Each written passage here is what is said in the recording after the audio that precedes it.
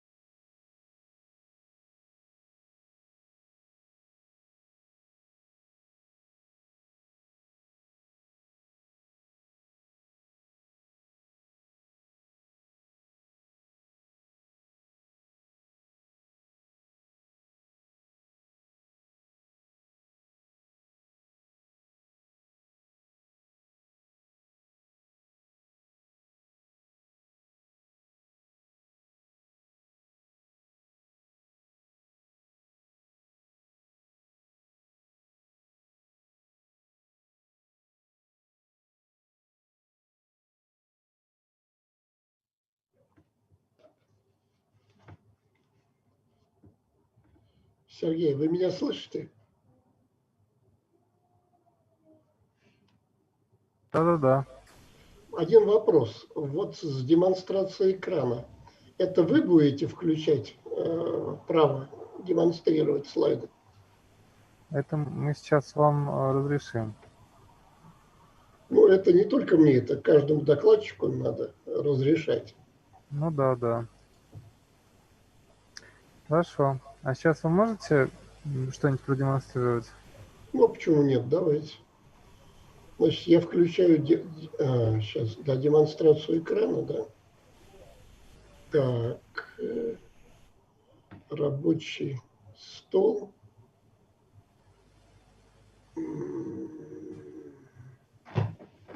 Так, а что-то я... А, вот рабочий стол. Нет, это не то. Сергей, извините, что вторгаюсь. Второго переводчика пустите, пожалуйста. Я открою просто ее. Ага. Вот так.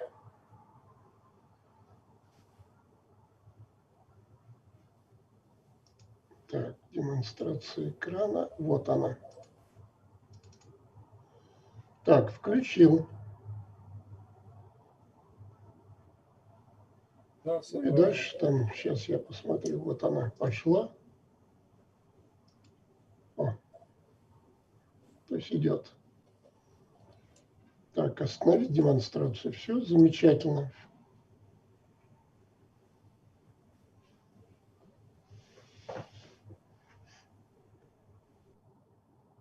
Спасибо. Так, а где наши участники? Все в зале ожидания?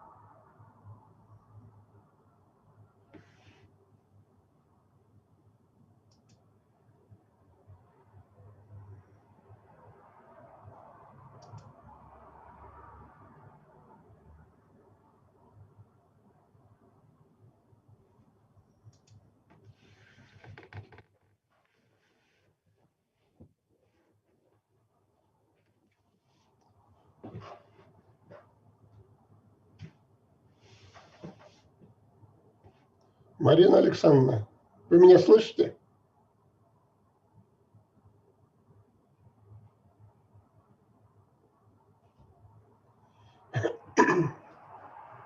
Так, уважаемые коллеги, добрый день. Абрамова Марина Александровна.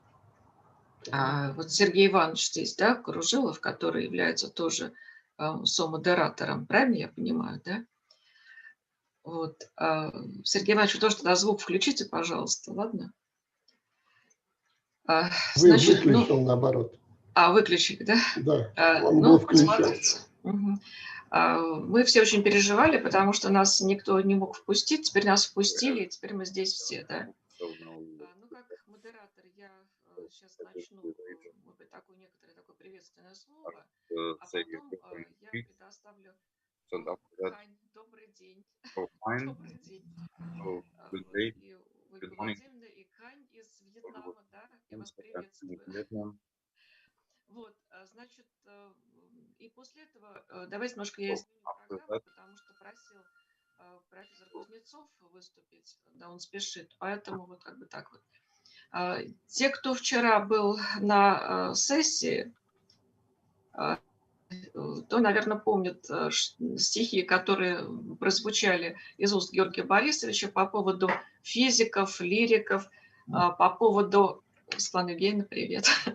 Значит, по поводу того, что меняется, а после этого, если помните, было рассуждение Георгия Борисовича о том, что еще есть клирики и шизики, да? Кто-то помнит, наверное, это выступление. Вот. Я так понимаю, что мы со своей денежно-кредитной сферой в транскрипции, скажем, Георгия Борисовича относимся к лирикам. То есть те, кто создает процессы, да, то есть мы относимся к управлению процессами в нашей денежно-кредитной сфере. Вот. Алексей Владимирович, вы, наверное, That is, we're working on our credit sphere. Так что мы вот лирики, то есть те, которые организуют процесс. Ну, вот судя по... We're lyric people, those who organize the process. But if you look at their... которые создают беспокойство в экономической системе, то есть... We create weather in economic system. Those crazy people are innovators,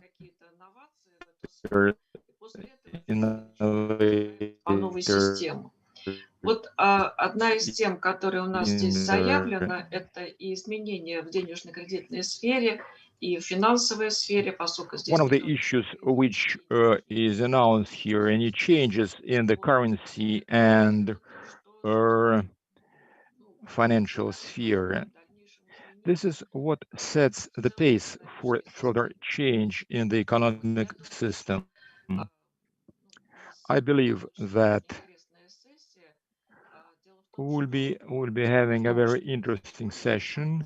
The point is that с тем, чтобы потом на пленарном заседании втором, которое будет завтра, чтобы, в общем-то, наши достижения... the most interesting presentations, so that later on be able to raise the issues which need further discussion and also talk about our success and then the failures.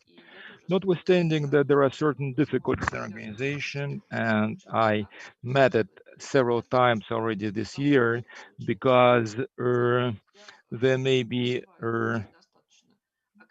too many participants. I encourage you to be very active in discussing our presentations, because we have plenty of time. You've seen our agenda, and I'm giving the floor to our first speaker.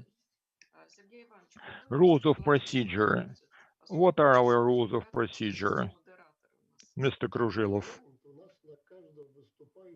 Each speaker.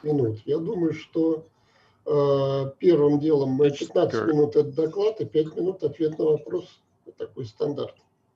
Ну, да, давайте так. У кого может... Я буду следить за регламентом и попрошу это делать тоже Сергея Ивановича Кружилова, да. Ну, можно сделать как делают, по-моему, в Китае и во Вьетнаме, просто отключать докладчика. Но, наверное, поскольку у нас такие дискуссионные моменты, то мы, наверное, все-таки не будем так резко поступать. Прошу всех выступающих следить I за encourage everyone потому что, в общем-то, наверное, to abide by the rules of procedure. у нас дни связаны с этой конференцией, поэтому вот прошу тогда соблюдать регламент. Ну и первое выступление, первый доклад. Марина Александровна, можно я еще организационный вопрос добавлю? Да. Значит, коллеги, чтобы нам не затягивать наше выступление, вы можете открыть свои презентации на своем рабочем столе. И когда вам дадут демонстрацию экрана, вы просто кликните на открытой презентации, и она тут же появится на столе. То есть это ускоряет нашу работу, ну и уменьшает лишнее время, так сказать, которое у нас так немного. Благодарю вас. Да, спасибо за такое организационное добавление. Ну, я думаю, что мы уже второй семестр работаем во всех этих удаленном режиме и уже, в общем-то, наверное, наловчились все это делать. Вот, Алексей Владимирович, пожалуйста, значит, вам выступление первым, а потом тогда уже я выступлю. Угу. Марина Александровна, спасибо большое за возможность выступить вот раньше. Ну, по объективным причинам у нас здесь просто совещание у руководства департамента на Ленинградке. Туда надо просто физически еще добраться. Вот. Я, к сожалению, не был на вчерашнем заседании пленарном, поскольку участвовал тоже в ряде мероприятий, в том числе в МГУ на конференции, где обсуждались разные аспекты будущего России, в том числе цивилизационные. Ну, там, так сказать, экономический факультет, он такой более междисциплинарный.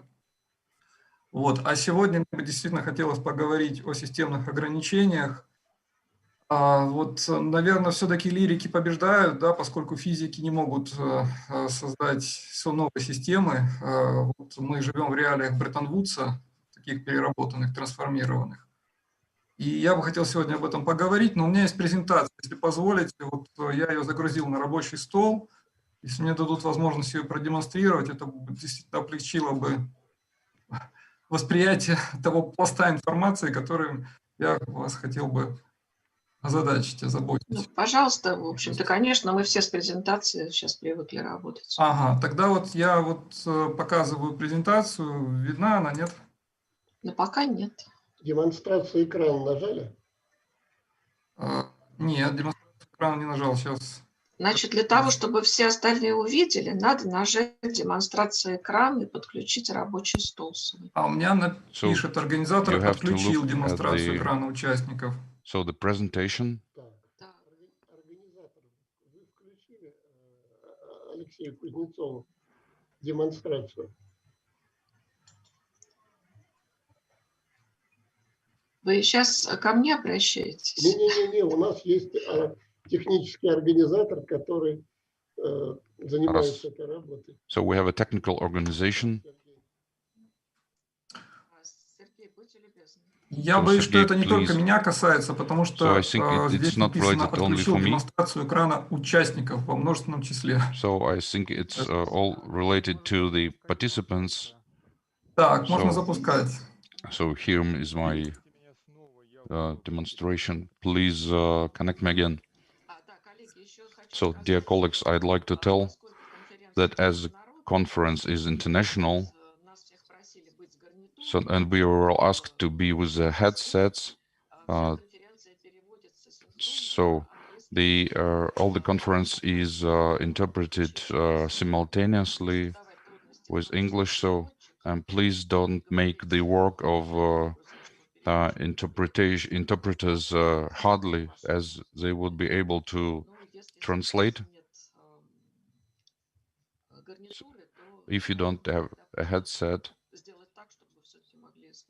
please be loud, or please make it possible for the interpreters to make their work good. So I showed the presentation. So we won't be able to start up the presentation if it wasn't been sent. So yes, I heard it. So first of all, all conferences were using a desktop. So the administrator Can you show us? Can you give us an opportunity to show the desktop? So now Alexei can see it. Thank you very much. Thank you very much. It's related to all participants. We would see it. I see it on the desktop. Not so we don't see it for the time being. You have to apply to the administrator. So I see it. Будьте любезны, еще раз тогда включите нам возможность показывать презентацию. Я Okay, сейчас please give us an opportunity to show the presentation. So I'm up again.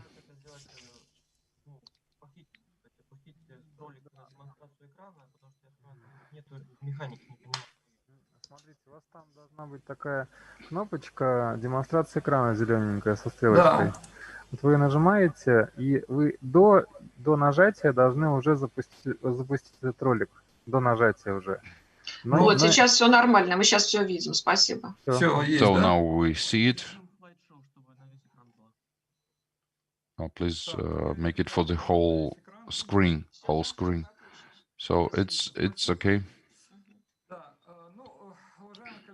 So dear colleagues,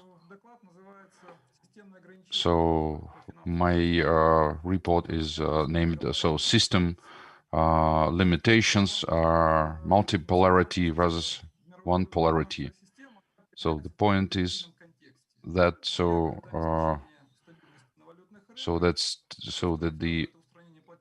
we have so three things for. So according to the opinion from Green, Mendeley, and other economists and many others, so the modern non-system is related to models as it doesn't function as it should, so their functions. So modern functions, so with floating exchange currency rates, so the governments which are pursue non-liberal doctrines, so which are this, so these are all lead that there are no any equal things. So the point is that the system, why the system lost its functional. So Soros in the 90s proposed the world model of construction as a periphery. So, and in this model, so all resources and the production things, so that they are all these things, so they are produced, and through and all these reserves, so they are sent to the center, and then it goes as investments. So in New York, London, the center, and other controlled jurisdictions, and they control it by and so, and it is not good. And this this is a disbalance, three blocks. So there's so there are a lot of contradictions, and so the regulations of national. So in this connection, so the most paradox is the fact that despite that there are Asian countries, their leaders, there's a conservative situation that as a reserve currencies, so they're using it as a reserve. So as a dollar, despite the fact that there's this three type of deficit, and so that they have a lot of dots. So in the frame of the globalization world system, finance system, so as a simulating system for world markets, theoretically and functionally give so the background for so for different things, so physical transnational companies, and so there are a lot of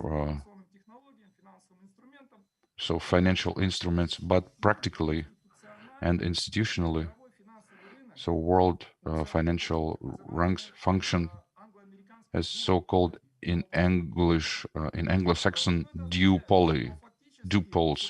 So what does it mean? It means that the US and the Great Britain directly control four types of things in the world. So, and what is it is characteristic that world financial systems that it continue to function in quasi-Bretton Woods format, which is oriented at the International Monetary Funds, different financial organizations on UN, but a real system, non-informal institutes which are not controlled to sovereign countries and which on the contrary of intellectual cooperation, so they are private and the access is limited. It's so-called institutional oligopolies. So they have more privileged speaking about so let's look what about informal institutions we're talking about. First of all, it's dollar standard as a mechanism of a global promotion, the stock exchange pricing at the commodity prices, forex, floating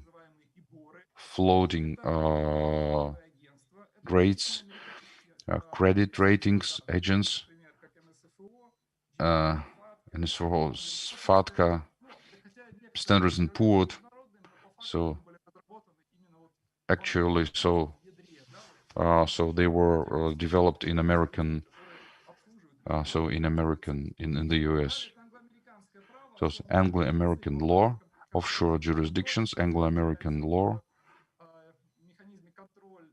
So they are controlling from these, so the transnational companies, they control all these things. This is the basics for the creation of the new financial systems. Which is the basis can be currency prices and also global or digital. If we're speaking about spheres of activities, so they comprise. So they comprise so the world exchange system, and so not only and also international commodity prices. Not only sugar, but only water is a commodity product. So it's a very valuable resource, but it has nothing to do with pricing. So we're talking about international currency, market contracts, credits. Speaking about Anglo-American law, so synthesized crediting, so they're regulated merged acquisitions and so on, so on. And transnational business also comprises international audits and also crypto economies. It's all, so they're all related to dollar. So you can see the all this the graphs in the internet. So what the effects achieved? So non-official status dollar as the USA or the SAE is supported, and so but it's a real status. Excuse me. So excuse me, I'm on the conference.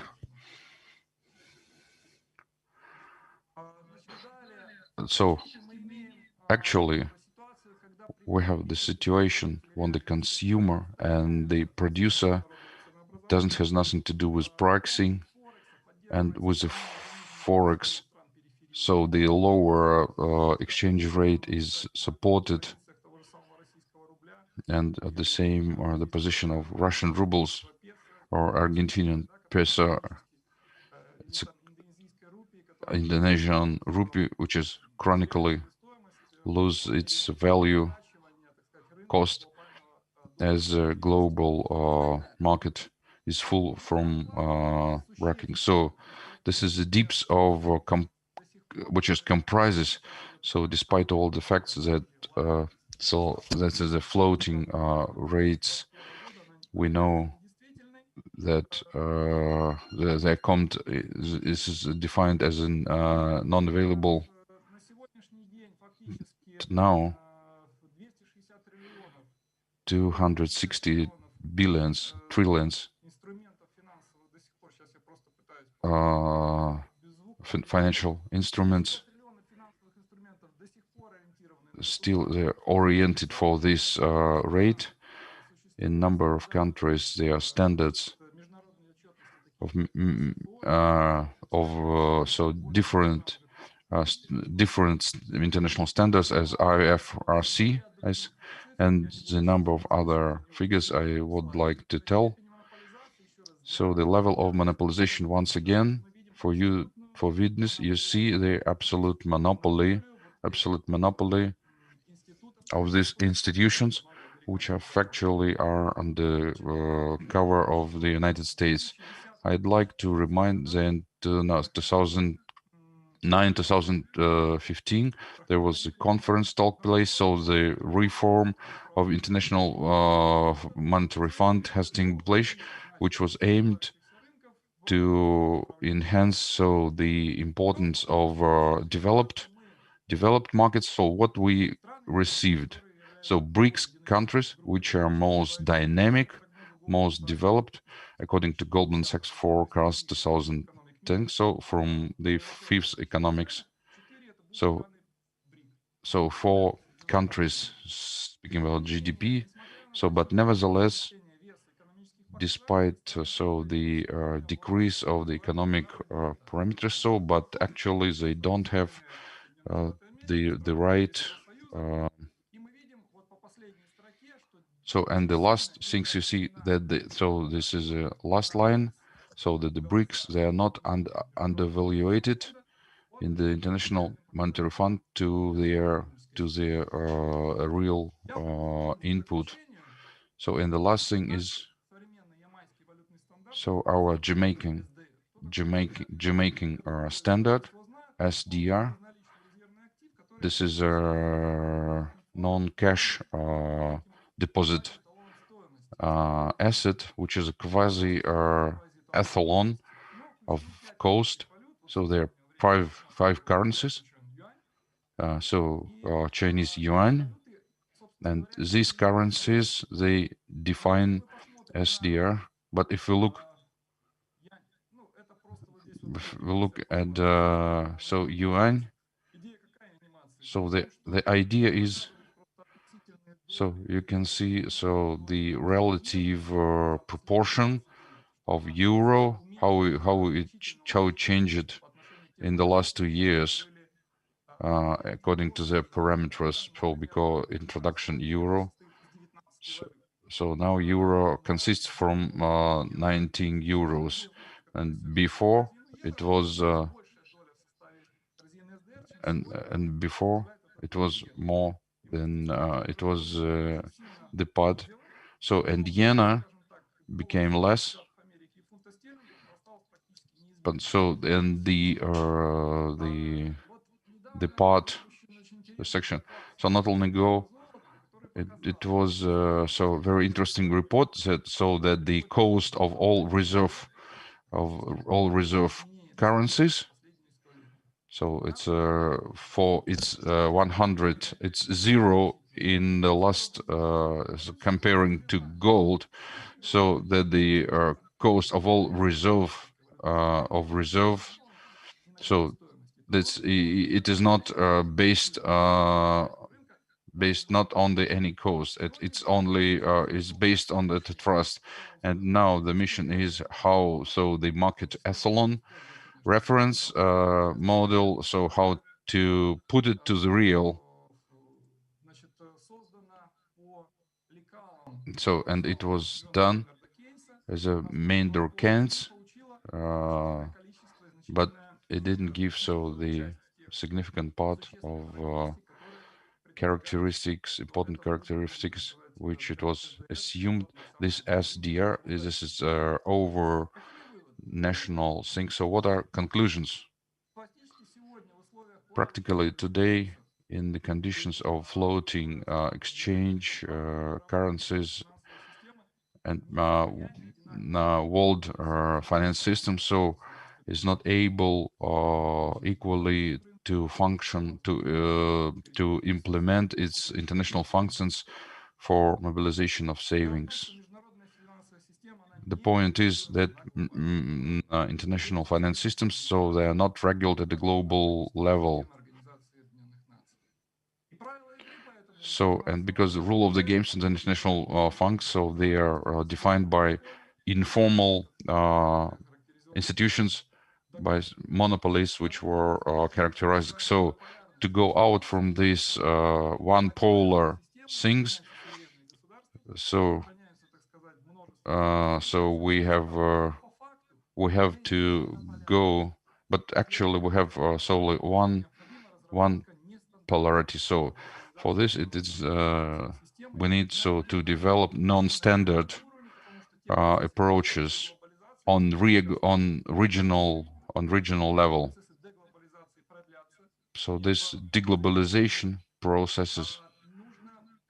So we have to solve this problem. So to cooperation, interaction, different strong. So people. So we have to create new regional currency systems at regional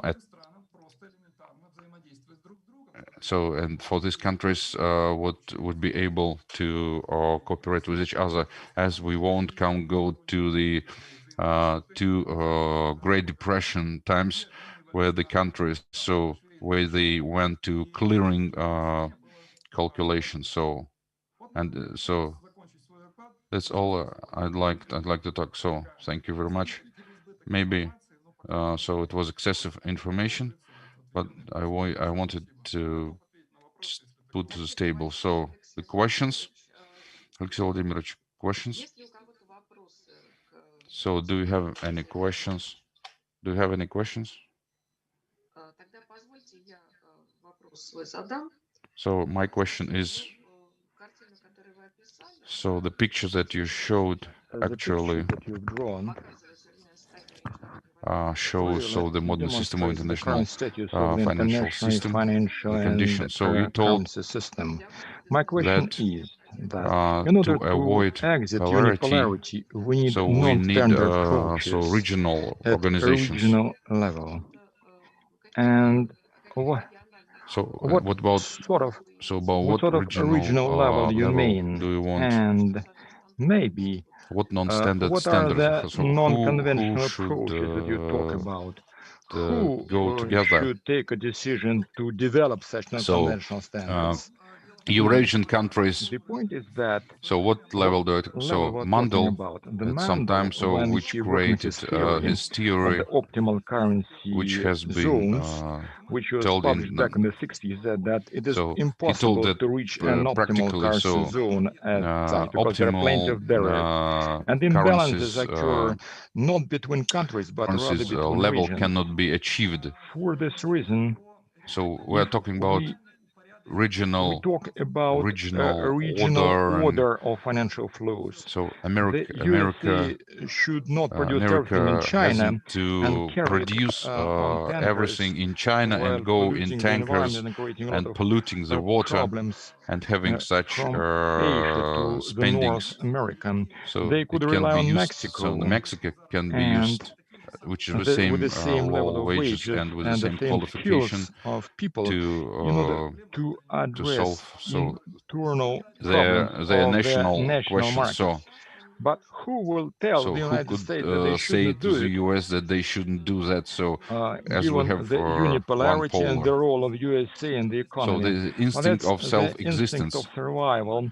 If So the the United US, States if of so, they America are is not, not a suicider, if they don't want to if kill they themselves, want so to exit the current situation, and the continuation with the increase of if debt the is model of growth impractical, of because we have a debts paradoxical phenomenon now, is impossible, given that in recent as 9 for the months, last 9 months, from January to January to September, months, so that the in USA, cash they created money, more so cash they were than the money after the meeting was of the created Federal Reserve more System, than and the inflation before. does not occur.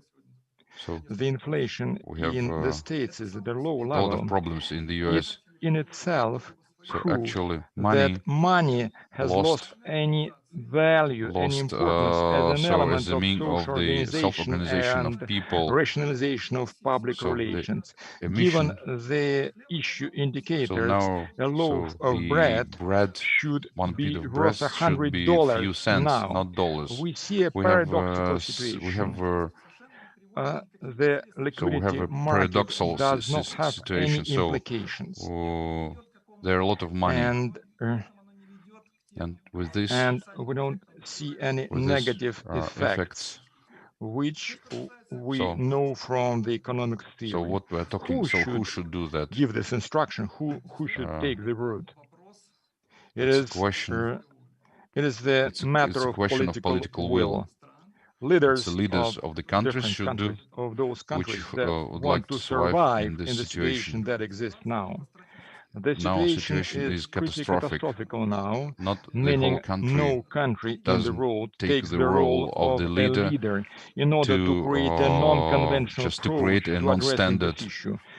Everyone So wants everybody to wants retain to the existing maintain, to system of support profit making, the but existing it will system kill of the economy. taking Have I revenues. answered your Thank you very question? much. Thank you. Once again, You've you said told that that market references market are not standards real. are not realistic. What not Does economical not the market reals? drive education? So you were When talking we about talk the about cost a relative value of of main all currencies currencies and related gold, to the gold. its value in gold So is zero we understand because we have that processes it underway was related. which So for how which point the to money the, are let's provided. say, So, but you were talked securitization of that money, the and market the market reference are not standard of value of real. is So not what is realistic. What is the realistic one? so the market reference standard of cost? value So can be they are determined defined at by stock exchange pricing. our stock exchange Why expectations. it is Why not it is not realistic, real? as you say? It's real Because so we are used we're used to the fact. to So something the real real is when what we can feel, what it. we can touch, That what that won't will be not disappear tomorrow in an or hour. the day after tomorrow. The figures which are defined, The figures so the that derive rates, the current value. proportion, it can be just goes How for in a you second. So we can can't base the economic life on a thing base which in does not economic exist. life, which is not exists in the nature. But you So, cannot but money tie cannot be your linked money to something sustainability. else. So, For but during 3,000 3,000 money years, had real value. Now so the money since actually 1971 lost has its lost its real value. cost, its I am value not going in to discuss with you 1971. to, let's say, So it's a return to fundamental the question. So security of money. and chat. So Alexeyevna Polishuk, Sheptun. Alexeyevna. Madam Sheptun wants to ask a question. If international the system is not regulated, can it be called a system? Can you describe it as a system? Maybe it's just it is a community. Yes, you can describe it call in any way as you want. like. So I I've told provided you. description So they call it Western non-system. economists. They describe it as a non-system, not a community, but a Non-system. They call it non-system. non-system. So Nonsense sometimes at all. the Western describe it. specialists. Yes. Yes. Most likely, it's a sort of club. It's a kind of an informal community. Informal community. for Admission limited is limited, members of this membership club, is limited, accessible.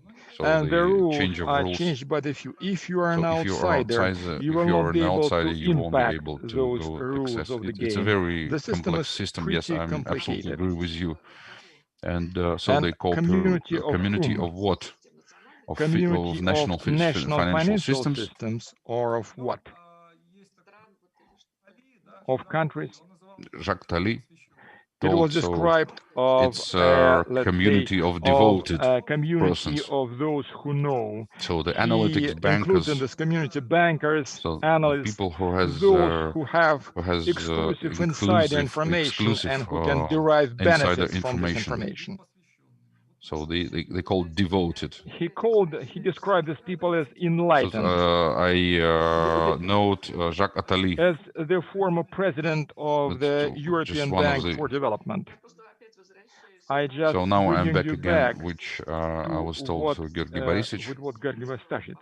So That it's I a poem told by the Boris poem, Financial people are lyrics. Poem of Boris Slutsky. So that the financials people, who so do not they manage but organize they processes and relations in economy. Lyrics. I agree with that. Lyrics. Probably so, your and your suggestion proposal about of non-standard non-conventional approaches to organization at regional level. Excuse me, I don't like to say something bad. So I'm like just Georgi quoting Georgi Borisovich. Borisovich. So the That's mad the people, opinion of crazy people who so start to do you change the think world. that so-called I didn't say mean the you, mad people but who are just, trying to change the world? innovations It's that innovations on are new things brought which into are a system or put, community. so new things. So he He called described them in this way, crazy people. saying that it's a good word, But he meant, actually, but from the poem. in a positive Let's sense. assume that the change in all system. I would say that So non-standard approach, non-conventional approach, I think is that a division between internal and external value of money. Inner internal and today, both two values are external combined. We essence live of money. in one value system. We have to We go should to two go contour back system. to two-loop system, and those two values should be divided, and then everything will be more or less okay. At least, I would like to say that. I'd like to. At least I will so round it up. Excuse me.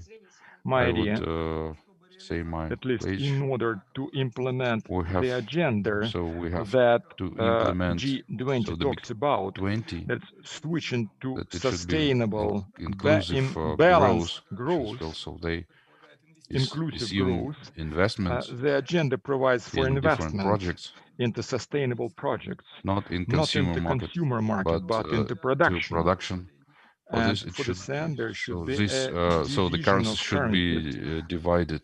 Otherwise, all the value will flow from the emerging markets to developed markets. Or anyway, so the production reserves. So I think we should round up our discussion. We have other speakers. Thank you very much. Thank you, Sergey Ivanovich, very much. I'm well. Thank you for following the time. Thank you. Okay. Thank you very much. Okay, Marina Alexandrovna. And now to Marina Alexandrovna. Okay, so and now I now try to put down my screen. No.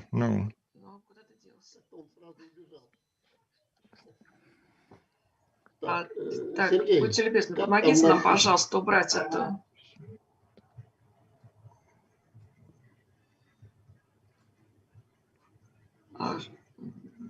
Будьте любезны, да. Так, теперь мне нужно, да, включить демонстрацию экрана. I now need to switch on demonstration of the screen. Так, вот сейчас видно, извините. Do you see it now? Do you see it now? Так, ну, Сергей Иванович, видно, да? Демонстрация. Значит, ну, следующий у меня, как бы, переходим на следующий какой-то уровень, да, это уровень, который связан с изменениями, которые происходят в теории денежной системы. Вот вчера опять-таки на одном из пленарных заседаний. So yesterday at one of the plenary meetings, so one of the people, so one person thinks, so the money is not a system. Maybe I didn't understand. So I think there is a, I think that, so there is a concept that the money, and there are some functional system. So the money system, credit system, financial system. So my report is devoted to the change which are taking place in the system of, so in all the systems.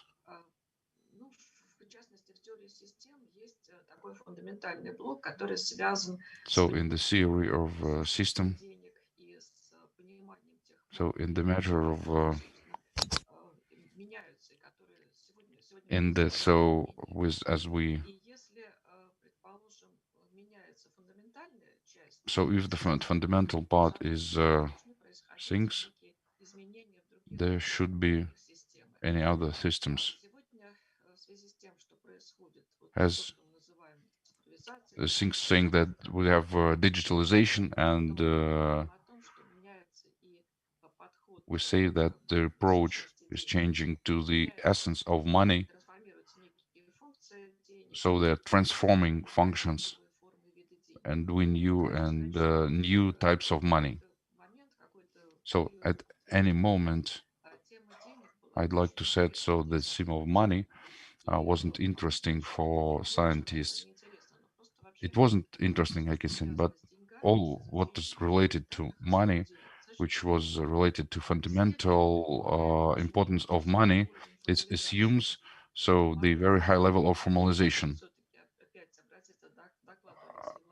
As Alexey Vladimirovich told in this report, so that the money they lose their relative value or cost. Now there is a transformation happens of money and of the forms and the types, and we see it.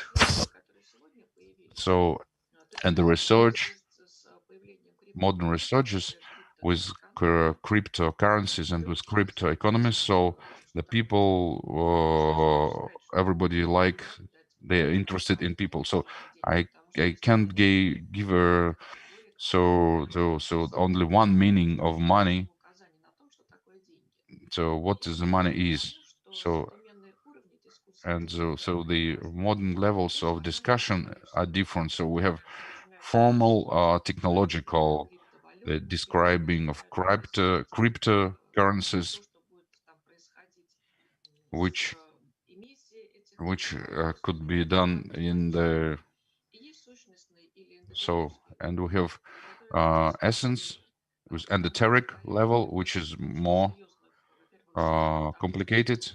You need more knowledges, which we started to speak about the theory of money, and it's have a very high level of formalization. So the first question which arouses, so does the form and functions of money changes with the new money?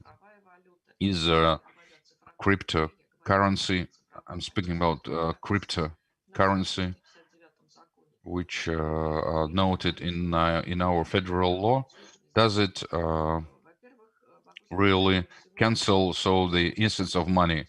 Now the theory of money and monetary theory system, it needs an interdisciplinary economical, socially economical theory and informational technology, as we are living in the era of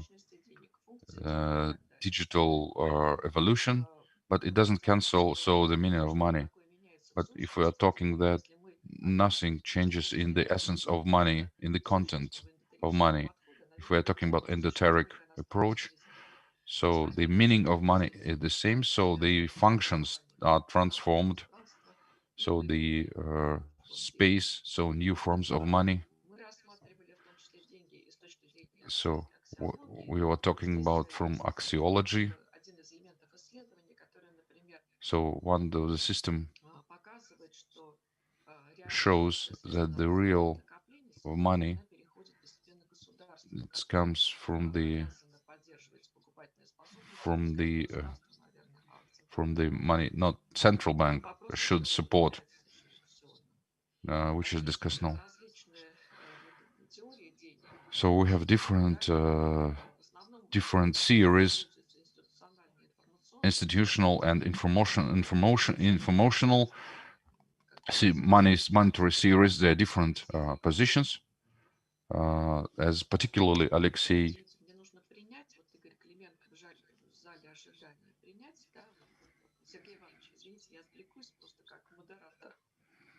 excuse me.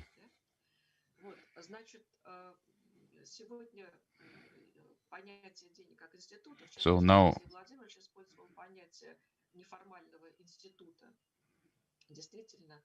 so informal institute.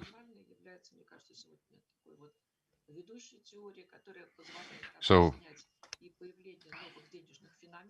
no phenomena.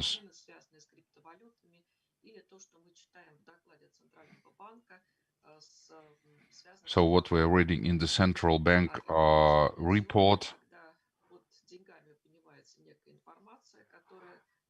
So yes. So the object of economic.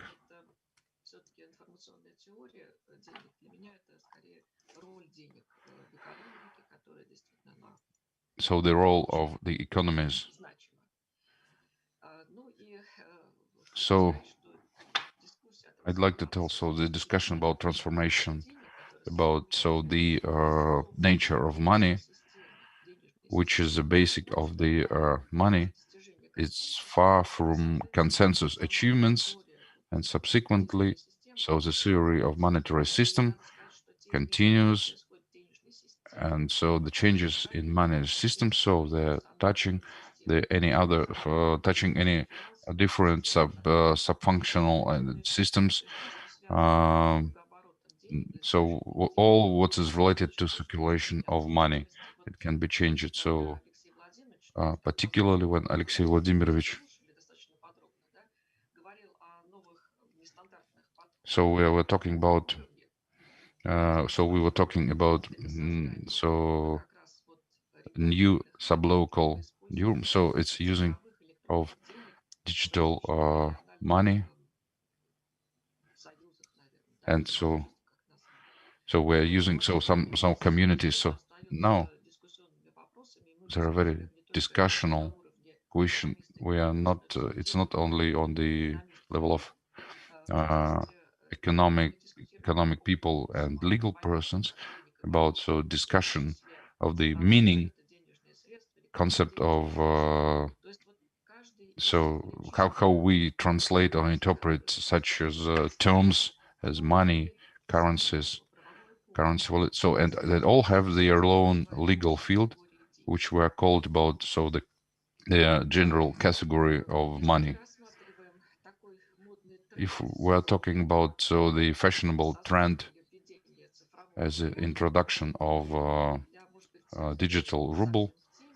So if the people doesn't know, so on the 13th of October, the central bank made the report about the digital ruble, and now there are talks about the economists and non-economists, lawyers at the level of technology, as it assumes a new technology. If it happens, the structure of monetary system, there were few approaches, which is called to the monetary theory. So there are two approaches to the emergence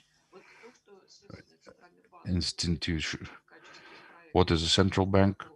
Made it as a draft, as a common ruble. So first of all, there is a question about in central bank, as so many people in the central banks are related to digital currencies. So the people, it's not a cryptocurrencies. It's not a monetary means.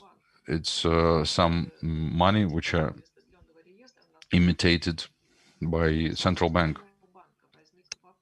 the central bank asked, so are there any introduction of a digital fund in our traditional systems? So as a system, so now, so the activities of banks, what should be changed in our attitude, what we used with these cryptocurrencies? There are few opinions. Do we need the digital ruble? So it's called by central bank as a particular form of liquidity. Now we see that in this pandemic period, so the cash is in demand, and simultaneously the part of payments grows. The specific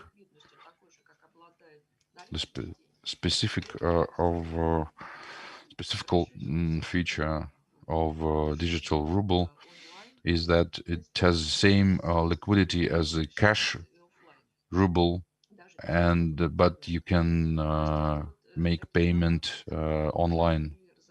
These innovations are developed. So I can't say that we have the opinion that we decided that everything solved all the problems, but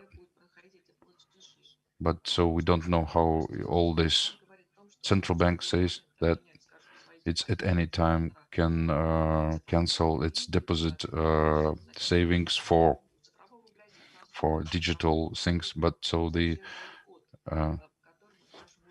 digital ruble has a special code which can be. So the issue of this ruble, which it comes to the final consumer, now the question arises that it will allow to provide target financing, as we understand also where this ruble came from. So on the contrary of cash money we are having in our pockets, in which we are related with shadow economy. So this shortcoming won't be. So on another thing is that we have to pay attention. It's related to development of new monetary phenomena.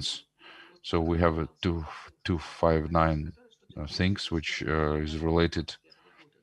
So in 2021 it would be introduced, come to power. So the question related to the law is related with digital currencies.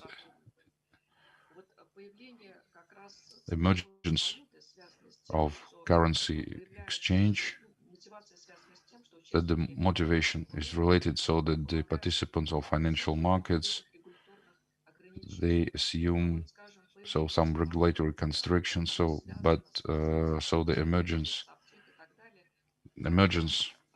of ruble is related to fintech, regtech, and subtech companies. So on the basis of blockchain, one emittent is the central bank. He regulates the function, and digital ruble, it's so-called. It's just one of the kind of state fiat monies, and it is emitted by central bank, and so it is a liability. So the digital currency, which has done by the, it's not a monetary unit of the Russian Federation, or it's informal institution, which has been told by the previous speaker. It's not related to not linked with anything. So And so digital ruble, so the key word is ruble. Speaking about so the currency, digital currency, it's in which is stated in the law 2500 to 259. This ruble would implement all functions of money. It's all related with changes of different functions. So here, so when we were compared digital ruble and digital ruble and digital currency, so digital ruble so changes our perception to money as it's non-cash. So speaking about liquidity, the central bank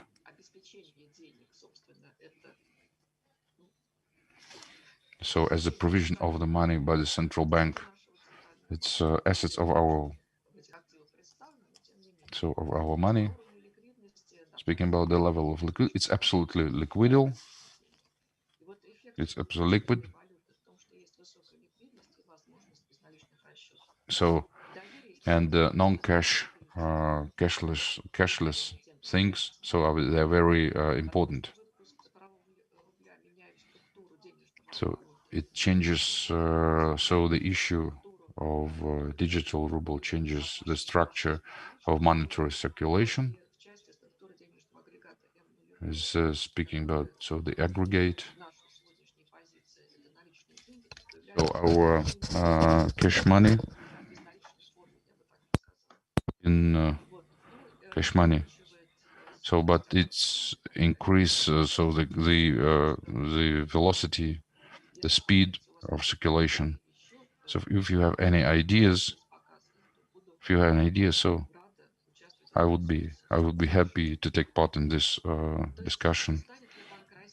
So if the Bank of Russia would be transcender for any other systems, with all positive perception of this currency, of this digital rubles, a new form of fiat monies, there are a number of questions which is very discussed at the level of our scientists and our students. So, and my colleague made this discussion about, so this is a currency, digital currency. So are there any risks? Risks? Yes, sure, we have risk. We are talking about so advantages, but we would understand so how much would it cost, so the risk of emission, how much would it be? So also central bank would have an opportunity to invest money, some targets in this hard period of pandemic, and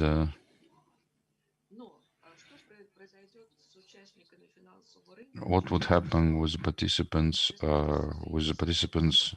of finance market if we will take out all deposits?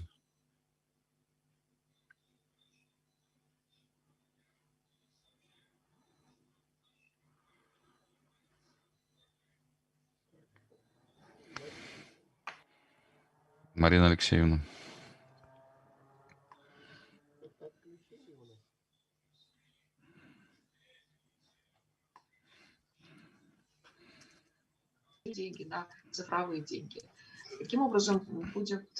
In this way, how the banking business is going to operate now is a big issue.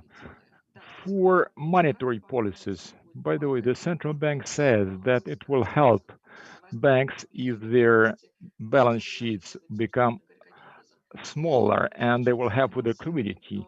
If the refinancing will be eased, The central bank does not offer refinancing loans without any security, and how it will be organized is not clear. For monetary policies, it is expected that the credit channel will be more active. Maybe there will be more control over the designed use of provided funds. It's a discussion what will happen with the digital ruble and its implementation. That's about all. Once again, I don't think that you should take it as the ultimate truth. And the central bank, on the one hand, they are quite transparent and open in discussing their ideas about the digital ruble. But the technology of launching the digital ruble, the the issue of how the public at large will be perceptive to the digital ruble, it should be proven and explained why digital ruble is more useful for you than the deposit money. Then the issue is, imagine that each subject will have an account with the central bank in order to swap the money deposit for the digital ruble. Whether the central bank will be able to satisfy all of these requests. Central bank says yes, but there are a lot of questions regarding that. I apologize. Maybe I'm going back to the start of plenary session.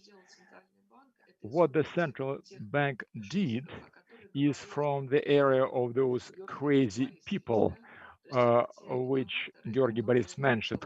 These are people who bring in new things, try to change the functions of money given what's going on in the digital economy at large. If it is accepted by everyone, if most of the risks will be estimated, not all risks naturally can be estimated, it may be interesting because the monetary system will change. There is opinion that there will be a sort of hybrid monetary system. Mr. Gendyshev had some ideas about that. They talked about a hybrid system emerging. I don't think that the hybrid system will appear because this money will be similar to cash. They will combine the effects of non-cash payment possibility with the highest liquidity. But nevertheless, the process which we observe now in the monetary system is very interesting. I encourage everyone to be involved in the discussion of this project, which, again, proceeding from the system theory, if the monetary system changes, then the functional subsystem will change. It's an environment system, and it impacts everything. The payment system, financial system, etc. Therefore, your opinion will be taken into account. If this agenda is interesting for you, we invite you to send your ideas to our department because we are going to discuss the digital ruble technology. Thank you very much. Marina Alexandrovna, the first question. And how the electronic ruble will be issued as compared to conventional ruble? We have some international obligations regarding money issuance. It is indirectly linked to US dollar and other currencies. Will this apply to issuance of digital ruble? If you talk about some pegging, well, if we talk about cash, cash is an obligation of the central bank. Well, in all notes, you will see the statement is the note of the Bank of Russia. For the central bank, it's obligations, liabilities, and the issuance of money accounts for a larger part of the liability. It is secured by the assets of the central bank. It applies not only to ruble, to any modern money. And the assets of the central bank have international monetary reserves, gold. These are some assets of the central bank, including government securities, which secure cash. Cash is issued to circulation, not like money thrown from helicopters. The cash is issued depending on the needs of the economy in cash. First, you have an entry to an account, and then paper money is issued. The issuance of digital ruble, it's not a new monetary phenomenon, which may be described as electronic cash. No.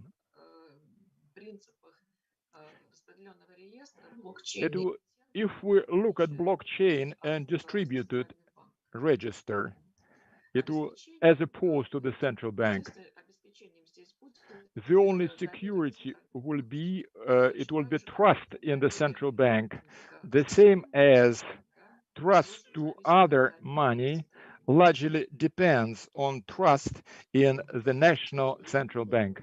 Colleagues, any more questions? Yes, I have a question. May I?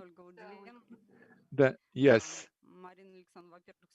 Alexander, thank you very much for your excellent presentation. As usual, it is very interesting. But my question is about a thorny issue for me. I understand that digital ruble is similar to cash, but what are the points of contact with the budgets, with the budgetary system? Are there any positive or negative issues, or it will not have any impact on budget? Yes, it also, when we talked about the monetary policies, it's largely about financing the budget. Many specialists who are linked to economic security write about digital ruble. It's issued as part of the blockchain system. A special advantage that the digital ruble provides is that by means of a digital ruble, you can make, let's say, dedicated financing. You will see where any ruble issued will be spent. It means that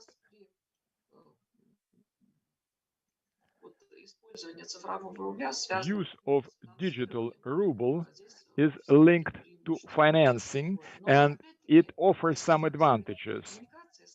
But communications, the routes, how this cash will flow, is not yet clear. We're discussing the general concept, but the technology, who will be looking into this issue and what the central bank has to do with it is not yet clear. In my opinion, the most important thing is that the dedicated use of money which can be achieved with the digital ruble. Yes, financial control, in particular, those who deal with financial control are very happy about that, because the control will be an absolute one. And on top of that, yes, I'm listening. Marina Alexandrovna, it's very interesting. And the central bank is discussing with the community different models. What model will be taking for implementation of digital currency? One of the model assumes that the central bank will look into this process itself, starting the accounts, making cross settlements, etc.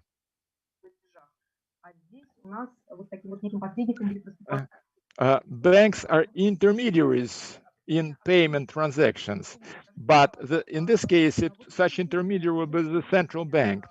Do you see now any changes in the functions of money if this model is adopted?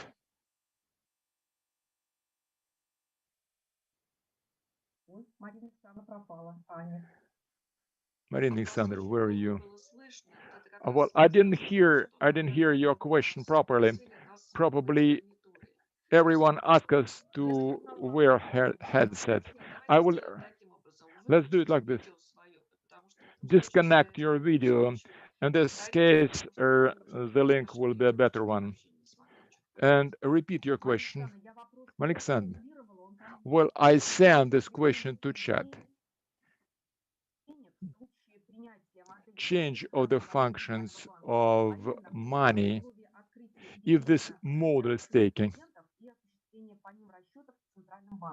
The central bank will start accounts for clients and make settlements between these accounts in the interests of clients. I think that the monetary functions will not change. What sort of function are you talking about? As a circulation means it will stay there. I don't see any changes in principle. In terms of functions of money, will not take place. Why do you think that the functions of money should change? I don't mean that they should change. I'm asking your opinion. No, my opinion is that nothing will change from this perspective. I quite agree with you on this issue. Alexeyevna says that there is no economic point in digital ruble. The total control over money will story prost, and clever people will find a way to bypass this control. If it is dedicated funding, then I don't think that dedicated funding will stir a total protest. Control will be tighter. We understand that if there is a digital code, then the control will be tighter. But why there should be any protest? That if money is used for the designated purpose, for using of the digital ruble by natural persons, by people from the street, well, no one is going to impose it on you. If you don't want to use it, you may not use it. When I saw statistics, 70% of people prefer non-cash settlements. If you look in our wallets, we practically do not carry paper money, paper notes in our wallets anymore. But during the crisis period, the demand for cash increased because people have more trust in liquid assets, and cash is very liquid. Clever people will find a way to bypass anything, any barriers, but it doesn't mean that we shouldn't do anything. In any case, fraudsters will always be there, and emergence of the digital currency and cryptocurrency is explained that because the subjects try to avoid regulatory restrictions. Digital ruble is something different. Well, let's stick to our rules of procedure, to our time niches. Our next speaker is Mr. Berdyshev. He most likely is not with us. Probably he will join us later. Madam Makashina, she is with us. перерыв перенесем, да? We'll, let's say, reschedule our break for this purpose. Olga Vodielevna, are you with us?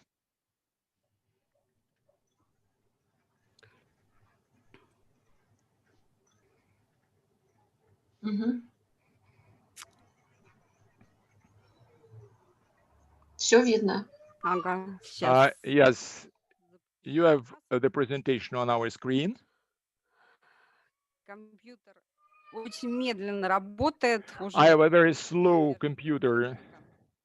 My computer is somehow obsolete. Well, I'm studying the slideshow.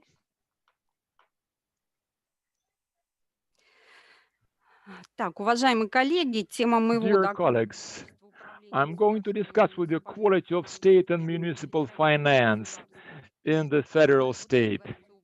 I'm going to talk about the assessment of the quality of management and of the issues that arise when we talk about improving the quality of management of public and municipal finance.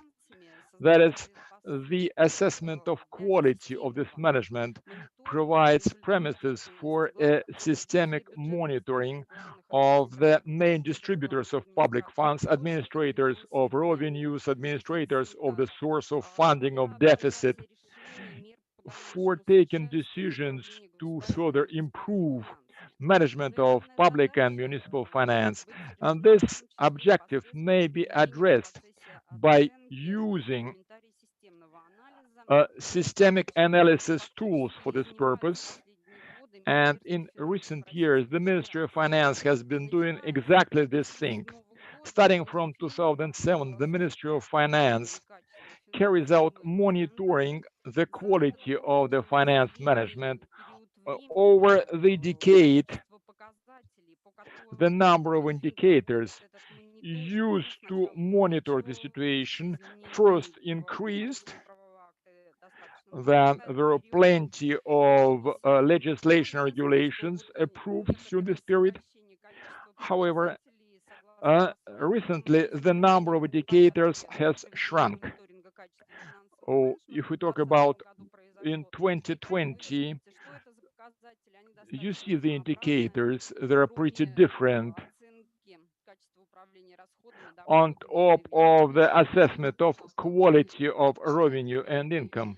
Well, do not forget to move your slides. You are still on the front page.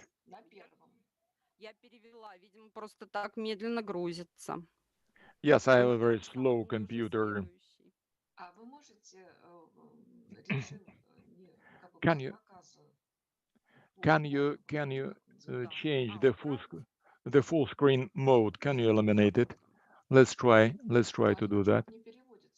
But the slides still do not move. Nothing has changed. And when you show the screen, there are some arrows. Yes. Yesterday, when I checked the link, the administrator gave me some advice, but still there is nothing there. We see only the title page and nothing more.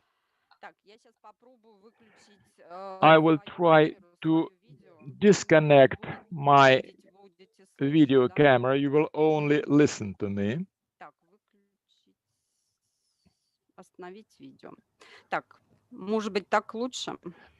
Is it any better?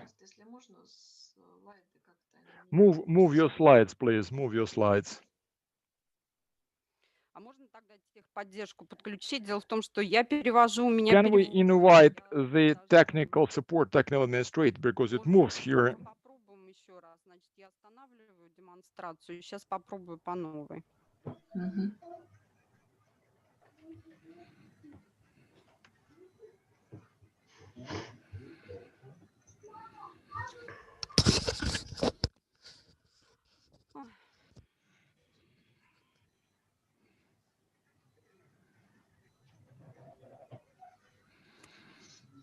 А так, Марина Александровна.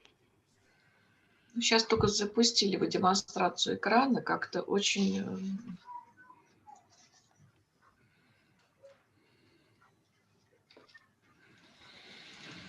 Презентация у меня не тяжелая. Вот сейчас перешло все. Перешло, да? Но я не буду включать тогда пока слайдов, попробую так. Так безопаснее, наверное. Ну вот на экране сейчас вы видите это количество... So on the screen, you see the quality of parameters. So this is management of spendings, of revenues, management of assets, more than 19 parameters. So as assessment and monitoring of financial management, so is done. It's good. So actually, for more than 10 years, we can say that the quality has been increased, and not only particular measures. We have totally to change. So the structural relations in the budget systems or federal systems. So we have to find the problem of increasing of the quality. So methodological basement of the research.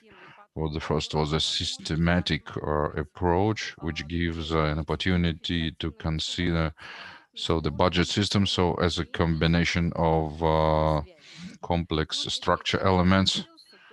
So we can see just the primitive scheme. So the levels of budget systems, we have 3 levels. We have federal subsystem. So such system, such presentation of budget system doesn't show the complex structural elements. So the next slide, where the structure of the budget system, I presented the number of budgets in figures. Here you can see that the budget is huge and complex. So one federal budget, so sub-federal budgets, 22 Republicans, the subjects of the Russian Federation. It's quite a number of Republican budgets, not in any other country, so not in any other federation. So there's no number of sub-federal budgets. So here we are in the space. So 85 regional budgets. It says us about the very complicated and system. So with Matri, so we can see that there are more than 20,000 local budgets. So there is a list of budgets local. It's quite a wide, and so we are. So I speak with the irony that we have more and more. So the emergence of new system. So this is a municipal budgets. So now we have municipal some things, and so each allowed the analysis of this system. So give us opportunity to make review. So it's a complicated system. It's not only the one system. It's not only the first problem to increase. So what's further? So the main change in the budget system, which happened in transition to market things, so that so the budget system, so the budget so that all budgets, all levels, so they're independent. So what does it mean, independent? According to the Russian, so this is independence, it's rights and responsibilities. So by the state organs, and I hope that they see so and so far. So the lawmakers quite objectively so didn't try to explain what does it mean, so the independence. So there are 8 points, despite the fact so that all these things, so they were told that they're independent. So the Russian Federation, so the most deep problem in the budget regulation is the budget federalism. So the combination of this relation of the center and subjects. So there's a problem starting since 1994. The problem, so the mechanism inter-budget transfer has been introduced. So the methodologies were changed. So, but the essence didn't change. So you have this, you have data to, so you have 71 subjects, 84 percent of investments. So they're taking dotations. So the last years, not last in the 90s, it was 78, 79. So last year 71, 72, depending on the year, but or so it's more than, so it's more simple who doesn't take so it's in the orange rectangular, you can see in the orange you can see that who they don't take money from the center. So the more, so the more so the more money they have, the less independence in law they have. So you saw that so in the revenue in dotational subjects, so you can see 75. So the figures say you can feel that how that the subjects can provide themselves with the money. It's a characteristic thing not only for sub-federal regional level. So the point is so that so the dotations is characterized for local level. So the situation exists in the Russian Federation, let's say that in dotational subjects.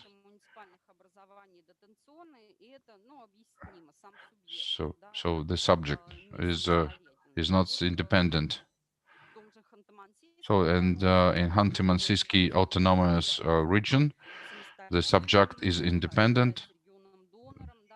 It is a donor region. It provides with money and gives it to the back system, but nevertheless, so municipalities in the, so they're dotational.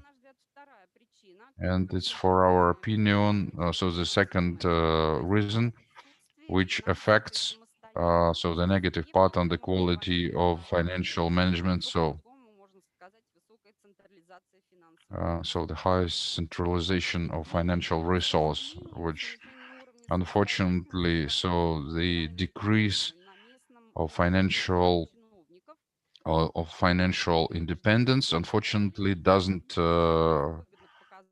scare so the bureaucrats.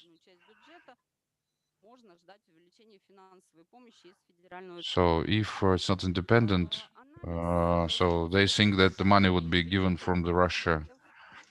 So the sphere of the Russian Federation. So it showed so that there are diversity, but it doesn't help the dotation. So actually, just the use this money, spend this money. Not only even so the subjects they don't want to take part, and this is that problem. So and this problem, so which is which are so there are two problems. So so this is a complexity, and so the lack or so there is no financial independence, high level of centralization. So speaking about complexity, so the problem of that they become a very more, so it's 1980, so there's that, so we have even three subjects so were in one. It led to reducement. So the number of regional budgets, so and the number of the it's not just enlargement, but a change in budget. So, but in 2008, this process enlargement of so it has been stopped. So the crisis of 2008, 2009, 2014 sanctions. So were not possibility to go back. So we know that there are three Tyumen, Yaroslavskaya, Ivanovskaya, Kostромskaya region. So they all put back because there are some other problems. So and it was quite surprising. It was a summer proposal about enlargement, unification. But so this idea is not idea of so the budget system, it's just so the first thing on this slide, enlargement of subjects and municipal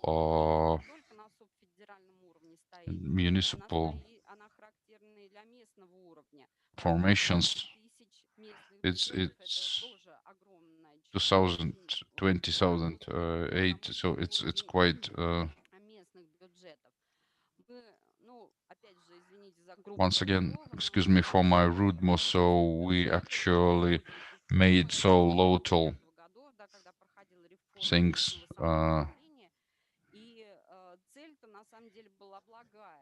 so we wanted to do it best, so that okay. So what we've done, unfortunately, we didn't actually take these things. So and the budgets, so the budgets, so they are done for administration. So the bigger part of local budgets, so they are making more money just to have so the bureaucrats, so the situations, so the combination. So how so they are united.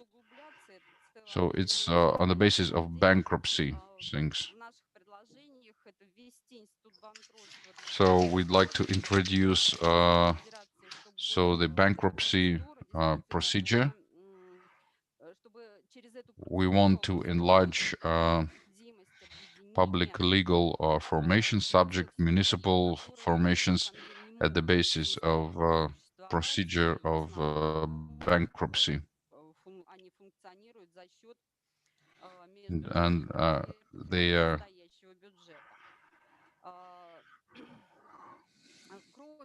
so moreover, so it's how we can we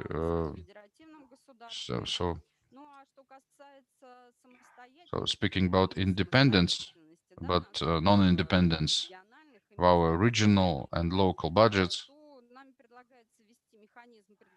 we offer to give so inter-budget transfers at program basement.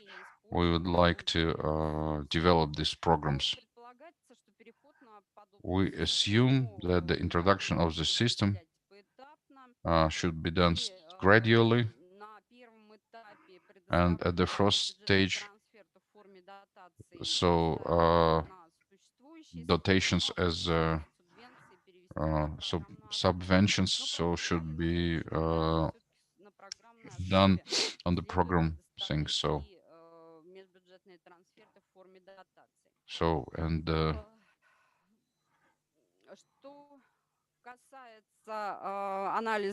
speaking about the analysis of the foreign experience, it showed that all this can be done if the real sub-federal and local levels. It's also the direction of so the provision of sub-federal and municipal level by their own revenue resources. So they don't put usually more than 90%. So they are only from. So we think that so it should be better.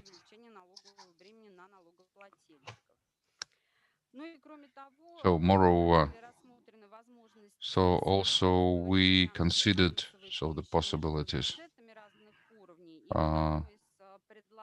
So one of the proposals was the system of horizontal aligning. So particularly in Germany, it's used horizontal aligning. So they don't have, but unofficially in Hanti-Mansi and in Tyumen region. It's another nonsense. And so these proposals can be presented at all systems, but so as a monitoring. So if the regional so they're not interested, this monitoring they would present at the formal basement. That's all, colleagues. Excuse me. Перераспределяться, а сразу оставлять поступление по этому налогу в доходную часть региональных, даже местных бюджетов.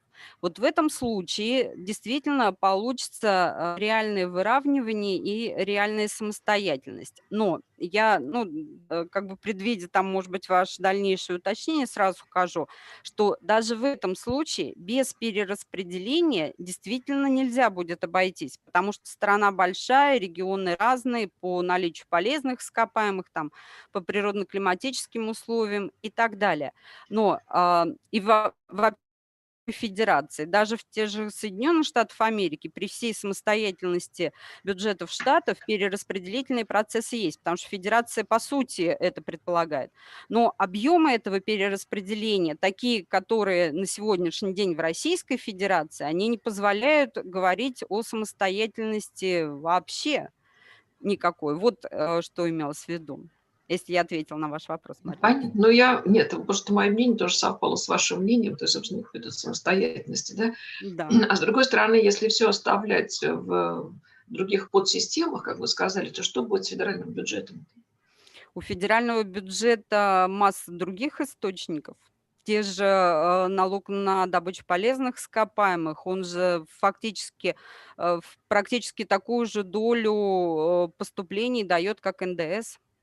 Ну, не будет ли он у нас, превратится ли он у нас в дефицитным, этот бюджет? Нет? Ну,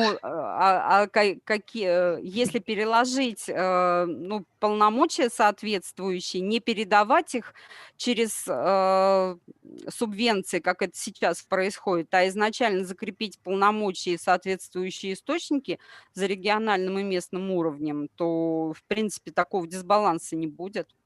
Нет, я понимаю, что получается сейчас с одной стороны все идет туда, да, а Да. потом все идет обратно. Вот. Я это называю, Марина Александровна, я это называю гуляние денег по Российской Федерации. Вот, ну, потому что действительно оно вот и есть гуляние. Спасибо, Ольга Владимировна. Есть еще вопросы какие-то? Значит, в чате я тоже не вижу вопросов. Спасибо большое. Вы знаете, я думаю, что давайте сделаем таким образом. Если Сергей Иванович как бы тоже не возражает, вот у нас должен быть перерыв, да? Мы фактически, ну, 20 минут должен быть перерыв. Я думаю, что мы сделаем его с 11:50 до 12:10, правильно я так понимаю? Тем более, что я Липатовой Инны Владимировны не вижу в присутствующих. Мне кажется, ее нет. Да. Значит, тогда перерыв до 12:10, но при этом я хочу узнать, вот Журавлева Ирина Александровна здесь, да? Да, добрый день. Ага. Да. Спасибо. Хрусталев Евгений Юрьевич. Нет, да? Чеканова Татьяна Евгеньевна. Нет. Тогда я предлагаю вот нашим коллегам, которые я здесь вижу, Дубова Светлана Евгеньевна и Матвеевский, да, здесь он где-то, да, Матвеевский выступить после Журавлевой. Вы согласны таким образом? Не возражаем, Марина Александровна, спасибо. Значит, тогда после перерыва в 12:10 выступает Ирина Александровна, потом Светлана Евгеньевна и потом Сергей Сергеевич. Хорошо. Сергей Хорошо. Сергеевич. Ага, вы слышите меня, Сергей Сергеевич? Что-то он, ну, он здесь присутствует. Ага. Это Сергей Матвеевич, наверное, да? Нет, это Сергей Матвеевский, Сергей Сергеевич, да. Он заявлен тоже в участниках, но раз у нас не присутствуют здесь люди, то пусть люди, которые присутствуют, выступят, правильно? Ведь, так я понимаю. Вот, тогда, значит, Ирина Александровна, вы будете первые после перерыва в 12:10, как у вас здесь, собственно, и указано. 12:10, потом Светлана Евгеньевна, потом Сергей Сергеевич. Благодарю. Ага, и сейчас у нас тогда перерыв до 12:10. Спасибо.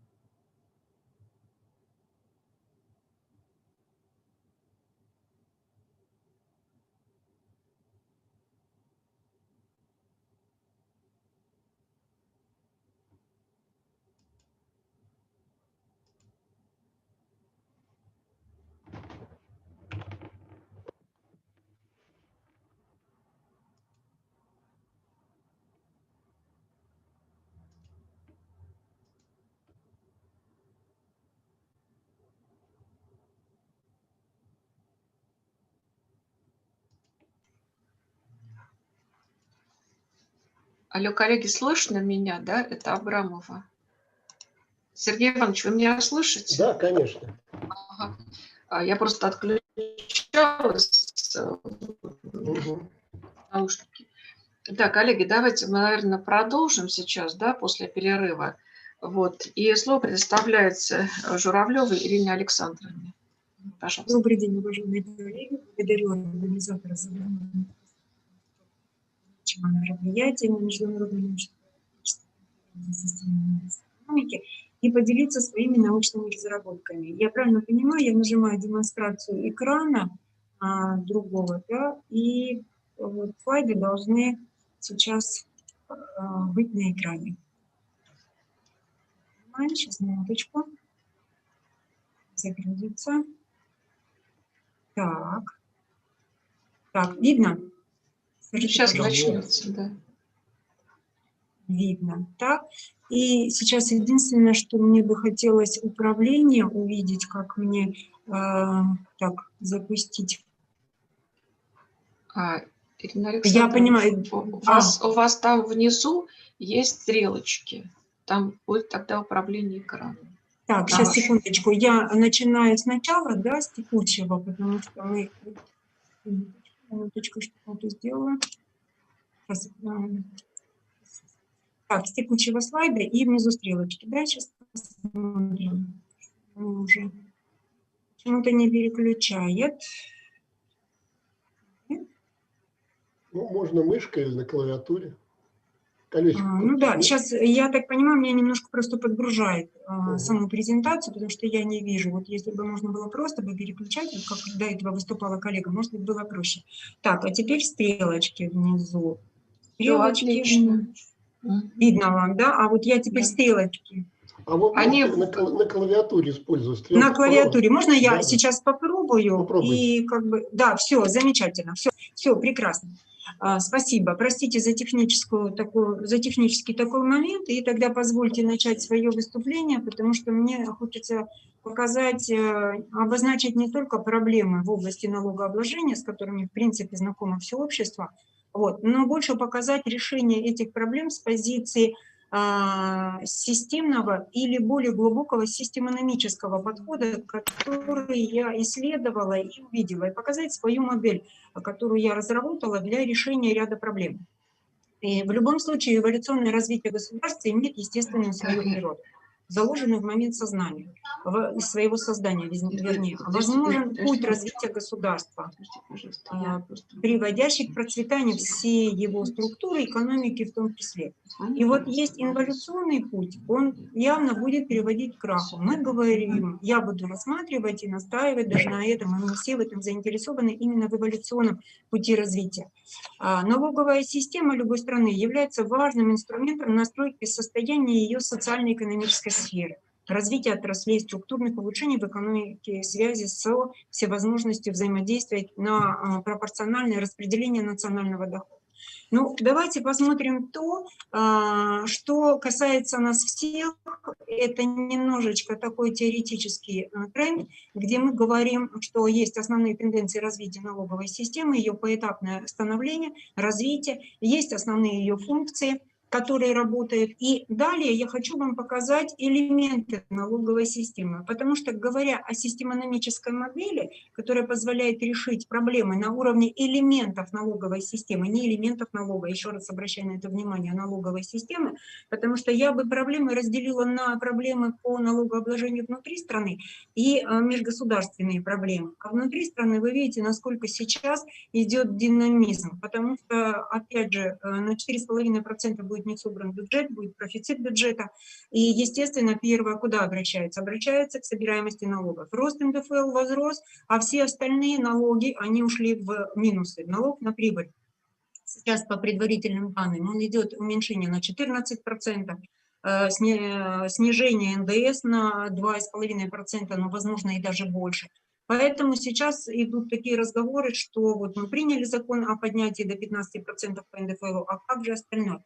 Но, на мой взгляд, я покажу вам это, вопрос не только, проблема не столько вот в этих элементах внутри налога, а проблема вся в динамизме самой налоговой системы как таковой. Потому что нацеленность на конфискацию, конфискат основная ее функция, да, и задача, она не оправдывает средства, собственно говоря. Поэтому здесь нужно смотреть основную ее цель направления. Не по каким-то определенным, да, мы научились через АСК НДС-2 администрировать налог на добавленную стоимость. Сокращение достигло 0,43%. То сокращение, которое даже нет в развитых европейских странах. Which cannot be achieved in even Western countries. It's just one side of this. The side of development does not point to the full principles of tax payment. You cannot look at the tax system only from one side. It's a mistake. It's a real mistake because our purpose is not only to create the precision methods, but we want the tax system to address the social issues in the system. This is the assessment of our tax system. Well, easiness of payments, number of tax payments, overall tax rate, etc. We see that thanks to ITs,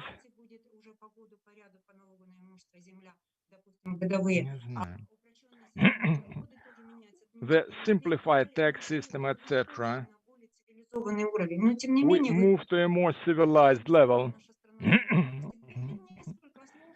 A few words about our tax load, etc. You see that, you see our country in this.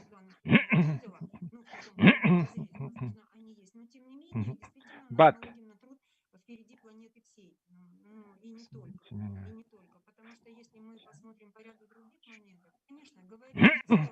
if we talk about that there is a high tax burden in our country, will not be correct, as opposed to other countries. If we consider other countries, but let's look at two indicators: fiscal load on the economy and the load on enterprises. You see that it has their trend, and knowing the scientific theory, it has a limit, but we pay more attention to management both of the tax system and management of their tax burden, both at company level and the corporate level. But these are elements of their overall system. But I would like to discuss to what extent we consider the tax system as a systemic model, which I propose to the tax community.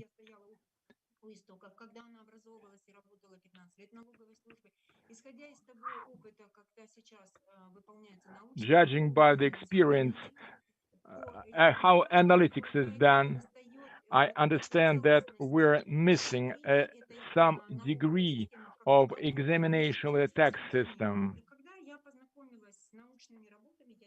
When I looked at scientific works, and I see system economic approach, which allows to see the structure of economic system and the quality of it, probably will move from the fiscal system, the role of the system.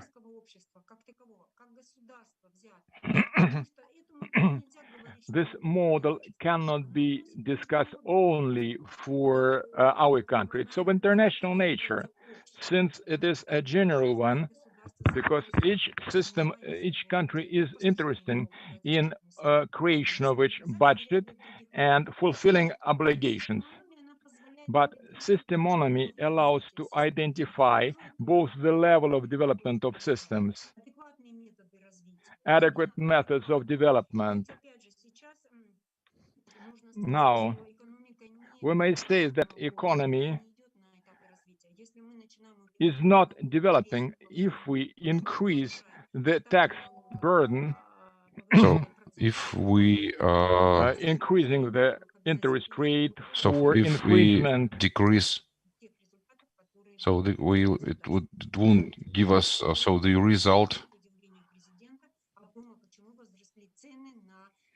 So why the, as the president say,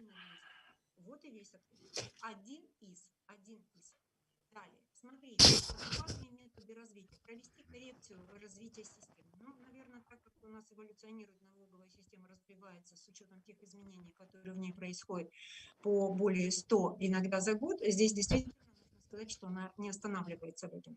И провести имеющиеся тренды и наметить эволюционную. А вот действительно, потому что если мы сначала стояли на позиции фискальной, сейчас мы стоим на позиции проверки отраслей администрирования, на внедрение информационных технологий, заключенные международные договора. Сейчас идет о том разговор, чтобы на уровне муниципалитетов, субъектов федерации налогоплательщики видели, где отражается, в каких услугах государства отражаются их же налоги, как это делается в ряде развивающих стран, Финляндия, Швеция, то именно системономическая модель, она это позволяет. Системономия – это наука, система законов. Системономия имеет сложную структуру. Она включает направления: общую теорию систем, ОТС, системную философию, номологию, системологию и ОТС-методы, и ОТСУ технологию. Вот вся структура системономии представлена на этом круге. И я немножко вам раскрою, что это, да, философия, научная теория баз, ОТС, научная теоретическая база фундаментального системного подхода, которая была разработана в Берталанте, АДСУ, ОТСУ, технологии, методы, технологические подходы, разработанные Урманцевым. Я немножко о них чуть позже скажу, как они коррелируют в моей предлагаемой модели. Системология, методология систематики, и номология, учение о законе, и в итоге системономия, интегрированное учение о системах законов на основе базового генома мира. Здесь речь идет о том, что открытый академиком Астафьевым, что такое базовый геном мира. На самом деле мне бы хотелось сказать о том, что если мы говорим о квантовом скачке в развитии системы любой, прежде всего даже можно оперировать себя как человека или природу, то нам для этого нужен потенциал, и прежде всего энергетический, который притягивает эмоциональные, ментальные наши с вами составляющие и их развитие. Налоговая система не является исключением. Та цель, которая должна быть и в априори лежать как эволюционный путь развития, достижения своего высшего потенциала, а это решение социально-экономических и финансовых вопросов в обществе, но какими методами? И вот когда я познакомилась с периодической системой всеобщих законов мира, открытой академиком и доктором философских наук Масловой Натальей Владимировной в 2003 году, то я открыла специальную систему законов налога на мир. Это эволюционный путь развития нашей налоговой системы. Системы, можно сказать, стран, потому что сейчас ОСР, они выработали, допустим, модельную конвенцию по взаимодействию налоговых систем каждого государства. У нас есть модельная конвенция нашего Евразийского союза. Возможно, мы придем к этому единению, пониманию, что нужно может быть, через эти механизмы, может быть, через другие. So maybe we would come through a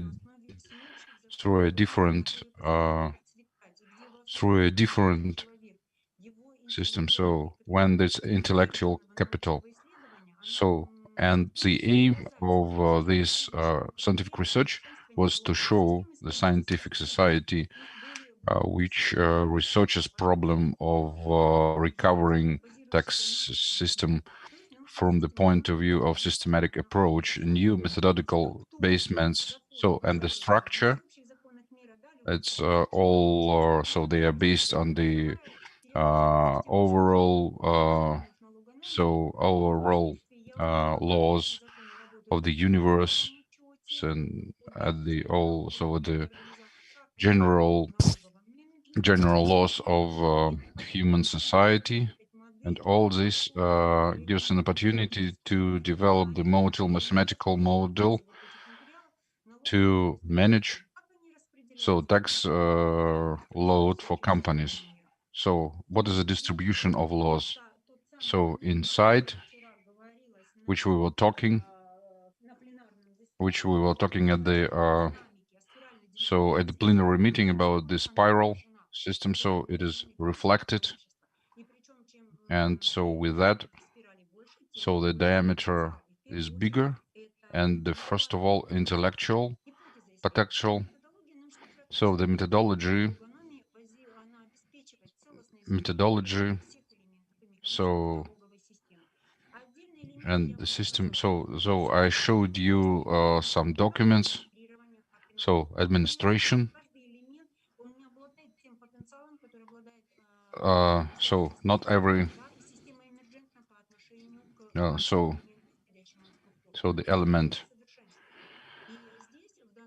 and here, and the situation, so this is a hierarchy model. So this is a normal system. It is a functional system. Okay.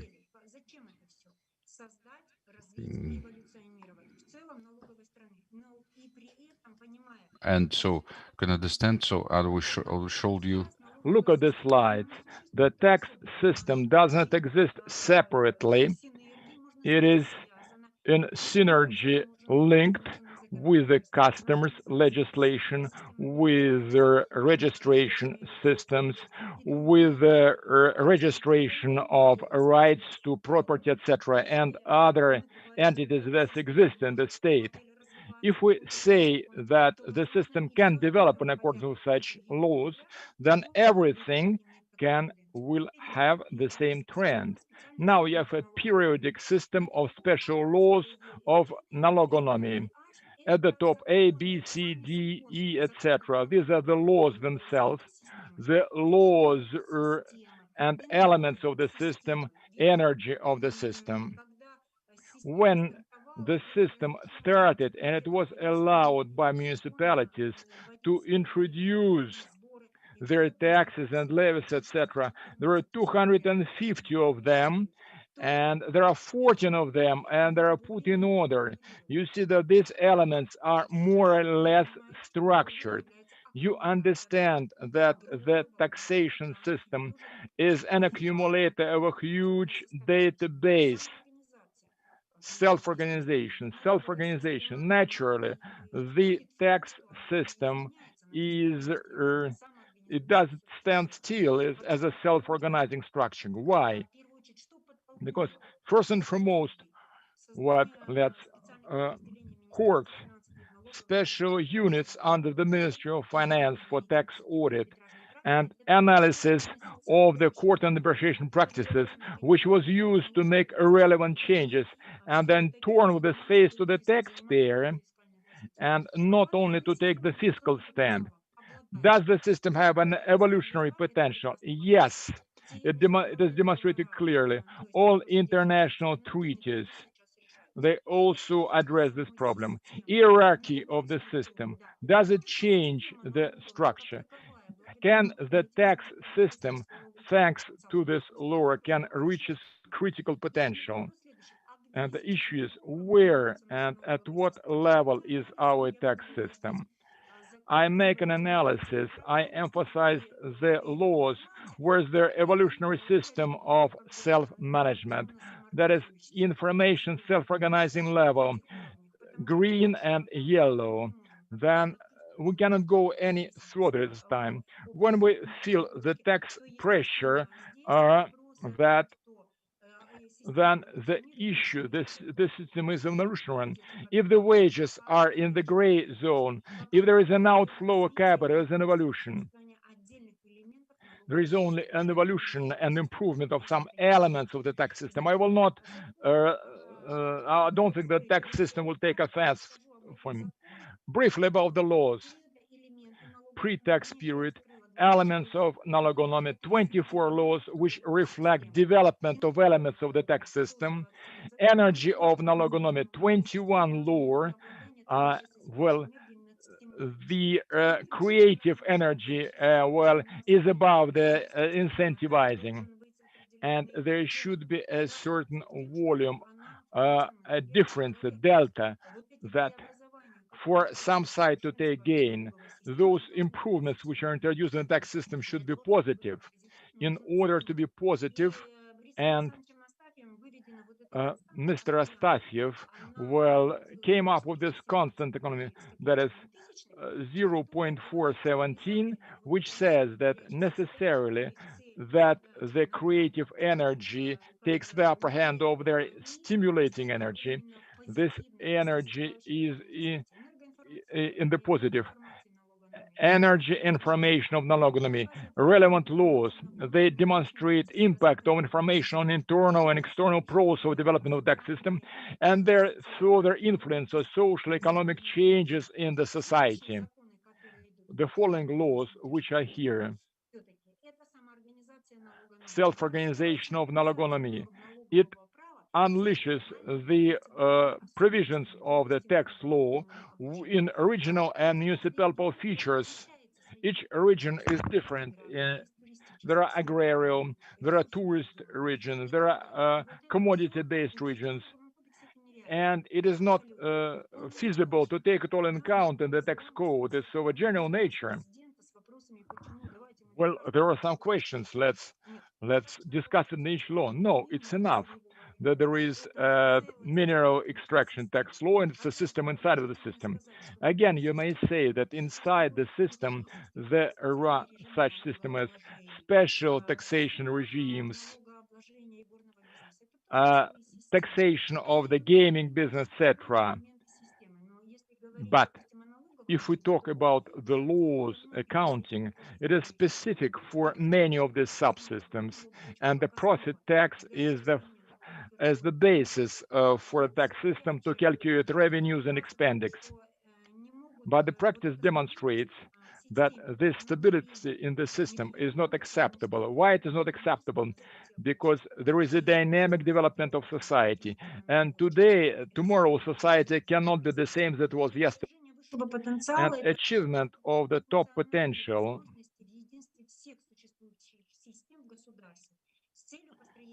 with a view to create stable society. Yesterday, at the plenary session, we talked about what will take the upper hand: humanitarian approach, harmony, intellectual capital in this best of interpretation, because this is one of the structure of the governance of the state. The levels of existence which are consistent by this preceding level, elements, energy, information, composition. I wouldn't like to go into detail on the philosophical principles. I would just identify some of them. They're determining and governing hierarchy of the laws in the system. I would like to talk more, for example, how it works, and not the principles themselves. Systemic evolution is cycle initiation or the premises. Those philosophical principles manifest themselves. The principle of the necessary of the completeness of a system. If the tax system turns away from the taxpayer, nobody will stand to gain by it. For example, self-employed population. If in the past, well, the collection of taxes was 1.7 billion rubles, now it's nearly doubled. And self-employed people are registered. Everyone thinks about legalization of revenues. No, there is more trust of people, of the public to the state. The laws of the necessity of elements, the following principles: the principle of sufficiency and of the effectiveness of the system. Well, if we look at the costs of tax administration and tax reporting, this is a constant value which I mentioned. It reflects the second step, what it is intended to improve the tools of taxation at different stages of the tax system. System, the aggressive tax planning and dilution of the tax base does not apply only to Western countries. It occurs also in our country. If we look at the loss-making companies, well, these account for about 63% of the total companies. Their tax system points, tax administration points to about 53% of such companies. It's not normal. And how we can collect money for the budget? The manageability system, the laws of the energy information determination, the law of self-organization of the system itself. But look, the modification system or changeability system, the complexes change during the evolution of the tax system. This year, the system celebrated its 30 years. The system is ahead of the most tax system in other countries. The laws of evolutionary space complexing of the system. What else? The final principles. The principle of unity and unlimitedness, that is universality principle. It includes all other principles and reflects, I talked about 8 stages of development. We talked about the laws at company level, but these laws may work in the society, etc. But until this structure is selected by the government, framework and vector system of dynamic of tables, it demonstrates it clearly, and it points to the fact that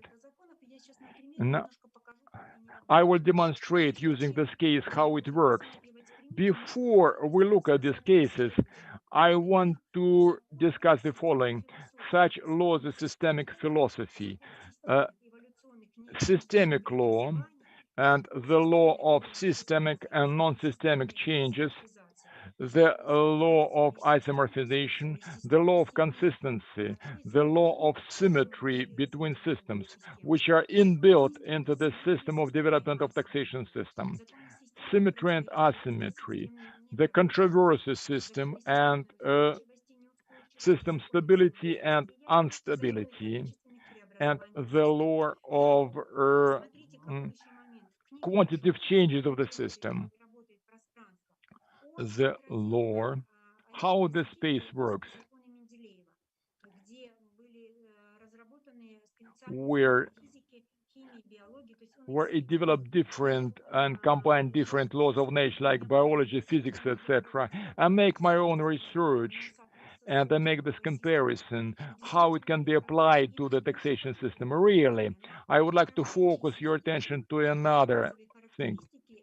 The governance system, these characteristics in accordance with Mr. Kamarin's views, which periodic system of the special laws on oligonomy.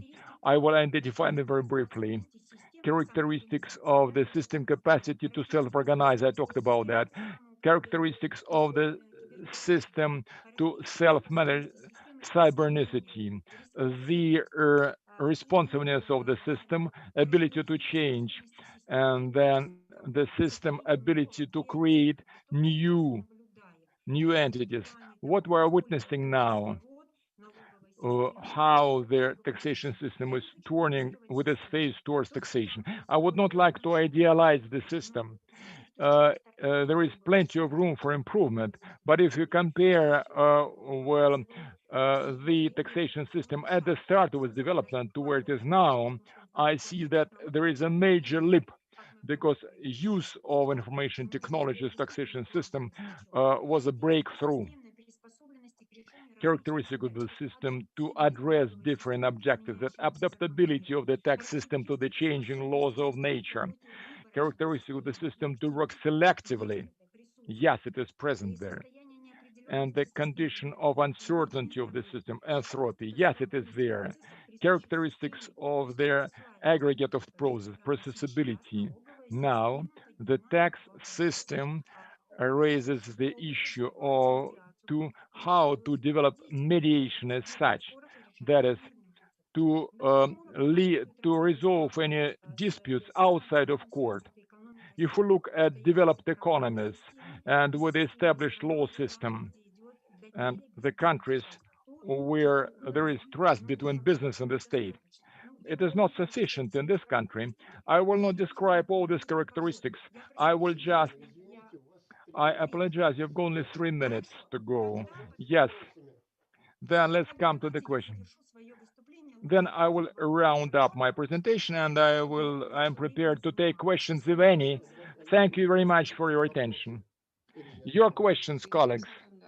Irina Alexandrovna, thank you for your presentation. Really, what do I think? You used all this theory, applied this theory towards the tax system. But if we look at your concept, if we replace taxes with credit, for example, will the situation remain the same? Look at the credit system of the country. There is a notion of the monetary system, of the banking system. What do you mean? What will remain the same? These principles, you should build the system in accordance with the same principles. These principles are philosophical. They've been tested. This is why I ask my question. I try to apply your research towards my area of interest. If, for example, we replace the word tax with the word credit or the word bank, will it be the same? Will these principles and laws remain the same? Yes, they will remain the same, but they should be considered as applied towards the credit and banking system. We should understand, will all of them be used in another structure and how they will manifest themselves? Or maybe we'll say that principle is not acceptable in the system. Then we should look without this link is lost, because this system is universal and absolute requires some adjustment. It should be analyzed, compared. When I saw theoretical system of the universal laws of the world, and I saw this matrix, I understood from the start these stages. Well, these stages were followed by the tax system development, and only then we unleashed those laws, which I uncovered or revealed the actions and the outlook for the tax system. For myself, yes, there are some methods for research of this system. The only thing that worries me, for example, for me, tax is not a category. I'm sorry, it's okay. Credit is a category. If we look at other systems, tax system is special, and banks are not a category. If we, in the word налогоноmy, will insert the word credit, will it be the same? Will it be the same principles, or can these principles be applied to research of other systems? Well, such taxes in education, law, medicine, philosophy, there are about 30 tables of this kind for different areas of economy and science. Yes, it can be used, definitely. Even this matrix comparison, I like it very much, because I made my students resolve some problems in a way of matrix. How it impacts that or other problem. You should use it in an integral way. Alla Alexeyevna agrees to that. Tax is not a category. This is an approach in terms of theory as applied to your... Thank you very much. Are there any questions to the speaker? If not, Irina Alexandrovna, thank you very much. And I believe, I would say, it's a non-conventional presentation. Well, we should, yes, it's very pretty complex. Yes, that's that issue was raised at the plenary session. there are lyrics and physics. That is what will be developed in the good sense of the word. Thank you for this opportunity to make my presentation. It works, really it works. Thank you very much. Спасибо большое, Ирина Александровна. Следующий выступающий у нас Дубова Светлана Евгеньевна. So Dubova Svetlana Evgenieva. So and Matveyevsky. So are you present with us? Что-то его не вижу. Вот мне кажется, So I don't see. There's something happening with so with the sound. So dear colleagues, also do you hear me? Is it so? Can you see? So I would switch off the camera.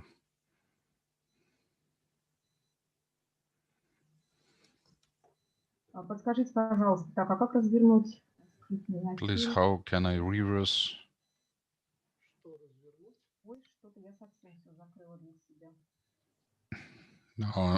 So the technical problem. So now you can see. So I switched off the video. Thank you. So.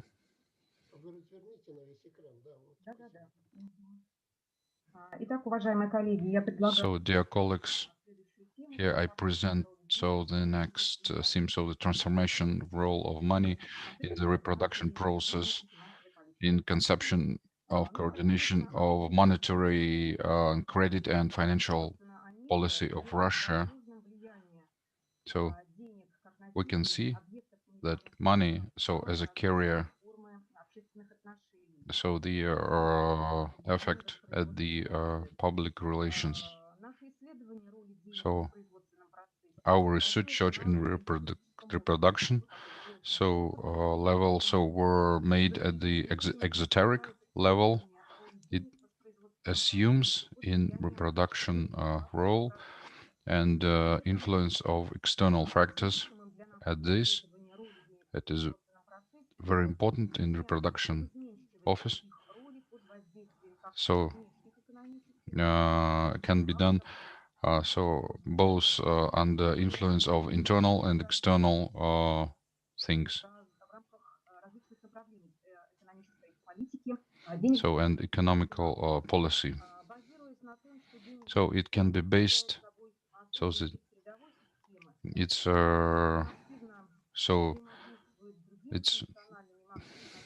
so it's also interacts with so with money, with exchange. So what changes are in reproduction process under influence under so monetary credit process? On the slides you can see the aims. So there's a so the object, the subject of research in the frame of achieving this aim. So we put some goals. So I'd like to consider so the methodology. So we saw so the other so the first of all, so we saw the role of so different and also we saw didn't ignore so the digital economy, and so we make this so and so there are some other things. So we saw so the other different subjects. We saw business, and the third constituent part. So we try to find so the dangers for economics and other macroeconomic subjects because of the pandemic infection. Also we So how this process affects the process. So what we received in our previous research, we make conclusions that this economy has its specifics. So and we form the space. We called it trust space, which is characterized with the availability of different types of big data problems.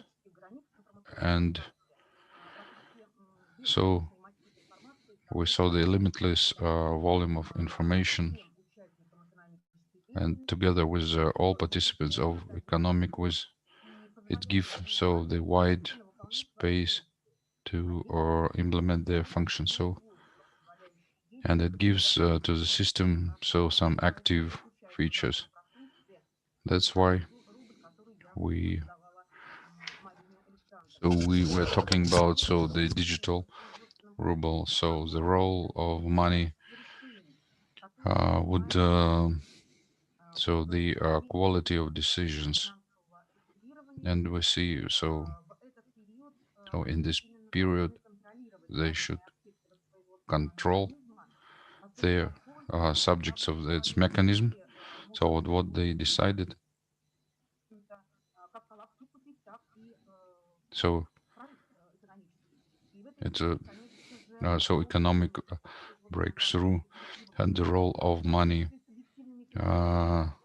would be vivid together with the economic laws, but we didn't see the probabilities that it would be lower.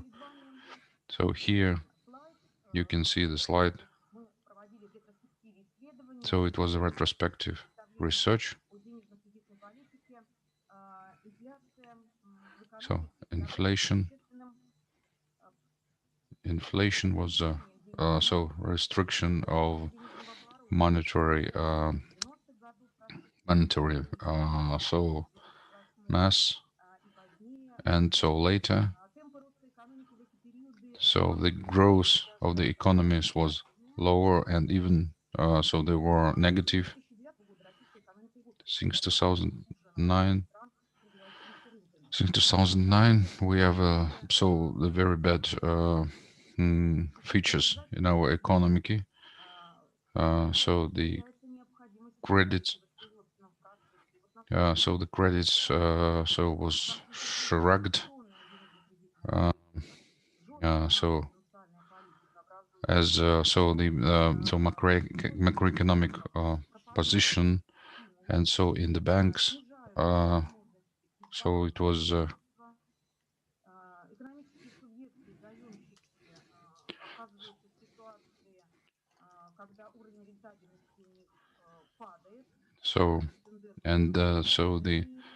the number and unstable.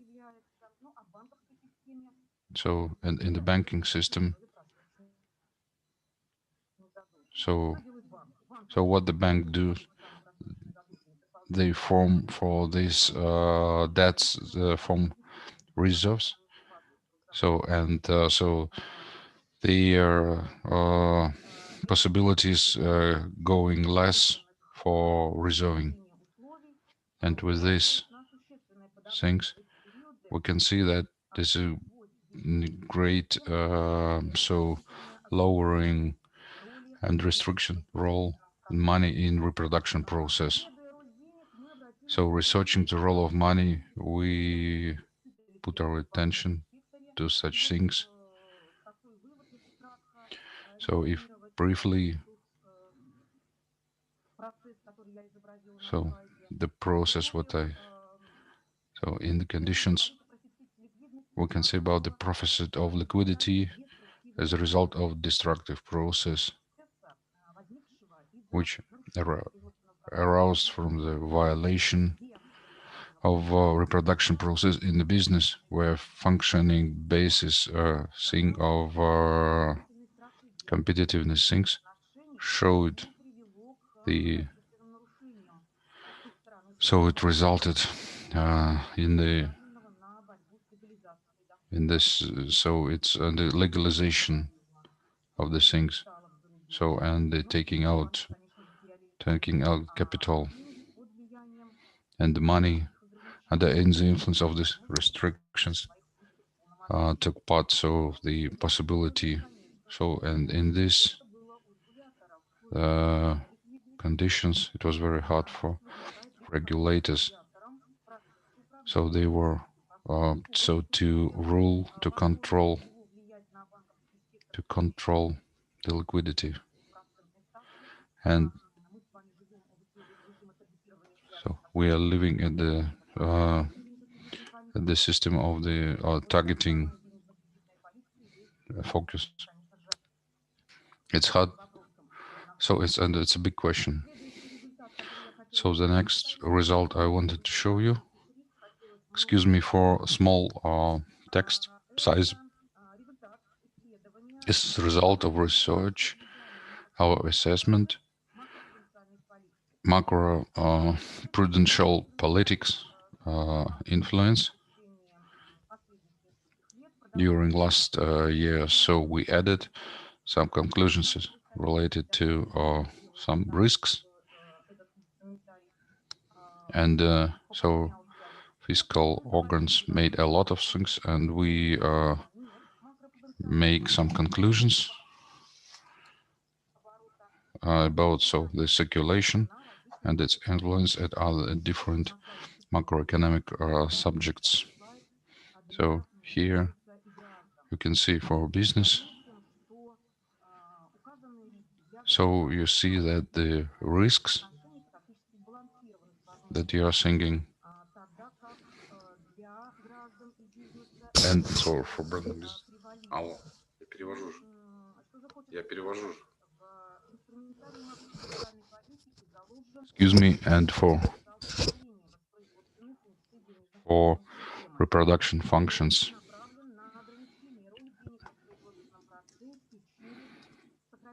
For the credits and for different components. So monetary funds.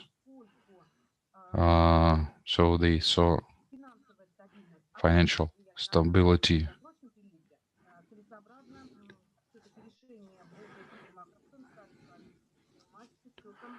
And so we can do it with, we cannot see some advantages and regulate macroeconomic some things. So the next slide is a similar one. So the mission was the following. So it was on the phases. So in the sphere, we see with the things. So you can see the table 2, which represented the results of this analysis for monetary circulation.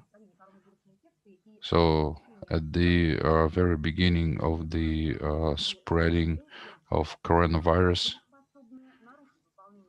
so it was able to violate, and so we concluded. So we made some opportunities, and we can see some dangers.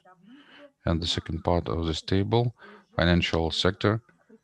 Here we presented as possibilities and dangers, which led these restrictions led to. So the similar analysis we made. So in the sphere of so the monetary taxation policy, we also saw the limitation of business activities, which gives us the possibility of constructing. So what is so that conclusion. So the results showed that the government of Russian Federation in the first week of the quarantine measures, so they were devoted for financial sector, and they had the complex character. And so the support of participants of reproduction process has been carried together with measures in credit and financial policy, and they were not dubbed, they added each other. So the above mentioned measures, they evaded so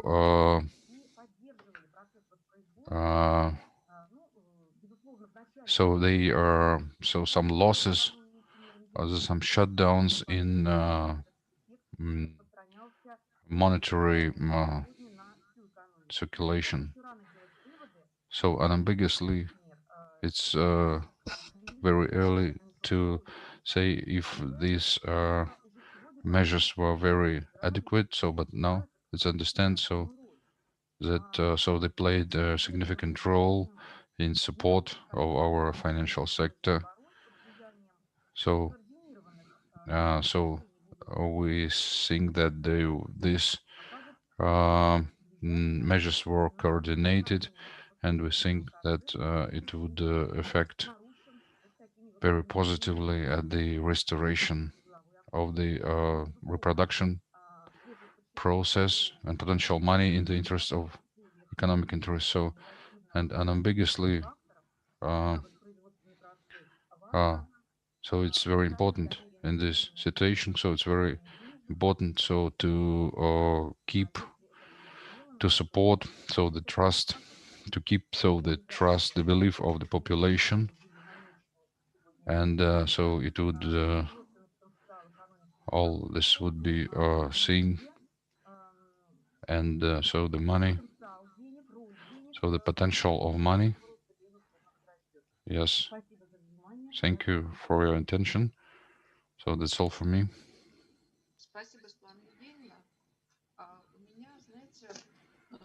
So Svetlana,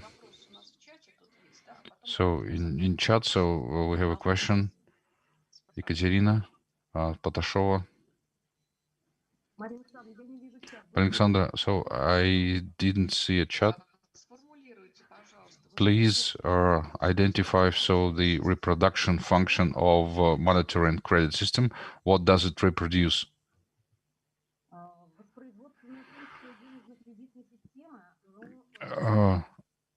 Reproduction function of monetary and credit system.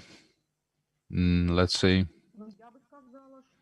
I would say that this system, monetary credit system, is a basement of economy, and generally through this system we realize economic relations. Can I add? So, what is the question? What's the question? So I don't like to help you. Поскольку денежно-кредитная система одна относится. Okay, so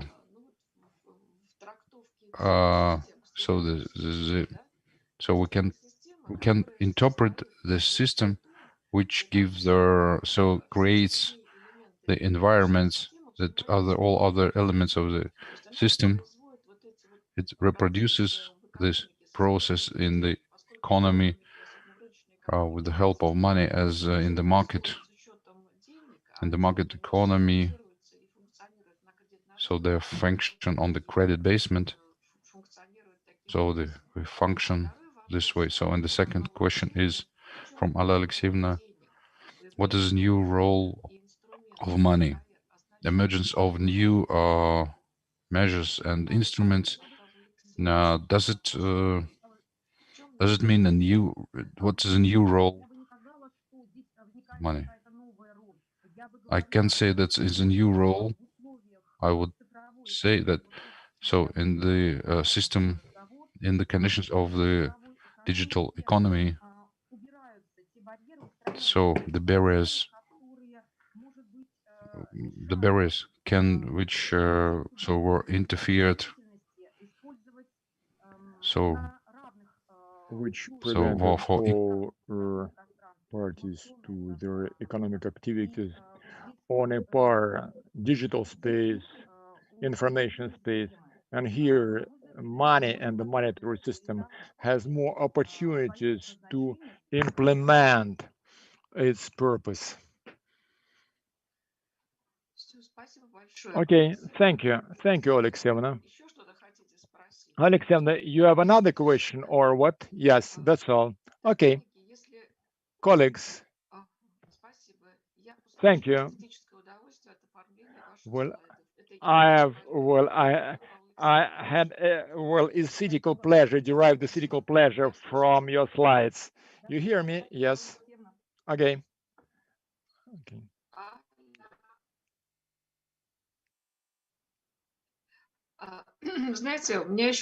Yes, I have another. I keep asking myself a question. When we talk tight regulation, tight monetary policy, can we formalize this tightness? For example, when you say that today we have a tight policy, etc. But how is it manifested at the level of our aesthetical perceptions, or is it based on our expert opinions, or there are some parameters where tightness of regulation can be formalized somehow? I keep asking this question to myself, how we can formalize easy policy or tight policy? Is it a response of subjects to changing tools or in some other way? Have you thought about that? That's the question to me. Yes, it's the question to you. In my opinion, tightness of monetary and credit policies as the response of subjects should not be considered as such. Tightness is an action of the monetary authorities, and easy policy, it's also an action of the monetary authorities. If we look at the credit policies and the actions taken by the Central Bank of Russia, you may describe it as an easy policy, probably, because, well, the interest rate is going down and the monetary policy is a soft one. If we talk about macroprudential policies, it may be easy here, because in macroprudential regulation, yes, there are plenty of restrictions, and these restrictions, yes, carry out their role in terms of narrowing the systemic risks, but they had a very painful effect on the subjects of economic activities, on real economy enterprises. Also, it has an impact on banks, which have to create more provisions and reserves for losses on their loans. The response of the real sector of economy, we may see it, the real sector came grinding to a halt, and we see the reduction of interest rate does not result in increased lending to economy. There may be some other reasons for that. I do not know whether I have answered your question. Well, we're in the same boat, and we'll have more time to talk about that. Colleagues, now at 10 minutes past 1, we should have an interval for 1 hour and 10 minutes. I would like to verify whether we have any further speakers. Sergei Sergeyevich, can you join us at 20 minutes past 2 p.m.? Well, turn on your mic, please. I don't hear you. Sergei Sergeyevich, turn on your mic. Yes. Вот у него выключен звук-то. Вот сейчас Был включу. включен Yes. по индикации, а звука нет. Yes. There was no sound. There was something wrong with his equipment, probably. I think he is reloading. Смотрите, у нас Now, после перерыва after the lunch Арина break, Рустамовна здесь она. Parshинova Arina Вот я ее не Rustamovna. вижу. I don't see А her here with us. Дубашей Анна Юрьевна. Duboshay Anna Yurievna, is she with us? Не вижу. I Я neither. думаю, что I теперь see her. Сергей Иванович I дальше think that what should we do then? Мы можем выслушать тех, кто есть. We may give the floor to those speakers who are present, but we should know who are here with us. Дальше Намазов, Угар. Namazov, probably they are going to join in at their allotted time, Nisha. Я предлагаю тогда сделать I до suggest 14:20 перерыв. we make a break Вот. till То есть мы можем сейчас 2:20. отключиться, в 14:20 мы We may подключимся, и тогда disconnect посмотрим, now что and все will у тебя continue at порядке. 20 minutes past 2 p.m. Well, probably. I don't think we should disconnect. I don't think we should disconnect. Хорошо, тогда мы отключаем видео, Okay, then we disconnect our mics and video, and we meet again at 20 minutes past 2 p.m. Okay, thank you. Bye.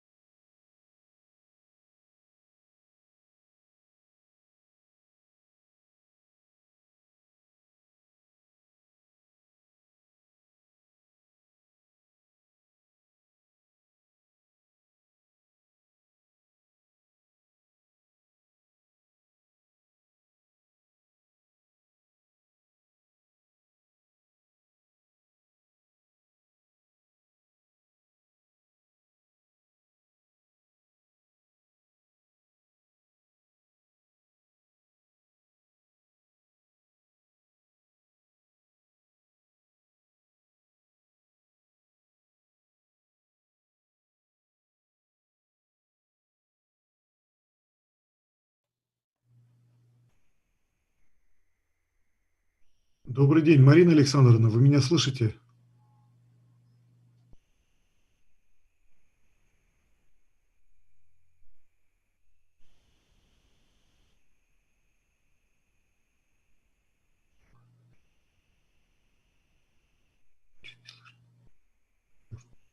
Потому что никто ничего не говорит.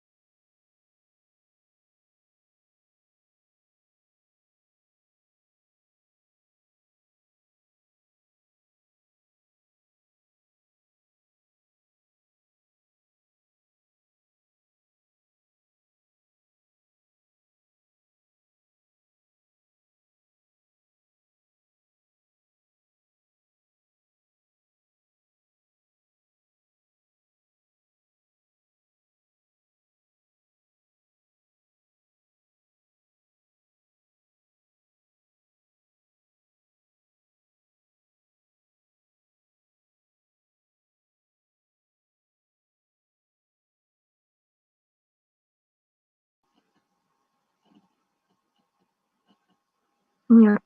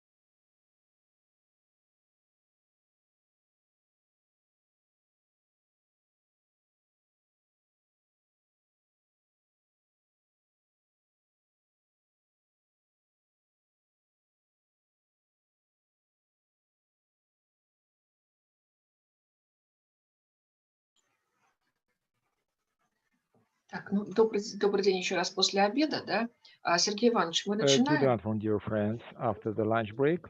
Sergey Ivanovich, do we start? Давайте до Интересно, 20 минут подождем. да, интересно, пришел ли кто к нам?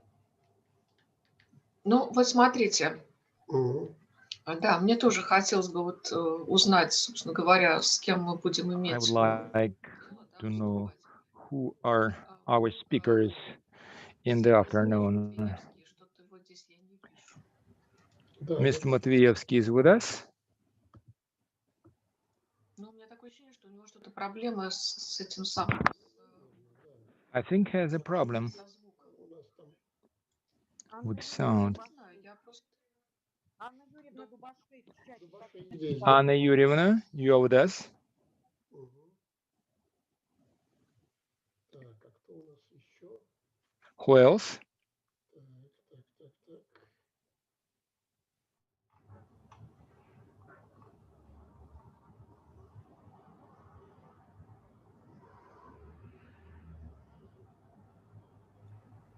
Не появилась здесь, нет? Вот Дубаша есть, я так отмечу себе, что есть. Так, Дубова уже была, по-моему, Дубова да? была, да. Вот Чеканова Татьяна Евгеньевна, мне написали, что она здесь, но я ее не видела. Так, я тоже не вижу. Она перед обедом появилась на какое-то время, а потом, видимо, выключилась. Она была перед обедом. She was with us. She was with us before lunch. Так, Уважаемые ладно, коллеги, вот добрый смотрите, я день. просто иду. А меня Да. слышно? Да, Кузьмин Антон А вы Юрьевич. кто? да, Антон Юрьевич. А, Антон Юрьевич, да, Да. вас Анатолий слышно, Юрьевич. да. Я Yes, I написал hear и you. Светлане Евгеньевне, да, она, собственно, поэтому меня на 4 часа передвинула, и вот в чат написал Мария Александровна, по-моему. Да, я вижу. Ага. Я вижу, что я боюсь, что мы до 4 часов все закончим уже. I у believe меня, that we'll be able to complete everything by 4 p.m. Ну, Я, значит, честно говоря, сейчас... мы же не можем вот сидеть и ждать, пока вот закончится занятие. Хорошо. Я сейчас, если честно, параллельно работаю с вами и с ними. Frankly speaking, Я поняла. I Дойдет work до in меня, вы parallel, мне скажите, я now. попрошу 5 минут. И я здесь. As soon as it's my turn, I would ask them to wait for some time. Ага, Okay, okay. Сергей Иванович, let's start then. Нет. Чеканова is not present. Хрусталева is not here. Дубаши, she is here, but she doesn't respond. Yes. Yes. Anna Yurievna, you are with us? Yes, I'm here. Yes, yes, I'm here. Then Mr. Kuzmin, he is at classes. Mr. Matveevsky, I don't know where he is. He was with us. Kropin. Mr. Kropin, I don't see him. Madam Pashikhina, I don't see her either. Felgerian, no. Так, и все тогда. That's about all. In principle, Сейчас, потому что, ну, Сергей Иванович, наверное, согласитесь с тем, что, ну, наверное, не дело сидеть нам вот так вот и ждать, пока кто-то появится. Кто хотел, наверное, тот вышел и, собственно, подключился и выступил. Коллеги, я готов выступить сейчас. Хорошо, давайте. Ага, Антон Юрьевич. Okay. Я тогда через демонстрацию экрана? Да. Then I will show.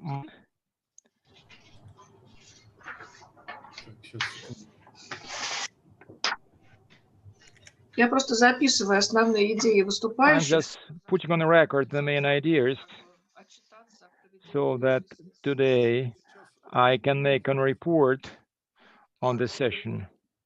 Do you see my presentation? Not yet.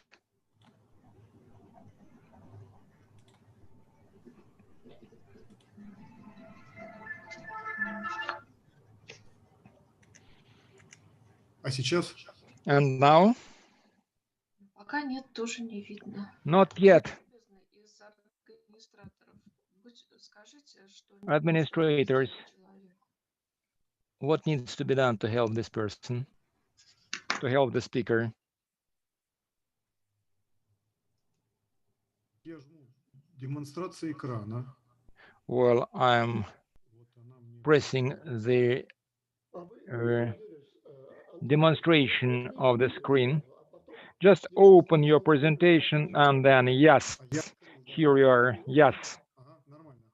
Okay, it's okay now. Make it full screen now. I'm afraid it will be lost again. Oh, there is a button. Is it okay now? Oh, this button may be okay. Maybe okay. Okay. Dear colleagues, I would like to discuss with you a systemic theory of the exchange rate determination. Without doubt, it is one of the most important parameters. It's an integral parameter, which for us is well known both for micro and meta and macro level. And indeed, данную тему подливает то, что в настоящее время this issue becomes even more important because currently the Bank of Russia aims to maintain the stability in the country and fully liberalize financial flows. In fact, we switched to inflation rate targeting mode. Again, the currency rate becomes a secondary target, and he is viewed as a market indicator. However, it plays a central role in the overall credit and monetary policies. There are several functions, and I will switch to the determination theory. Conceptual approaches, generally speaking, to creation of equilibrium exchange rate are widely represented in relevant literature, and that abbreviations EER is widely used in different concepts of such classics as Williamson, Natfeit, Rogov, Lusa, Taylor, and many others. Theorer, that's fundamental equilibrium exchange rate, behavioral design, etc. Really, they may be very different depending on the purpose of the research and the nature of research methods they employ. In particular, for many years, you may be familiar with my reports on modeling exchange rate. Primarily, we talk in the free float mode modeling, and it is based on the concept international flows, that is modeling exchange rate based on international cash flows. And as part of this presentation, I'm going primarily to look at the medium-term and long-term equilibrium. These results are well known in principle. I've talked about on several occasions. There is an intergal version of this conceptual formula, but here we're primarily interested in the fact that dynamics of the exchange rate can be divided into the flow functions, which come from different balance accounts: import, capital outflow, export revenue inflow. For the Russian ruble, in that big cluster of models, I use a small open economy. Well, I put the question mark. Russia's economy could not describe as small, but a separate economy compared to other world, and we have asymmetry of international flows in the formula that I represented. And the subject of my presentations and medium term and possible deviations in the longer term. Well, the more explicit for verification of this model is the crisis of 2013-2015, well, connected to the, let's say, Crimea situation and sanctions.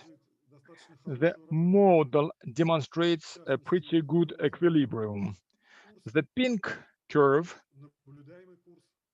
that's the rate that is published by the central bank at the end of each period, and the blue curve, it's the estimated rate which is used for GDP calculations. At this segment, the model demonstrates a pretty good quality. If you look inside of this model, the internal flow functions are specified. I will briefly describe all of them. One of the main issues that I wanted to mention here is the reason for the long-term component. For the ruble, for the Russian ruble, it's in deviation from its medium-term dynamics. That is, in denominator indicators what is linked to export and capital inflow. This concept, IFER, allows to include capital movement in the model in all flow functions, and one of the main advantages are included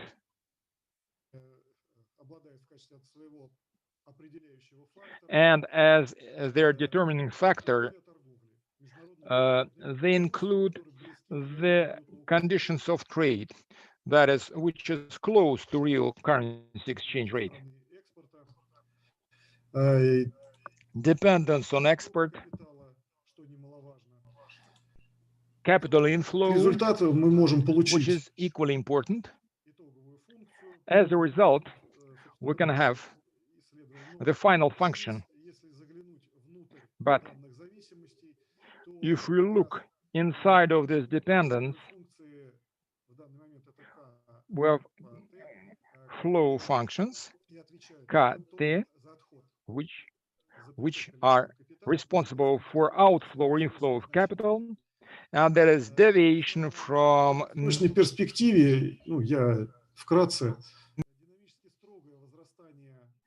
dynamically accurate increase of this function in flow dependencies that I mentioned. They guarantee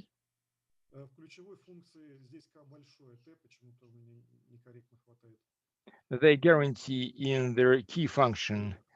I missed one of the letters in the formula. Since we look at the direct rates, we may draw a conclusion that all our conditions being equal, movement, if but for sanctions and well, related to other reasons except of Crimea, in the longer term perspective, well, we'll see strengthening of ruble. Я могу привести ряд статей. Это многие из них являются статьями открытого доступа, но не все. Они индексированы в Scopus. Спасибо за внимание.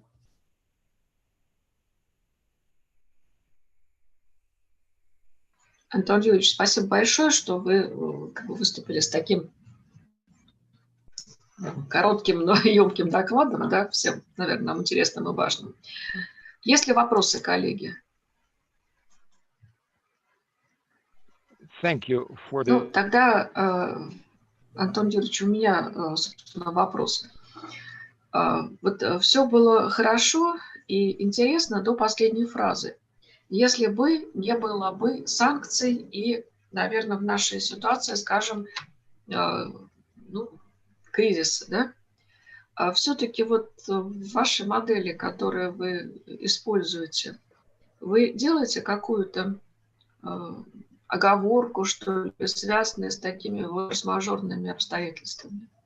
Иначе просто, понимаете, да, иначе просто смысл вот применения методики, да, детерминации, ну, определения курса вообще не имеет смысла. То есть, если не учитывать, то есть где-то вероятность... If we don't take into consideration...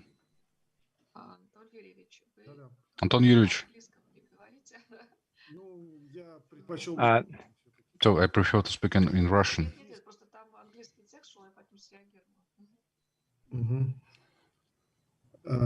Здесь, конечно. So here, so researching of such dependencies. На текущий момент не так-то много статистики, как раз. So we don't have a lot of statistics to understand how precisely this this inner functions would affect at the middle term model. This is model is robust. It was researched at other horizons. So here precisely I tried in a, let's say, structural analytical respect to research it, to understand the mechanisms and to go for the long-term periods from the point of view of the methodology. So the definition of the course. So, but so when we apply to practice, so there are a lot of questions arise. So if it would be perfect this way, so we would go to Forex and we would ask you for help. We would ask you what we have to do tomorrow.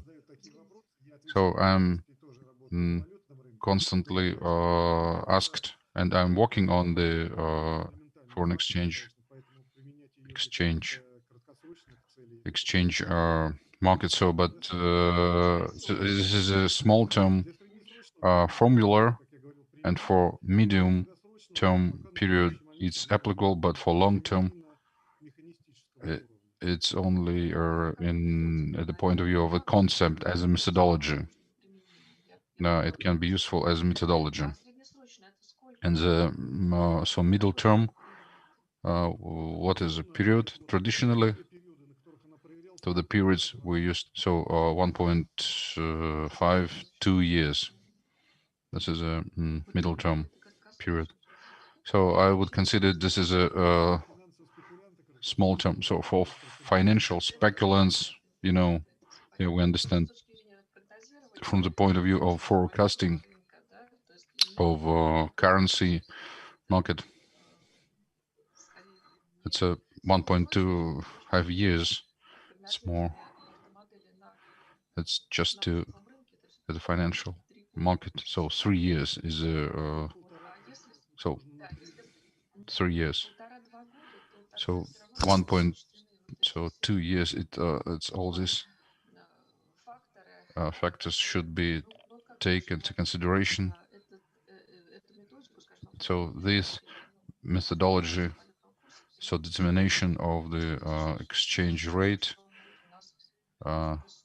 Also, we don't know which will be the rate in the springtime. So you wrote that so that we have to improve. So the investment climate, it's not so the unification with the WTO, but also some other things. So I understand that I'm talking. So what if and what if? So to consider all factors, it's impossible. It's a multiple factor process, but such as a methodology, as a possible methodology of fundamental factors, I would evaluate. So thank you very much that you showed it. So there are a lot of things to do, where to develop and what to develop. So there is so the sphere of model. Thank you very much. Thank you. You just that you took your time from the students. It was very interesting. So dear colleagues, so I'm here with you, but parallelly I go to my things. So moderator, co-moderator. So Anna Yurievna, the Bashay. So he would be be in our conference, but I don't see her. Anna Yurievna, are you here?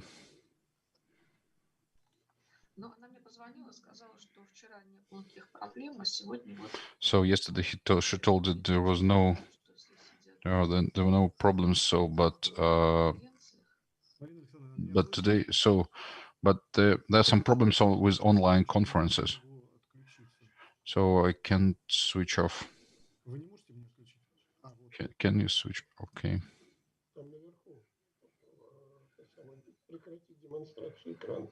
So on the upper side, so to stop the demonstration, to stop demonstration of the screen, it's automatically will be switched off. Так, хотите вы продолжить, да? Остановит демонстрацию экрана? Ну, давайте я нажму «да». Okay, I would push.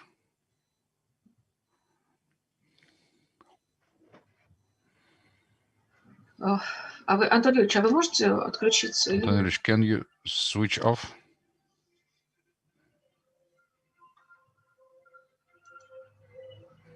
А как это сделать? Администратор, а вы не поможете, Антон Юрьевич?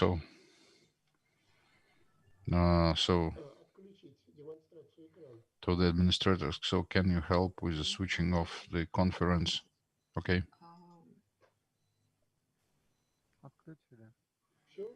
Switched off. Thank you.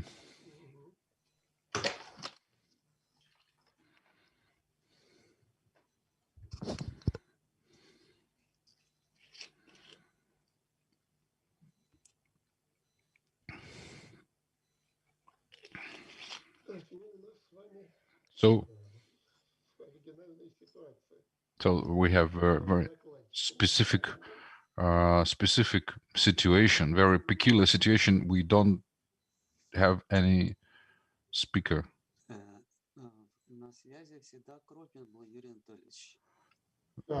Krotin, Yuri Anatolyevich. So I don't see. So I am as admin. I don't know.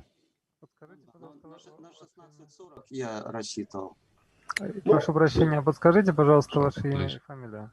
Кропин Юрий Анатольевич. Krotin Yuri Anatolyevich. Kropin Yuri Anatolyevich. Okay. Perfectly. So we have another speaker.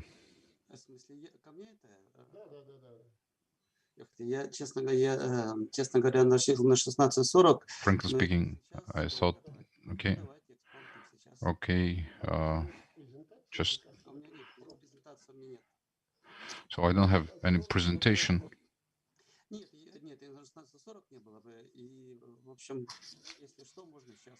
So I can start.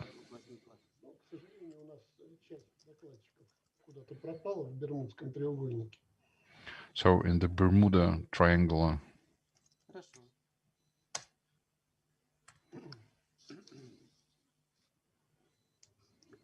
А у вас есть изображение? Посмотреть бы на доклад. So do you have a picture?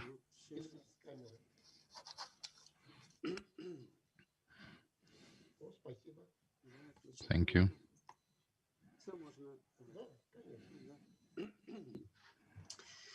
Честно говоря, когда лекцию читаешь, что я... So frankly speaking, so when I'm reading the lecture,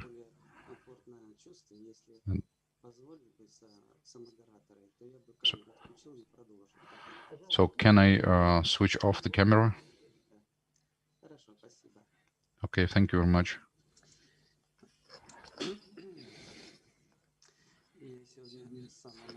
Today, from the early beginning, I listened to the report, so it was very interesting speech by the Marina Alexandrovna and few thoughts. So they are together with my, as our section in the framework of the in the frame of the system analysis in economics 2020. So we're speaking about systematic approach. My theme is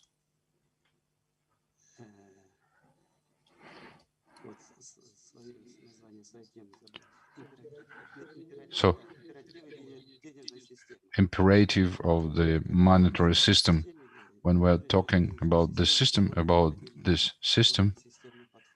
we should have a systematic approach, what Marina Alexandrovna told in the early beginning. So the statement, when we are talking about transformation, the system as a whole, it's adequately, we have to transform all the elements which are included in this system.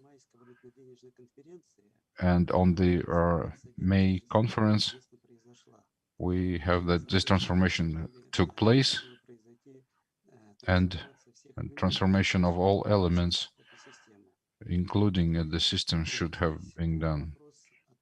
So here is a question: what we include in the set of these documents? All elements which are interested. We are interested on the banking systems, including, should we include banking system in the monetary system, or these two systems they exist together in parallel in the structure of the market of this or that country? For this question, there are two opinions. First, so neoliberal school of finance missile, so that it is that the monetary system is a parallel to banking system. So, and the principal changes in monetary system didn't affect at the banking system. And so there's another point of view. So Russian School of Economic that the monetary system includes the banking system, that the monetary system is so is a system of is more general, as Oleg Ivanovich Russian told. It's a kind of so going from the common sense, it should lead to the transformation of the adequate of the banking system. Inter alia, so one of this, it didn't happen. If we are talking about world economy, the world economy, about the Western countries, it didn't happen because that, as I told, so according neoliberal school of economic thought, banking system can exist independently by itself. Russian school, as I already mentioned, thought that that this is axiom that the monetary system emerged, and only at certain periods of the banking system emerged. So in this or that country,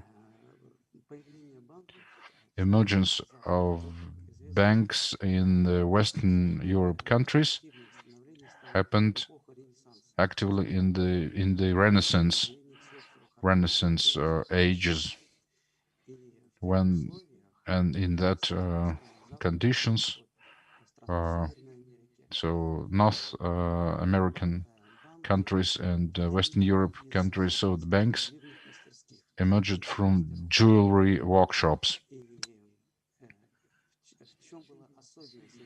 So, and the peculiarity of these masters was that, so they put on the deposits, they deponed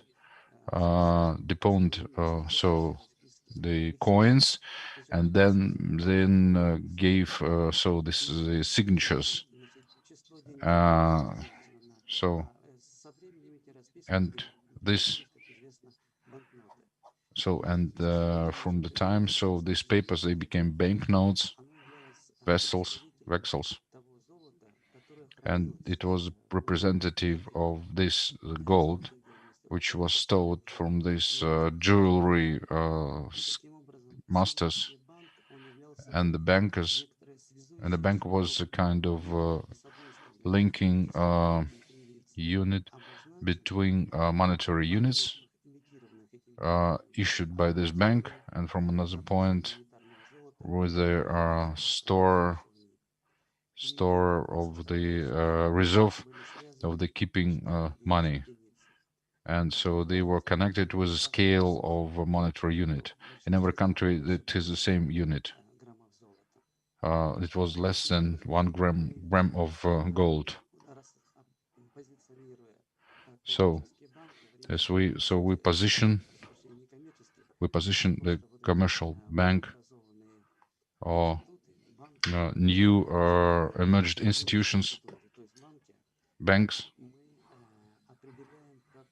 So we define as increasing so unit of banks, and it should have happened with the growth of the gold in the bank, and they were increased, they grew, not only but because they make the intermediary mediation services, and so because they gave so models, and so these institutions, they were happened to be in two structural parts of the market. So the coins, so they were related to monetary system of the country from the other point of as a participants of the economic institution. So they were part of the national economy, and so they growth has taken place because of the growth of profit. So, and this contradiction which appeared in banks from the starting of this functioning, and it continues. It started, so, and competing between each other, banks along many directions. So for their clients. So, but invisible direction of their competitiveness was support of the scale of the monetary unit, storing, keeping of monetary gold. If you look at every bank from the information of the publications of their times, so every bank, so they were assured so that their banknotes can be converted for the gold, for the quantity gold which were represented by the monetary units wrote in the banknotes, and this was very hard for them because it is very simple that it was more easily to write, let's say, to issue, to print the banknotes than to take more gold to the bank. So, and so the number of units which were on the banknotes, and in the persons, they became start more. So the difference between the banknotes issued and the golds became more and more contradictions. So, and there were a lot of stories, and they were, and so this conference. And since this area of competition became a problem, they've, without further ado, they've given up their main function, that is emission function. They delegated this issue function to the body which they created together, and this body emerged as the central bank. While if you look at the North American countries, there were hundreds of various banknotes, up to 5,000 different bank notes of different shape and form, which were used for market transactions. And when, through joint efforts, they set up a central bank by these private companies, to which they transferred their gold stocks and delegated that money issue functions. And the bank notes became of the same type. And Well, it was the central bank which converted these banknotes into gold, and these banknotes were a liability of the central bank. And in this case, where the private banks did not have any gold in their vaults, they turned into platforms where that number of banknotes which were placed on their client's account. They turned into, let's say, live banknotes, actioning banknotes. And therefore, we say that banks or commercial banks, they were an attribute of the monetary system of the country and not of the national economy. They were a part of their as an industry of the national economy. But since they continue their commercial operations, they position themselves as a part of the national economy, in fact, as an industry of the national economy. And that controversial nature, where with that one foot in that sphere where there was no competition principle, where in principle there was no desire to generate profit, and with their other foot being in the sphere which was targeted to earning profits. This controversy remains until now. The imperative of the modern monetary system is to resolve this conflict. You can do it very easily, pretty easily. If you look at the Russian economic thought regarding that the bank is a platform, a table, so to say, is a platform where that or other operations occur, not with money, but with a quantity of monetary units as a, let's say, functioning banknote. And such banknotes cannot have its own purpose of existence. It cannot have an intent to earn profits. But when we position them, banks as commercial companies which compete between themselves, but competition, the competition, well, is a fight for their customers through improvement of the quality of the goods they produce. The main goods offered by banks to their clients is a feature of money, a relevant feature of money. But this monetary feature, well, through acquisition of commodities or goods, does not depend on the level of competition between banks.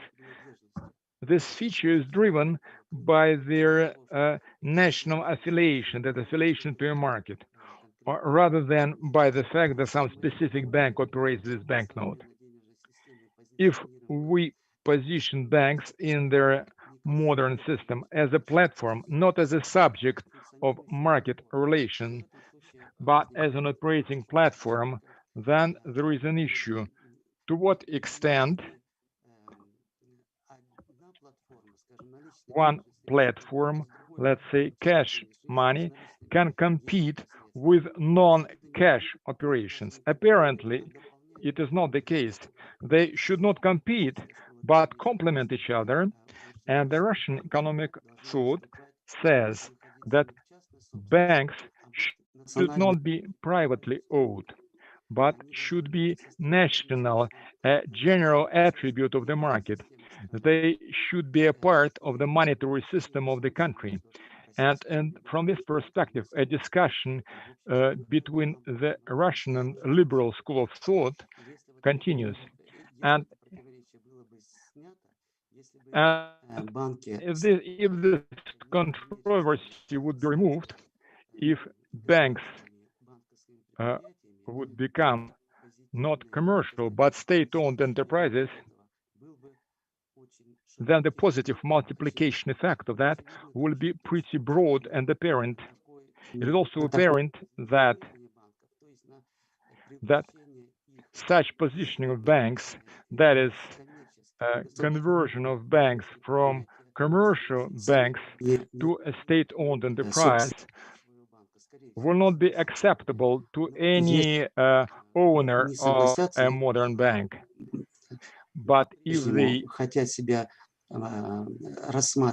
they still continue to view themselves as participants of economic relations, then the state should, let's say, release itself from the liability for results of operations of owners of such bank.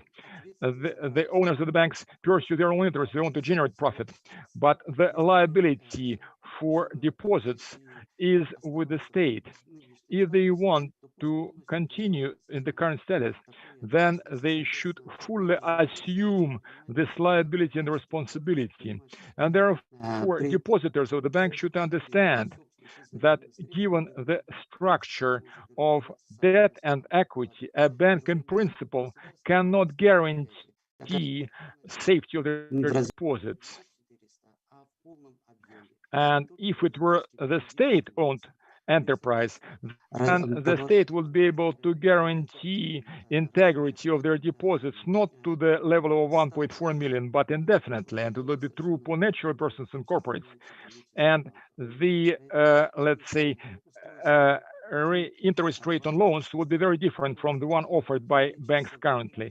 The current structure of banks is in controversy with the current economic system, and it should be resolved.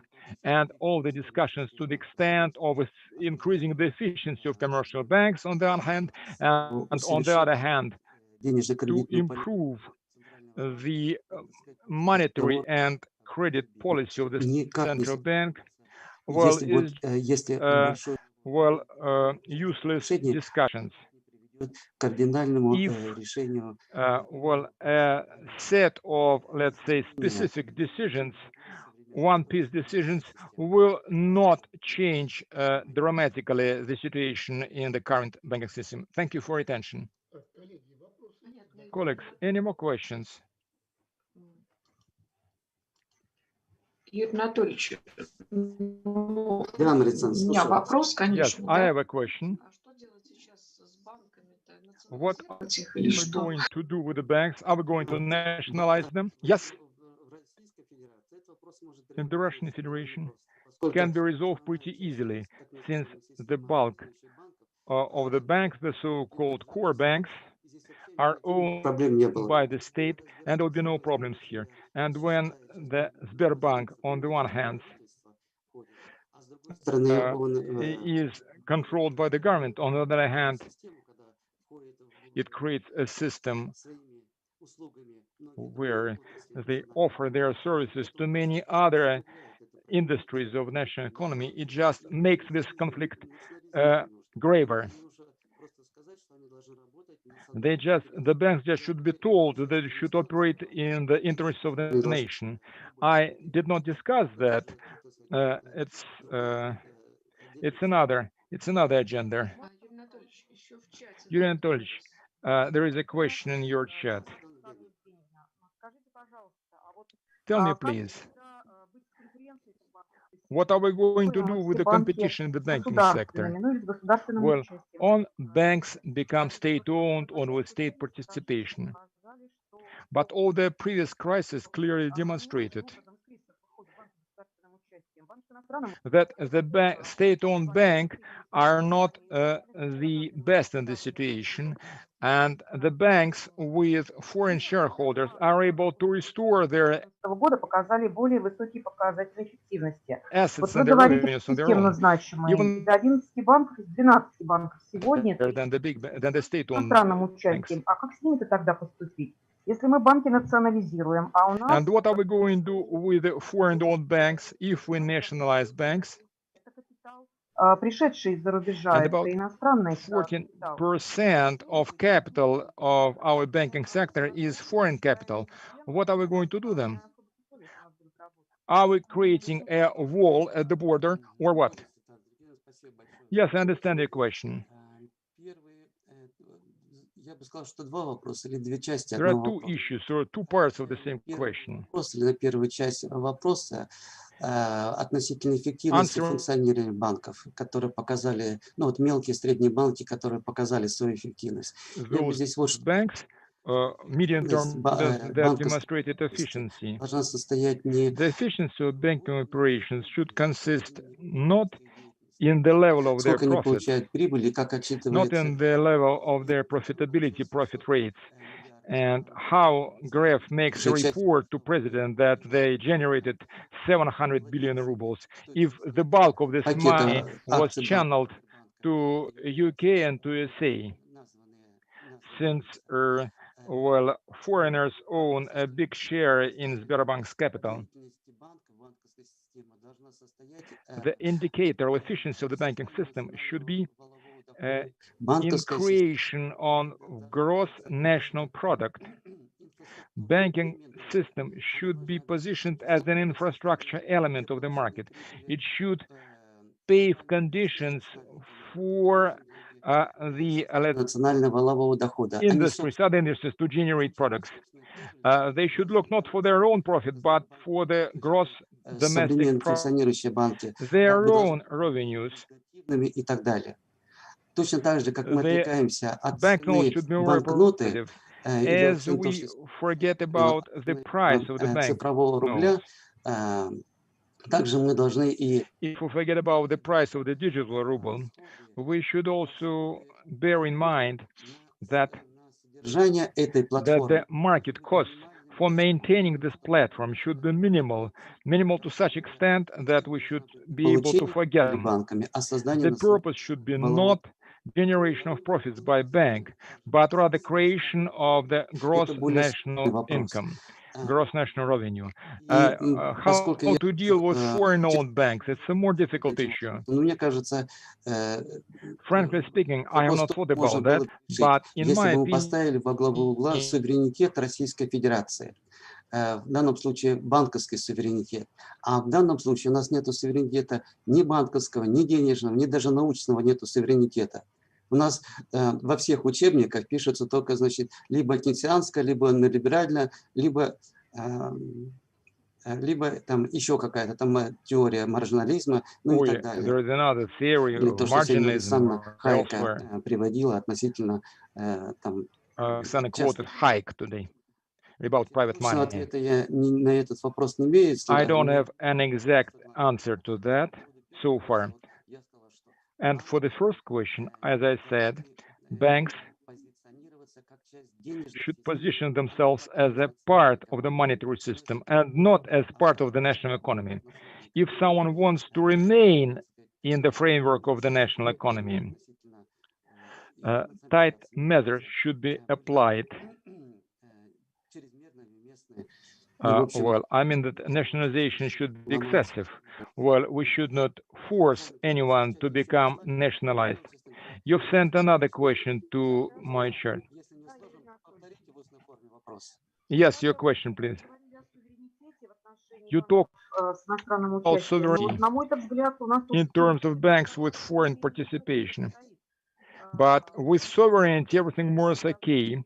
We have a standard which prohibits foreign banks to create branches. They have subsidiaries there.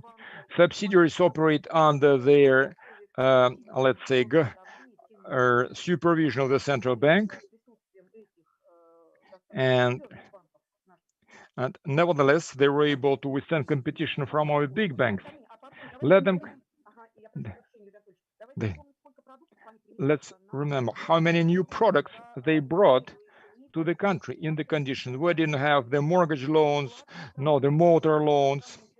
The contribution of foreign banks and banks with foreign participation is very big.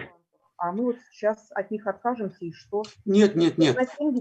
Нет, это несколько превратное понимание того, что я сказал. Well, you do not understand me correctly. Накоплен иностранными банками. The experience that was accumulated by foreign banks and the level of management, we should not neglect that. We should not invent a wheel all over again. We should look very creatively at this experience. but we should position these foreign banks as participants of economic relations, as companies who want to increase their size by generating profit. If it is permissible from the perspective of national interests, that's okay, no problem. But the responsibility for preservation of their deposits should be placed at the door of these banks rather than on the taxpayers. За счет средств налогоплательщиков, то есть из госбюджета.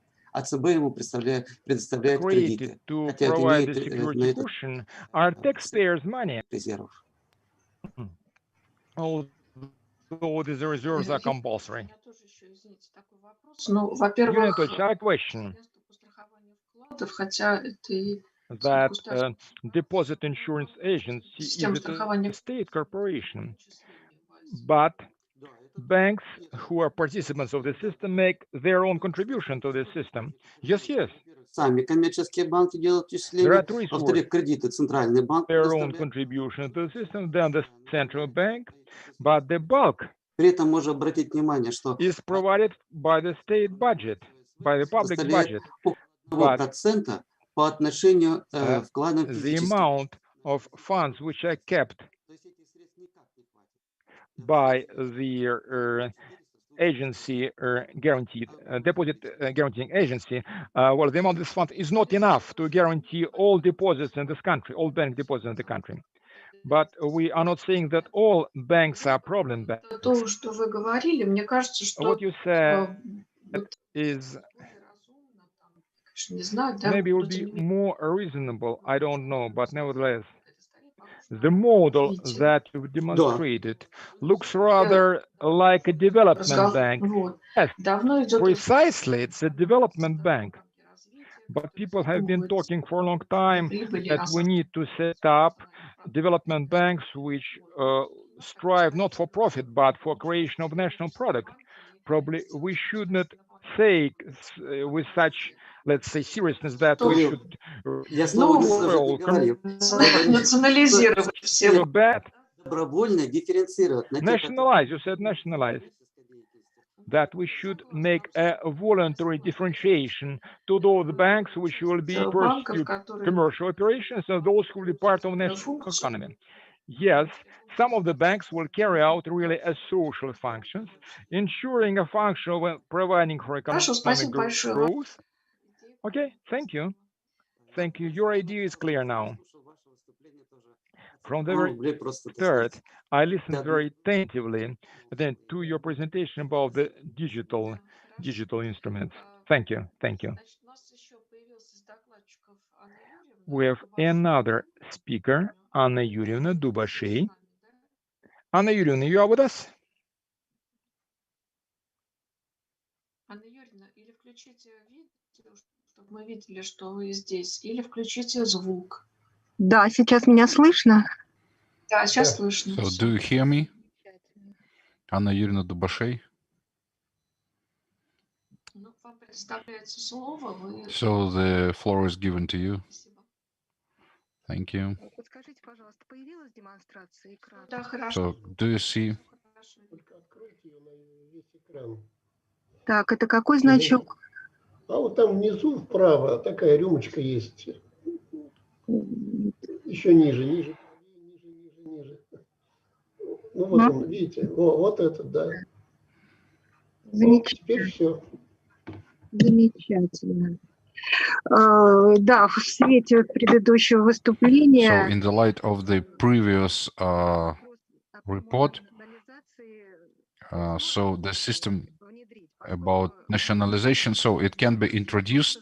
That here we can see that we are facing not with banks, we are facing with ecosystems, the emergence of which so has been declared by our most prominent banks, Sber, first of all, and so we are back actually, so we are behind the system because the banking practice came further. So in brief, just to put a problem, I'd like to say a few words. So all major banks just were very speeded up so to create marketplace. But some clients want to go to bank, not to just not understandable system. But sometimes persons, they don't know. There are some humoristical videos of how you can. So what can you get from the banks? Primarily, to our opinion, so should be absolutely reliable and should be have a trust from the client. So should these ecosystems would get this trust for all the services. So we would see in the near future. So in this very interesting future time we're living. So IT companies, so they took part in the emergence of these marketplaces. And for the people who want to take part in these marketplaces, and especially during pandemic and digitalization, this is useful for growing, for increasing our profitability, to increase the number of clients, and to expand services and goods. So there are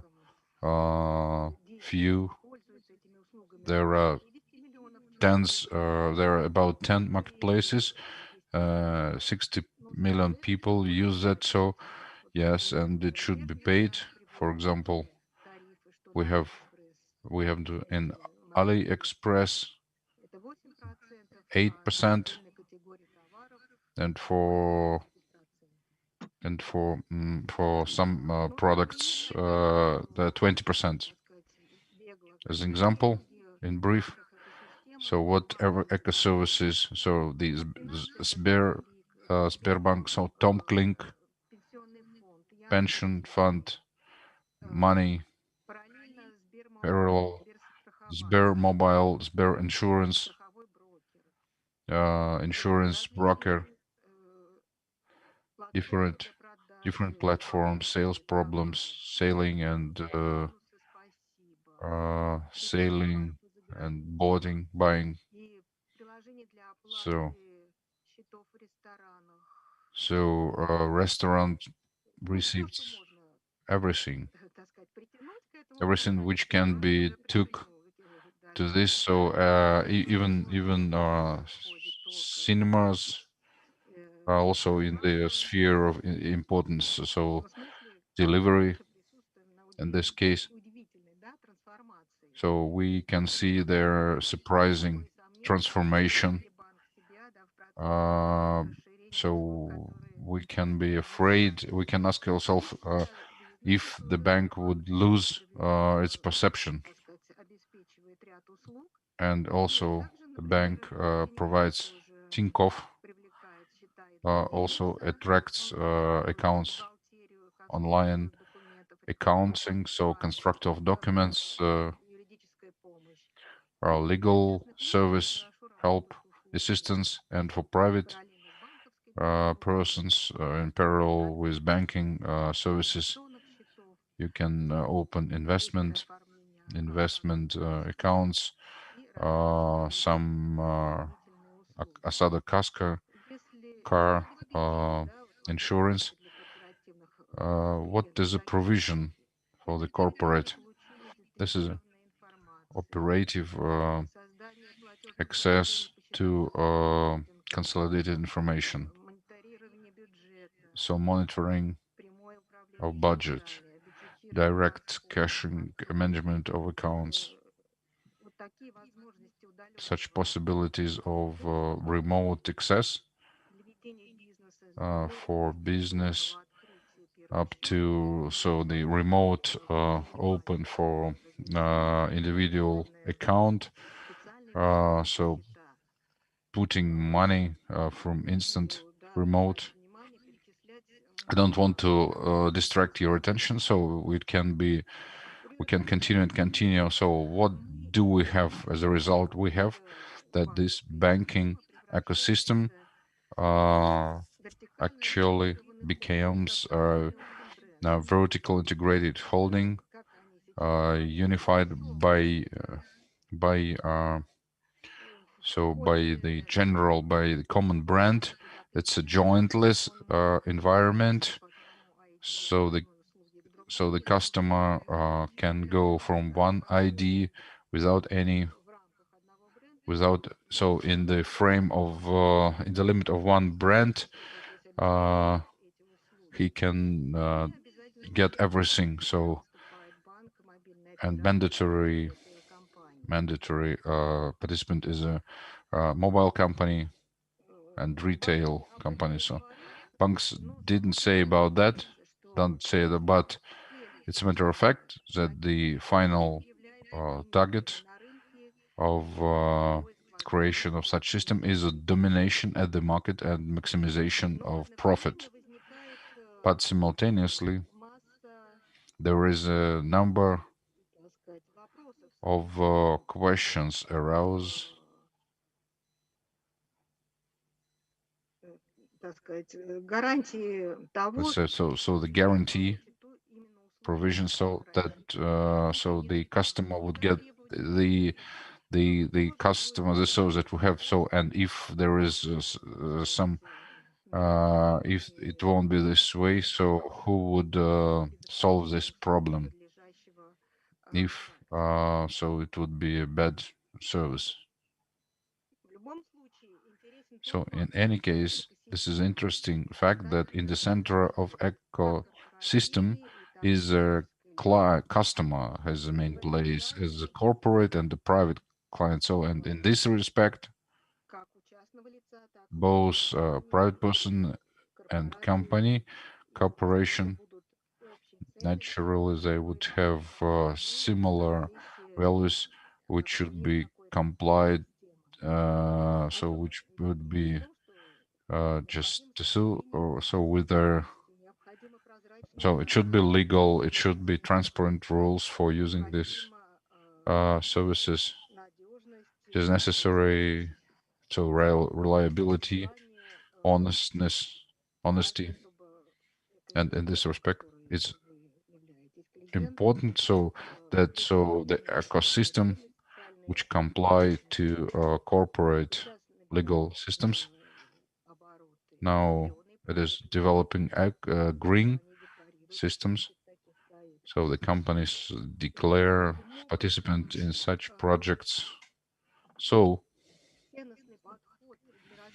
valuable approach for ecosystem is quite important.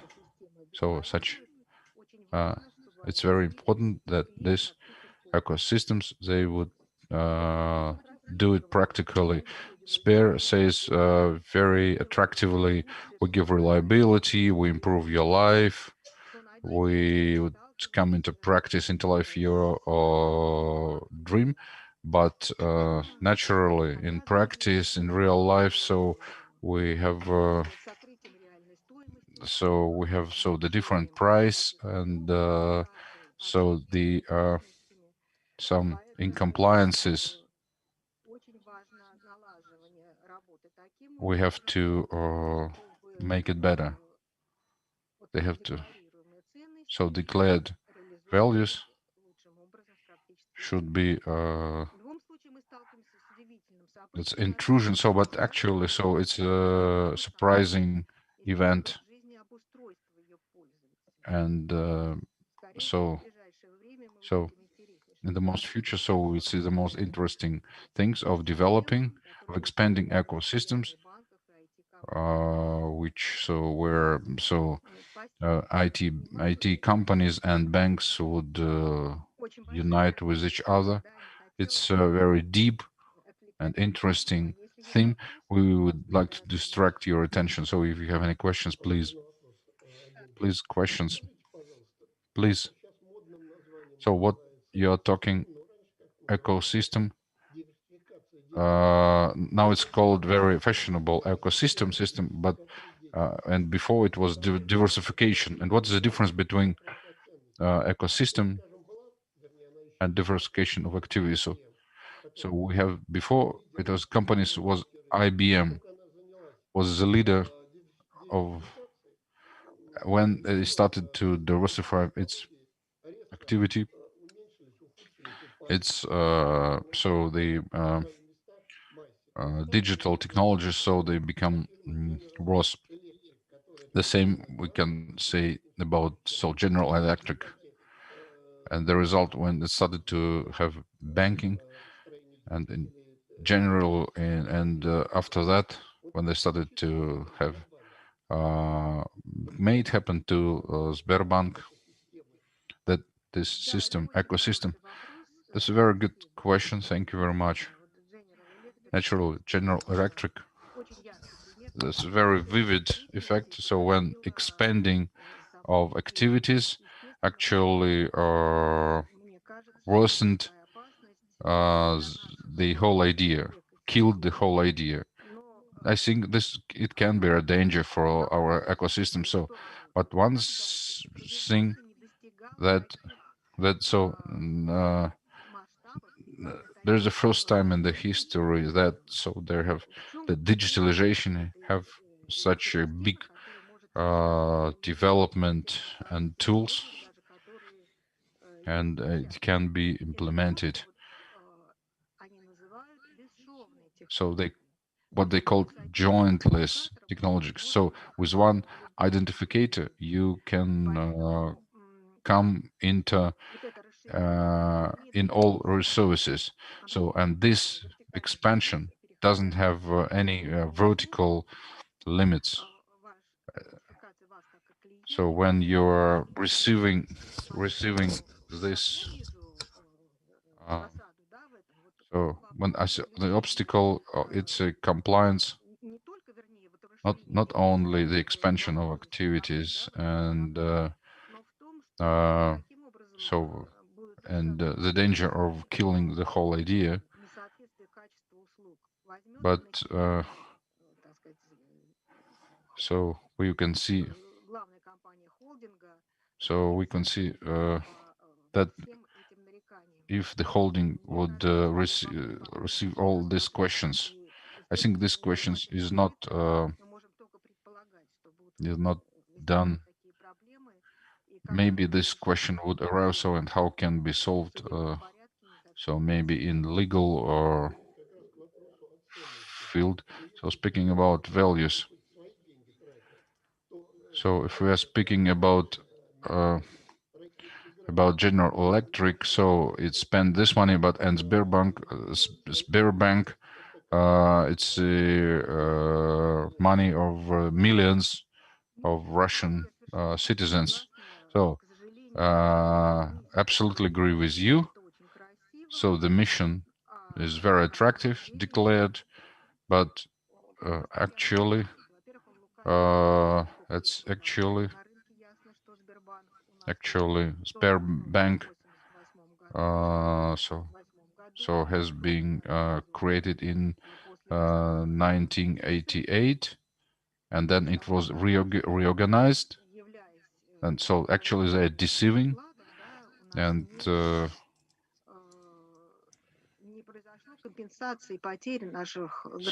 we know that so the losses were not compensated during the Soviet time. It's hard to have a trust to believe in the country having such a history, but nevertheless, and so citizens. So I'm asking. So I'm asking students, but they don't remember. It's quite surprisingly that we have a small memory, short memory. So the such a trick with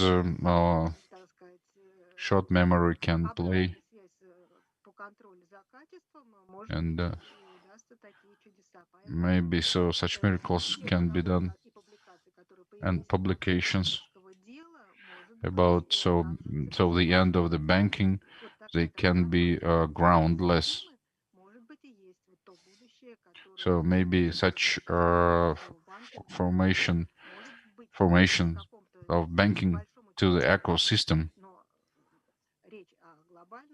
So we're talking about global interaction with a great number of citizens. So we think that the future is with the ecosystems. So they think that the transformation, if I'm speaking about so the open bank, so the other bank, so if they're open, the central bank, so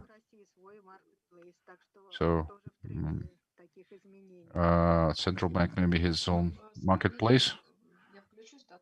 Anna Yurina, so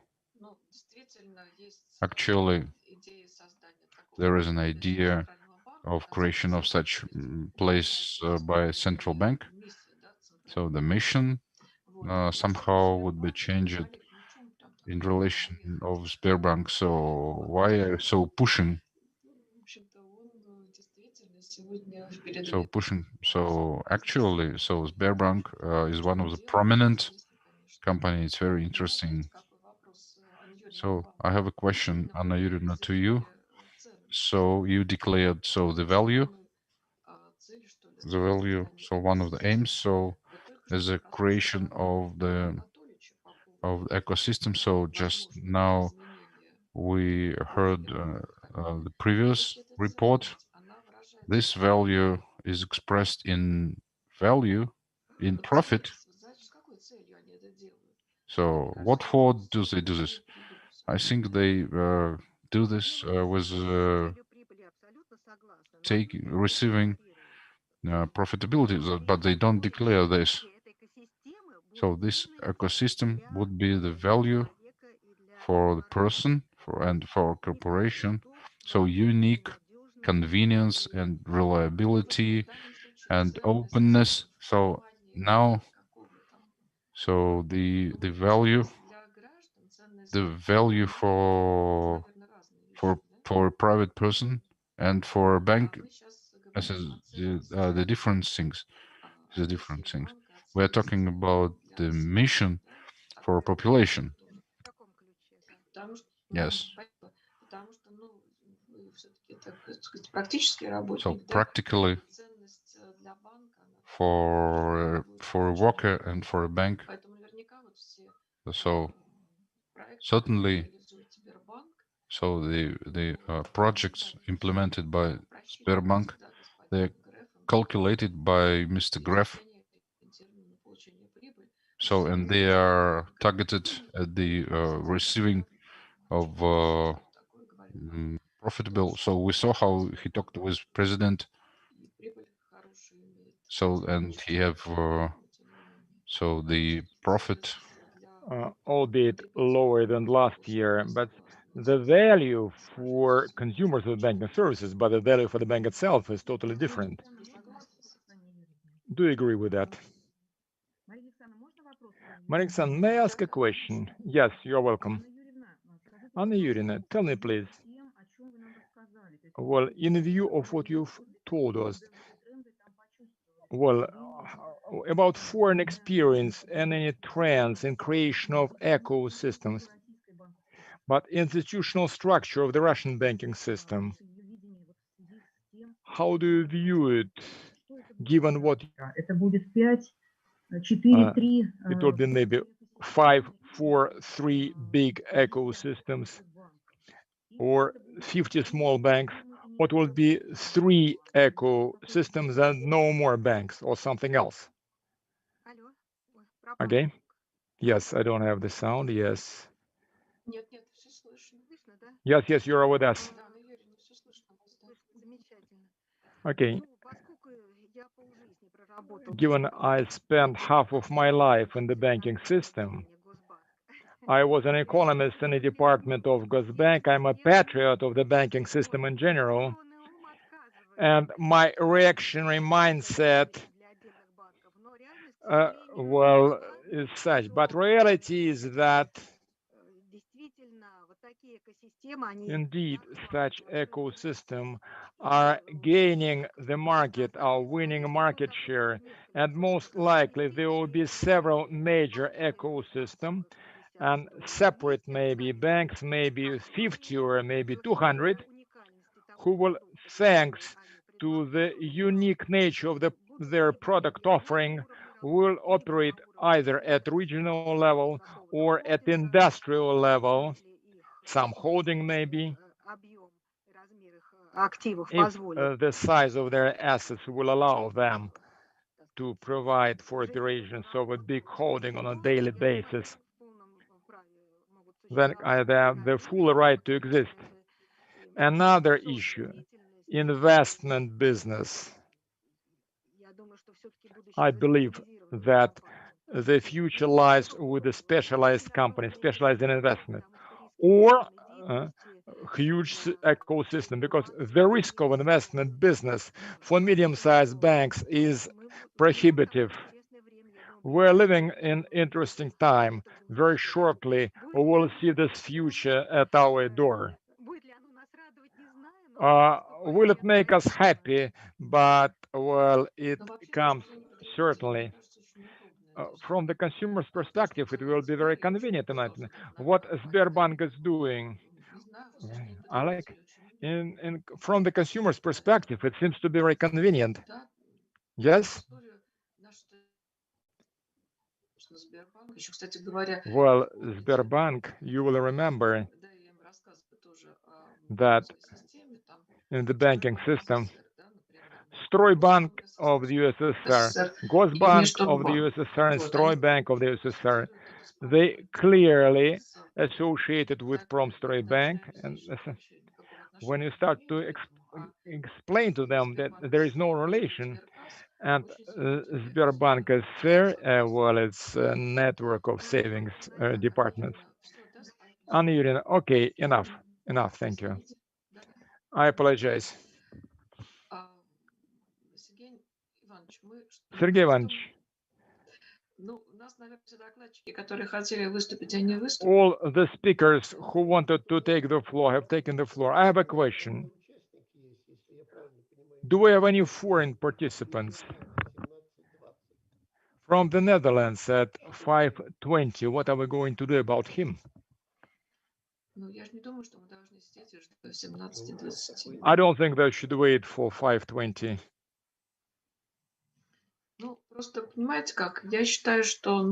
I believe that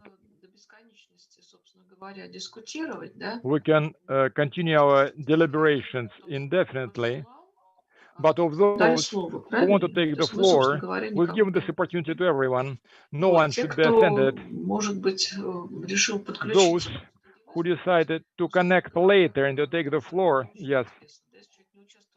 If the person did not participate in discussion, then there is no much point to listen to his 5 minutes contribution.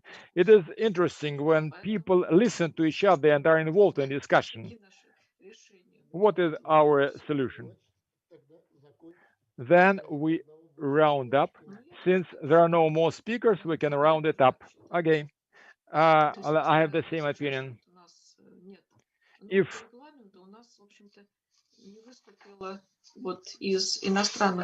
you look at our program, we have one person missing.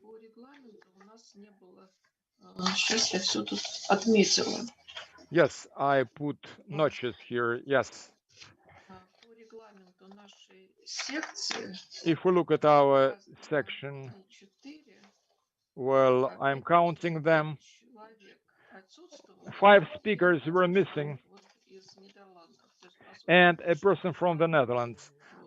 We miss 6 persons. There may be some problems which prevented them from getting in touch with us. Okay. I think on behalf of the moderator and co-moderator, I would like to thank all participants. Your main ideas that you voiced, I put on paper in order to present them, maybe the plenary session or then at the next event, at the next stage of our conference. It may be a round table or whatever. I will summarize all the ideas that were proposed here and the issues for discussion. Okay, thanks to everyone. Thank you for your attention. Thank you for their interest towards that difficult subject of systemic analysis, in particular in monetary sphere. Well, clearly we cannot resolve all the issues in a matter of 2 days, but well, we covered different issues like money, ecosystems, that you were the last, Anna Yurin. We looked into budget. We looked at the exchange rate and interaction between different budgets. Thanks to everyone. Thank you for this interest. We round it up here. Thank you. Thank you for your attention. All the best to you. Yes. Thank you. Goodbye. Dear colleagues, thank you. It's been a pleasure to see all of you. Well, we would like to continue maybe face-to-face. Unfortunately, it's not possible. Remote technologies give some advantages.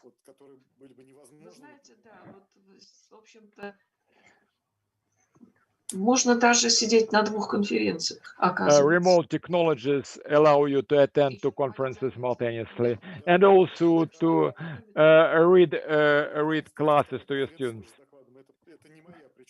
I have a second conference with a presentation as well. Okay. Okay. All the best to you. Thank you for presenting. Thank you. Goodbye. All the best to you.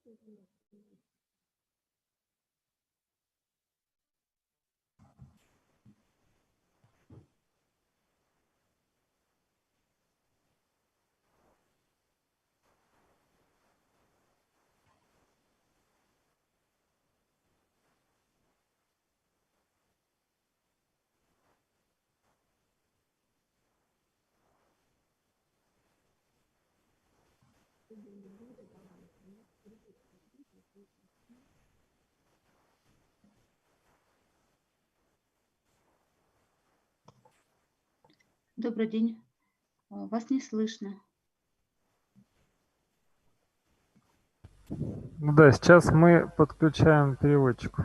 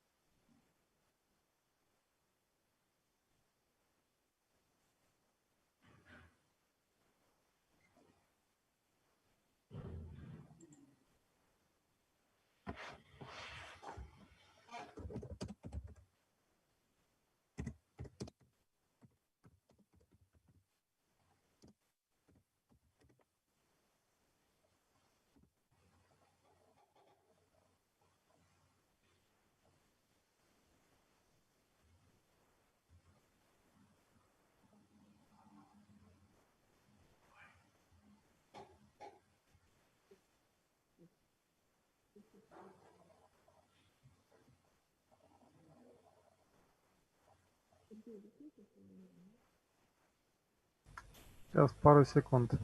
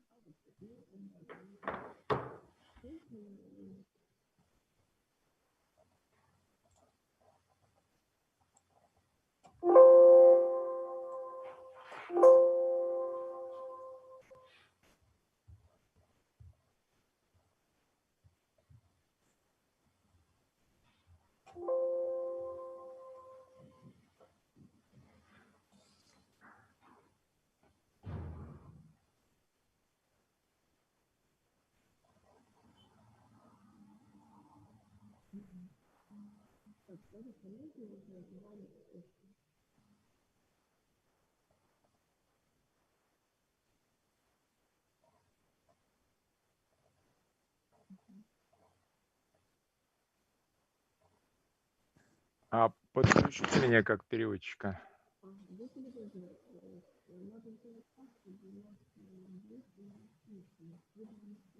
Ну, я подключился.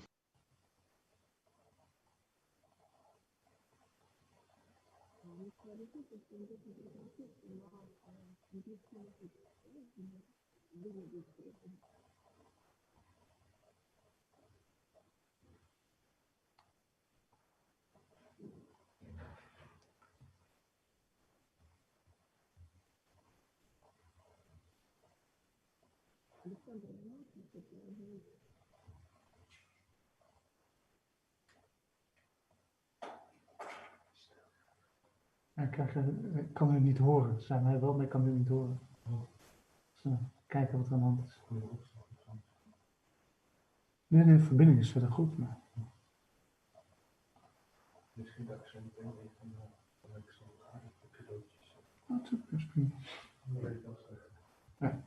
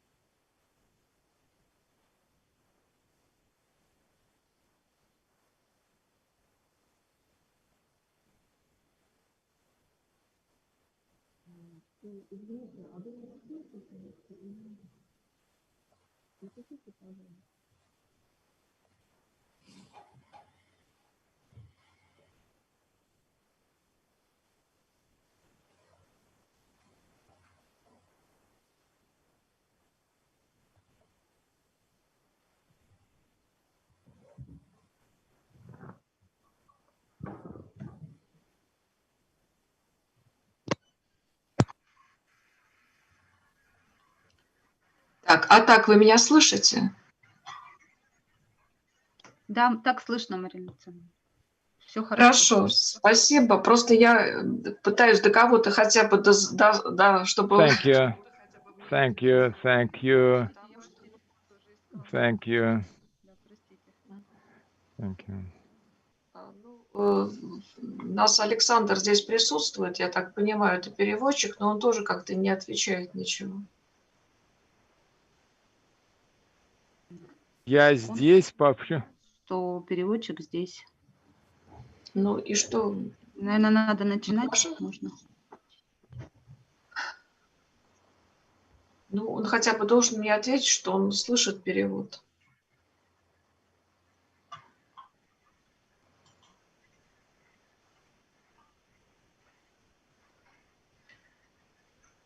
Так, Александр, скажите, пожалуйста, мы можем продолжить нашу работу?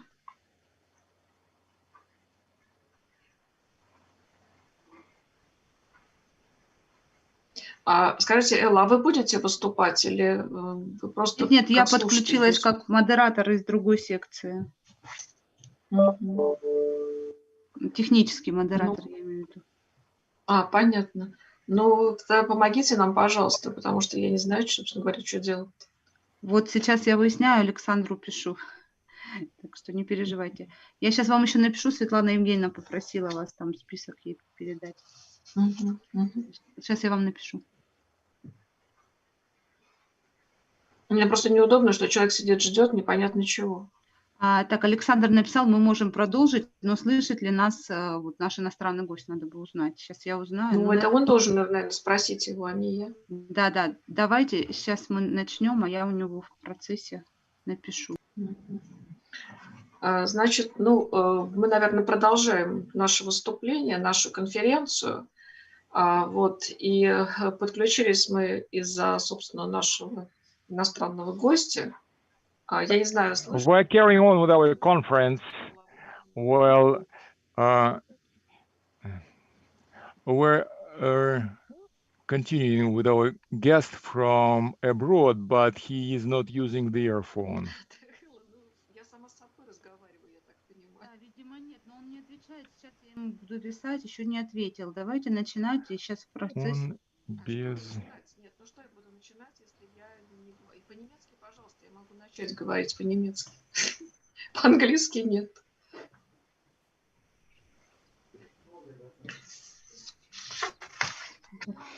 Так, ну вот он без наушников, переводчик не может у него спросить, слышит он или нет. Какие-то технические проблемы. Ну, я вижу, что у него звук включен. У него же звук включен. Да. И он слышит.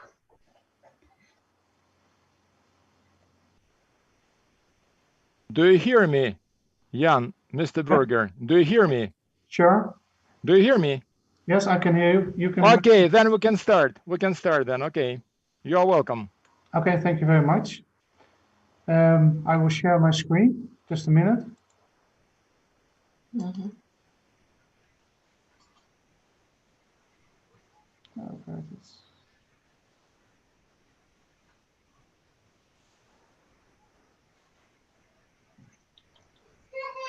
Александр, я с вами общаюсь сейчас, да? Можно вам?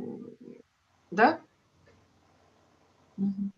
Значит, я вас слышу, да. Я вас слышу. Значит, передайте, пожалуйста, Яну Вегору, что у нас основные выступающие уже прошли. Мы готовы его выслушать. И просто, поскольку его презентация и его выступление вызывают очень большой интерес для нас, то мы хотели в том числе подискутировать по тем вопросам, которые будут поставлены в его докладе. Mr. Weger, well, some of the speakers have left already, unfortunately, but we're very much interested in your presentation, in what you are saying. Okay, that's okay with me. I just want to start with...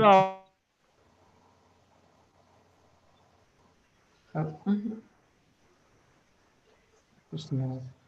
Yeah.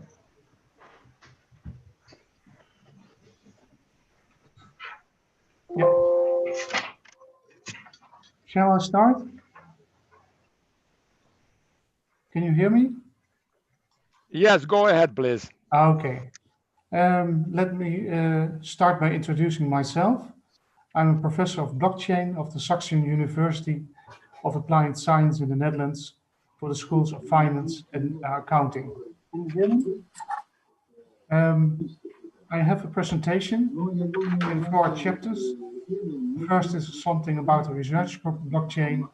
The second is what is blockchain, and third, the research of added value of blockchain, and 4, some books I wrote and I will distribute to you. At first, the research group blockchain. We are working with 10 people with a research group of blockchain, and there are in some couple PhD candidates. We do some research about PhD blockchain about ecosystems, ethics, and health. We work in the research group blockchain of education, research, and work group. And lecturers develop methods and tools for blockchain application and their implementation. And if you want to know something more about it, you can find me here at this link in our sheets if you like to. We have 4 research lines in the research: blockchain for disruption, exploration, decentralized finance, and focus. Сайт этим торговец делаем мы. And now something, what is blockchain? Потому что по Дайсону мы обсуждаем создание сайта. Blockchain is a decentralized transaction data management technology that was further developed for Bitcoin cryptocurrency. Interest in blockchain technology has been great since the idea was used in 2008. It is one paper used for the electronic payment system with no parties can realize transactions without intervention of third parties. Payment method of this system is the Bitcoin. Nakamoto improved its system for the points, such as the prevention of defense and introduction of a timestamp. Blockchain can have a huge impact on the value chain in our society. Examples are efficiency, transparency, ownership, value, transfer value, automation, and services.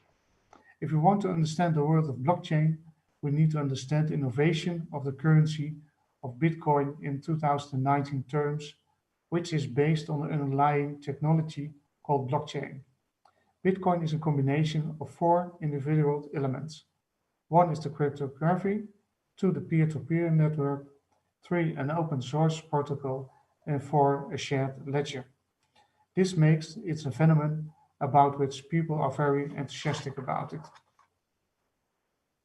But what is the difference between a blockchain and a distributed ledger technology? A distributed ledger is a database that exists in multiple locations or between multiple users. Organizations often use a centralized database that is at a fixed location, and a centralized database therefore has one value point. However, a distributed ledger is decentralized to avoid a third-party trusted agent or authority from having to process, validate, or authenticate transactions. Blockchain is therefore a type of distributed ledger technology. A blockchain, a chain of blocks, is a system that can be used for record data. Examples of this are banking methods, title deeds, or other data for products or for example. What is unique about blockchain is that it is legitimately exists without a trusted intermediary, without there being a single central point. A blockchain, therefore, is a chain of blocks where it is important how the different blocks can form a chain. Each block contains coded data and can be included in the chain in these data refer to previous data and thus from a chain. And here you will see the first block is a data with a unique code 001 and a code of a previous block. And in this case, it is none. Then you go to the second data block. There's a data with a unique code 341 and the code of the previous block 001. Then you have the third block, for example. Then you have the data with the unique code 912 and the code of the previous block 341. And as example, the fourth is the data with unique code 345 and the code of the previous block 912. This is just an example how the chain works. And why is blockchain so important? It's neutral. Everyone is treated equally on the network. Anti-censorship, one restricts data cannot be changed. It's boundless. It's anti-virtual network. It's almost impossible to hack. 5, democratization. With the open blockchain like Bitcoin, anyone can participate in the network, run a copy of the blockchain and help approve transactions. And the voluntarity. It respects your rights to voluntarity and association.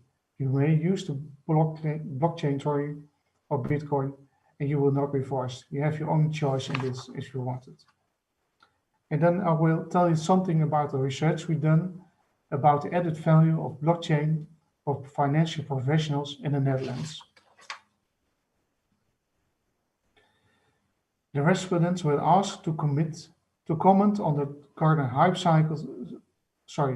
The respondents were asked to comment on the Gartner hype cycle model, which is a graphical representation of the maturity and adoption of technology and applications, how these are potentially relevant for solving real business problems and exploiting new opportunities. The Gartner hype cycle methodology gives a picture of how the technology or application will evolve over time. In addition, the model provides a good source of insight to manage its developments without the context of the specific business objective. And first of all, we have the innovation trigger. Then you talk about the peak of inflated expectation. Then you have the phase of this disinformation. Then you have the slope of enlightenment. And then you have, at the end, the plateau of productivity. That's nice to know because we're now going to the research we have done. Technology developments are radically changing the business of accountants. The World Economic Forum found that accountants run to the highest risk of becoming redundant due to automation. The crisis stated in his farewell speech that accountancy must keep up with the times or else the end of the story will be lost. One question is to what the extent of the professional must and go along with this development. A number of conclusions can be drawn from this exploratory study. The first of the conclusion is we have come across a positive attitude of the financial professional with regard to the state of the affairs of digitalization and blockchain. The second is attention for soft skills is and remains a point of attention for both organizations and education. And third, the working environment is slowing down to evolution towards digitalization and blockchain. And when we look at this figure, it's about the state of play in a society with blockchain. Respondents were asked to indicate where they think society will be in 2020. With regard to digitalization, you find it here with a blue circle, and a specific blockchain, you find here with a red star. The following figure shows the picture of all the respondents' reaction. This picture shows that 3 of 14 of the respondents see a potential breakthrough in the technology. 5 of 14 see that some companies take action and many do not. That there are 2 out of 3 of 14. See more companies financing pilots and the conservative companies remain conscious, and 4 of 14 see the broad applicability and relevance of the technology in the market. Looking at the developments and potential breakthrough of blockchain, 10 out of 13 of the respondents, we see that it lags far behind the developments in the society and the field of our digitalization. And now we are looking at the state of affairs in the organization with the blockchain. Respondents were also asked to indicate where they think that the organization will be in 2020 with regard to the digitalization, the blue circle, and specifically the blockchain with the red star. The following figure shows the response of all the respondents. This picture shows that of the respondents of the majority of 6 out of 13, more companies are financing pilots and that the conservative companies remains conscious. Looking at the development and adoption of blockchain, it is mainly in the area of a potential breakthrough of 7 out of 13 and limited investment for product improvements. This picture shows the status of organization and as an official. The respondents were asked to indicate where they stand as officials in 2020 with regard to digitalization, also a blue circle, and specifically blockchain, the red cross. The following figure shows all the respondents from all respondents.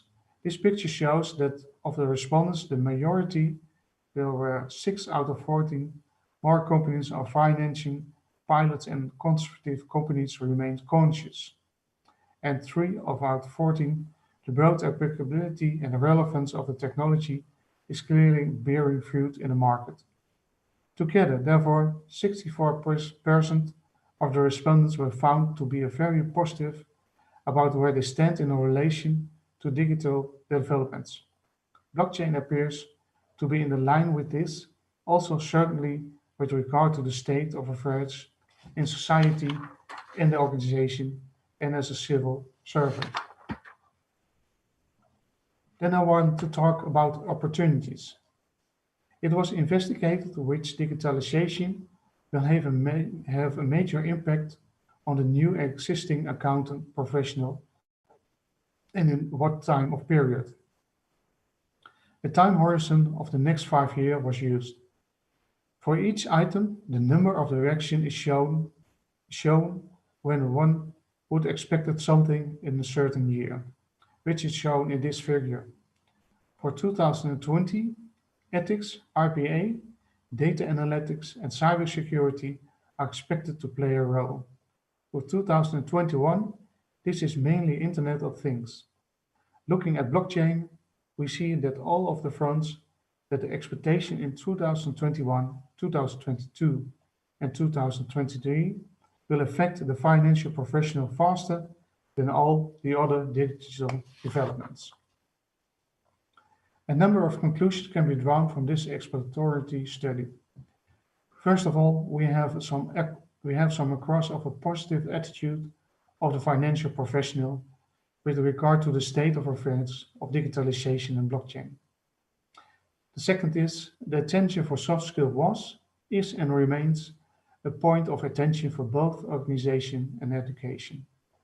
And the third number of conclusion is the working environment is slowing down the evolution towards digitalization and blockchain. Then last but not least, I want to show you some things. This is the first book about the blockchain basics. This is the Dutch version. We have also an English version. And if you want to have it, give me an email and I will send it to you. Then we have wrote several scientific books about blockchain technology and application. It's from the NOVA at New York, USA. And we're now working on blockchain technology and application 3. It will appear in the summer of 2022. Also nice to know is that we have a massive open online course at the Saxon University of Appliance. We call it a MOOC, and it's about Bitcoin and how you can use Bitcoin. And if you want to do the course, you find the link beneath this sheet, and the course is for free. And that's the last sheet, and I want to thank you for your attention. I'm very pleased that I can make this presentation. Thank you very much. Спасибо большое, профессор Велгар, правильно, да? Thank you very much, Professor. I would like to introduce myself. Да, конечно. Yes. Да. My name is Abramov. I'm head of the banking department in the Finance University. For this reason, your presentation is very interesting because part of the presentation which we had before, these were presentations where we discussed digitalization of our economy, and we also talked about what will happen with banking in the digital environment and with digital currencies and with our project Digital Ruble. I think that the Bank of Netherlands is also looking at this issue, the issue of digital currency under the central bank. I just believe,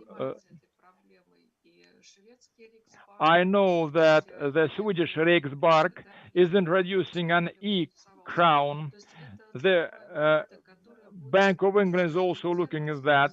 That is digital currency that will be issued based on blockchain technology. As applied to Russia, you've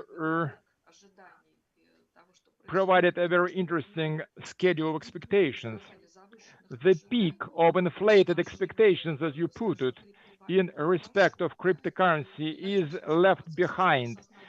And now we understand how we're going to use it. Tell me, please, since we have some studies regarding blockchain and smart contracts, and in particular monetary theories. Yeah. Tell me, all the world is looking into that. My question is, since you largely focused on the accounting profession, is not this accounting profession dying out or near extinction? For example, our Ministry of Education made a list of professions which are close to extinction. And one of these professions on the list, that is the opinion of the Ministry of Education. They classified under this profession financial analyst, because the software dealing with big data can perform financial analysis without any analyst. And the second profession is accountant. What is your opinion to the statement that accountancy is a dying profession? I think it's not a dying profession, but it would become another profession. It's on a higher level of participating. And I wrote an article. I can show you. I sent you before. Is this article? It's about the professional, and what I think it's going to be that the accountancy will work on another level, and we see that in the Netherlands there's a big discussion about what's the role of the accountancy.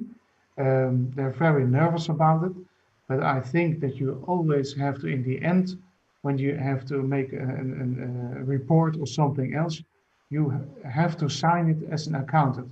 So do you have to understand what's going on in the business and what you're doing and what the Bitcoin is doing, or the Libra of the digital era of whatever.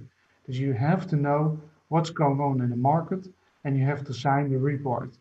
So I think that the role could be very different than it is at this time.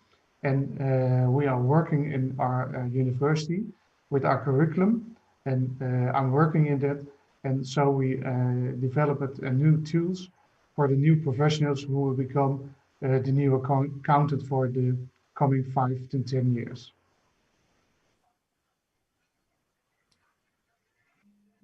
Спасибо. Thank you. In your curriculum and your training programs, do you combine digitalization with the accounting business? Are there any disciplines or subjects where you provide the basics of the accounting business and simultaneously you give the digital skills? Yeah, we are working in the curriculum, the new curriculum, and then we have the basic skills for accountancy, but also for the tax and also for advisory, those three. And then we are developing, and we are working now on it, for the whole digitalization. Just blockchain is one of the digitalization, but we also talk about decentralized finance. That's one of the topics now in the Netherlands. So we have the curriculum, and then we have the basics, and then we go on with the digitalization of the basics. And we start with a new curriculum at the summer of 2021. То есть, смотрите, профессор Эйгл, у меня тогда такой вопрос. Вот долгое время нашли как бы дискуссии, вот что дать, ну, предположим, инженеру экономические знания или научить экономиста, ну, инженерной профессии. What is better, вот сейчас to это give все, economic knowledge to engineer or to give engineering knowledge to an economist? Now the discussion goes to a new level.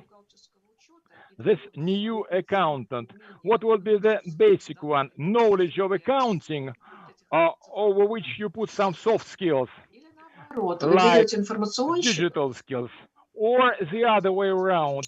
You take an IT specialist and tell them, and now you should learn the accounting rules. What is your opinion? Yeah, I understand your question. It's a very interesting question. I think what my opinion is to you, you have to a financial professional, but he needs to know something about blockchain digitalization, but he doesn't have to be an expert in blockchain or digitalization. But it's nice to know that he knows what's going on. And I also wrote it down in my article what I sent to you, that the soft skills of the new accountant, if you may say that this way, would be very interesting, and he needs to develop the soft skills. It's one of my conclusion in the article.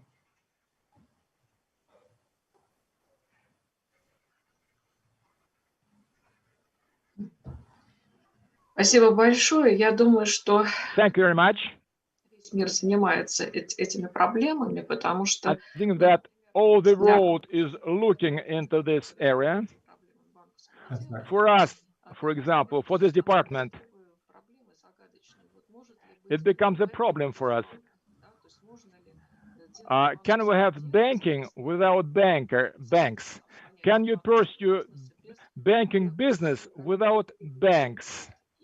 Is banking possible without banks? In particular, expansion of an ecosystem, should it be based on banks only? Yeah. Well, you look as applied towards accounting, we look at them as applied to banking. Can robots replace bank staff, bank employees? It's an interesting issue. I liked very much your research on how blockchain is perceived and other digital skills, how are perceived by professionals. At first, there is a peak.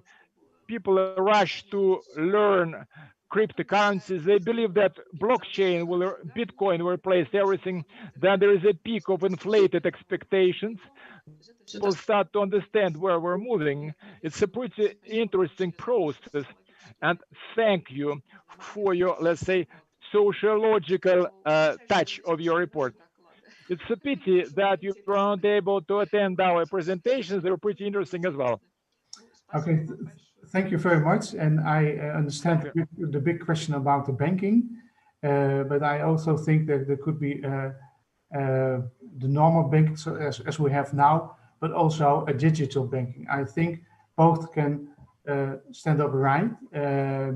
But I wrote also an article, if you like it, I could send it to you, about the Libra from Facebook, what's going on with the government about the Libra. It's very interesting, but it's not digital, it's not the normal way, it's a hybrid situation. But it's very, very interesting what's going on there. Я тоже считаю, что потребности у... I believe that people, consumers, have different needs, and there may be different options. Yeah. Some people prefer to work online, and some like to see a bank employee to consult him. Some people like to do remote transactions. If, for example, you are not ill, you are not sick. No. It's just normal. No. I'm okay. Нет, у меня... Вот, есть разные совершенно и потребности. There are different needs, and in the Netherlands, probably it's nice to visit a bank, to talk to a bank employee. Moreover, before pandemic, we visited your country. Nice atmosphere, nice communications, nice talk. Yes, I agree with you. There may be different types of banks to cater for different needs. Thank you for your participation, for your presentation. You're welcome. Thank you very much. There is enough. If possible, Professor, thank you for an interesting presentation. My question is, it will be of a more applied nature. Could you tell a few words about the design of the surveys or polls that you performed and the characteristic of your respondents? That's number one. And secondly, how you explain to respondents such, let's say, thing, what is a blockchain? I suspect that not all of your respondents know about it. At least if you look at Russia, it's certainly that not all respondents will know about blockchain.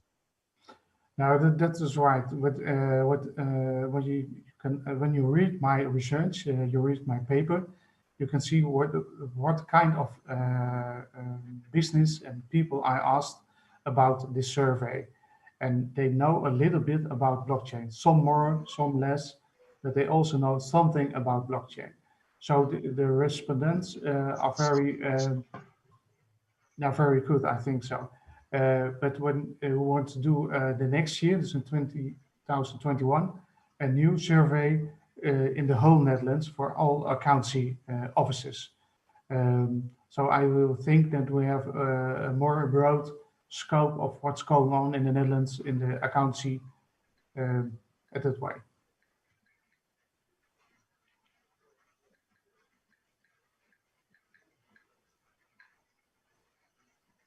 Хорошо, спасибо. Thank you. You're welcome. А вообще, извините, да, еще дополнительный вопрос. Then another question. What is your opinion of the level of the digital financial literacy of the public at large in your country? My opinion, it's high, but it's not high at the level of the government. The government doesn't know how they want to do the government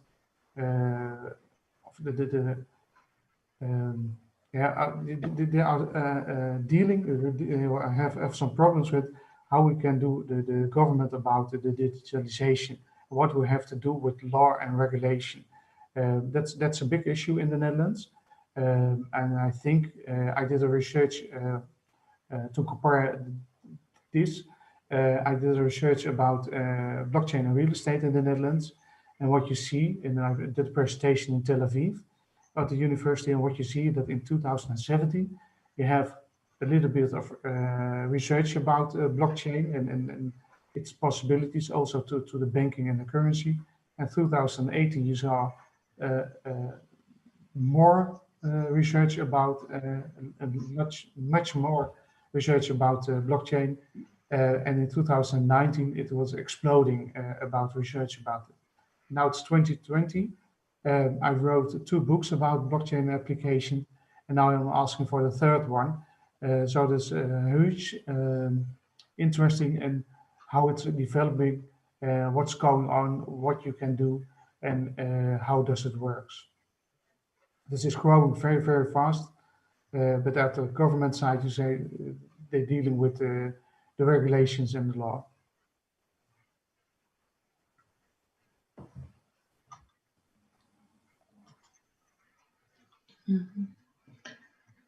Спасибо большое. Если участников... Thank you very much. Any more questions from our side? If possible, yes. First of all, thank you for your presentation. My question is, in Russia, also from the side of the government, there is a very cautious attitude towards cryptocurrencies and to the blockchain process. How the government in your country looks at the situation, whether they are facilitating the process, has a positive impact, or they put barriers in the way of blockchain? They look positive about this developments about currency. But when you look at Germany, for example, they have a vision about this. The Netherlands don't have a vision about it, but Germany have a vision about how they look at the development of currency. And the Europe is also having a special, I don't know the name at this moment, but they have a special force about the blockchain and currency developments. But it's in a, yeah, that's what the situation is. And when you look at Indonesia, for example, they don't accept anything about the digital currency because they have an opinion about the government to currency, digital currency. It's very different at this moment. But the government in the Netherlands and also Europe is positive, I can say.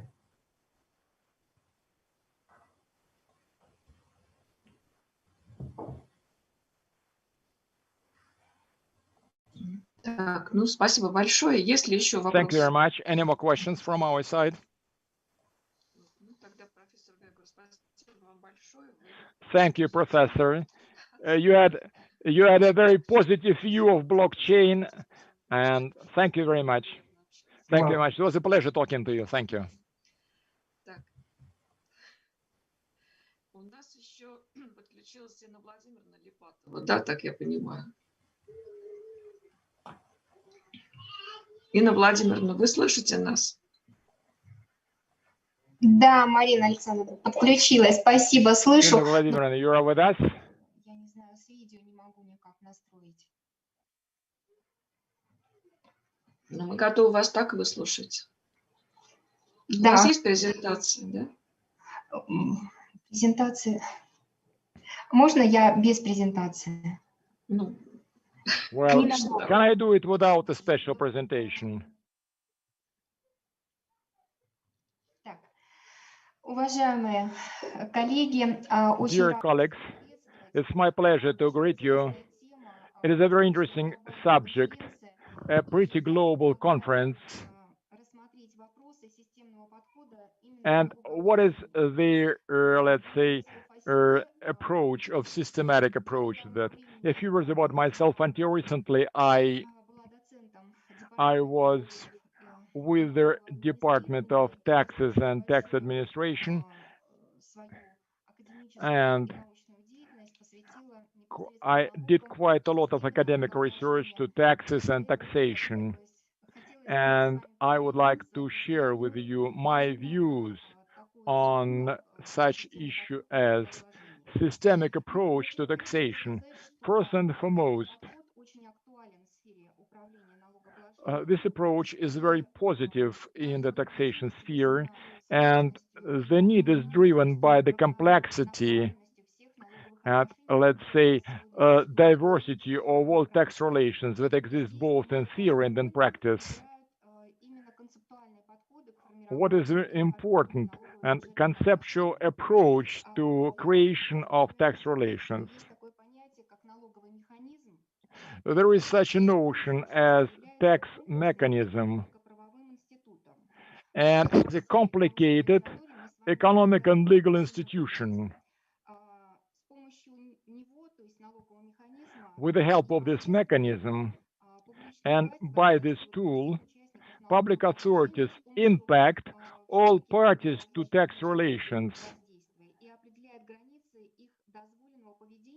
and determining the borders of their behavior in taxation and administration of taxes.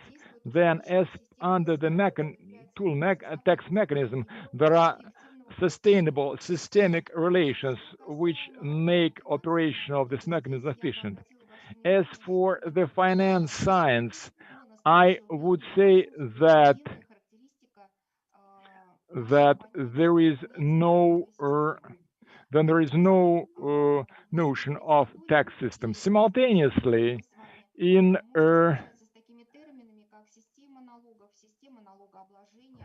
system of taxes, taxation system, and the main tax document, the main law document which regulates all issues, is all boiled down to the tax. В нем не раскрывается значение понятия, что такое налоговая система. В принципе, So principally, so there are many visions about, so in science and the theory relate to the concept of the system as itself. And if we talk about taxes, if to be very brief, so my vision is that we need all elements, including of the system. In the theory, we consider that there is a combination of taxes and premises, the forms, changes, canceling. Moreover, so the tax system, we also have so the taxes institutions which make the control and responsibility. So all these elements which I told, so they include, so, and they have a secondary character related to this combination of functions and features, so they're secondary. And the system, for example, if a tax is the main barrier of fiscal policy, it seems to me there are no any additional visions can be. So in the literature, we see that St. Petersburg school say that so the tax is a part of system. So also social reproduction, regulation function. Precisely this feature should be named emergencies. So is a availability. So the availability of peculiar parts.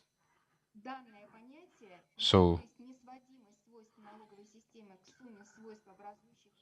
this is a principle of structuring. Say that the structuring system is coming from the elements. So I saw the question in the taxation through the systematic approach. Thank you very much. Excuse me, it was very, so the speed was very high.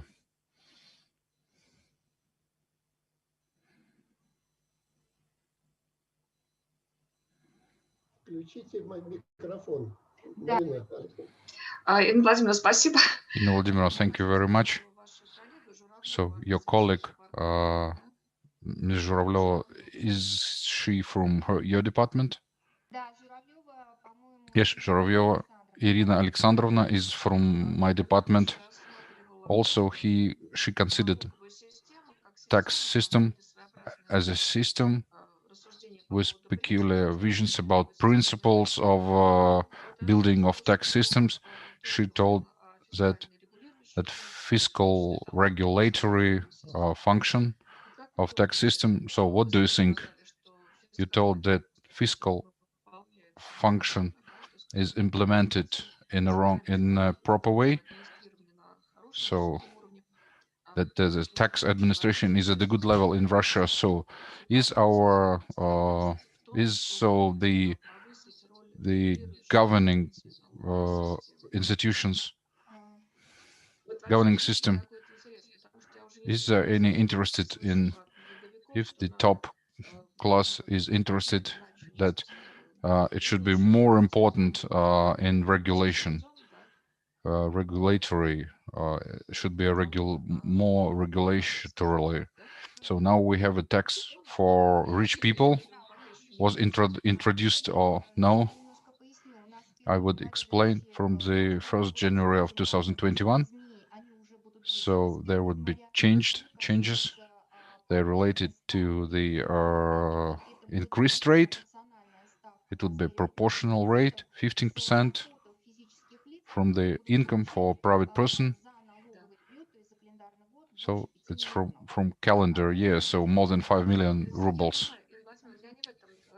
Inna Vladimirovna, this is a regulatory regulation or function. What does it mean? No, I would say that actually, principally, we can see regulation of function of taxes as an instrument of distribution through different tax rates, but it doesn't have to do for income for a private person. So we are all bearers for the indirect tax as a VAT. This is a vivid example of regulation. So we have some products with let's say decreased VAT rate, 10%, some medical goods, some very important goods, products, so social important products.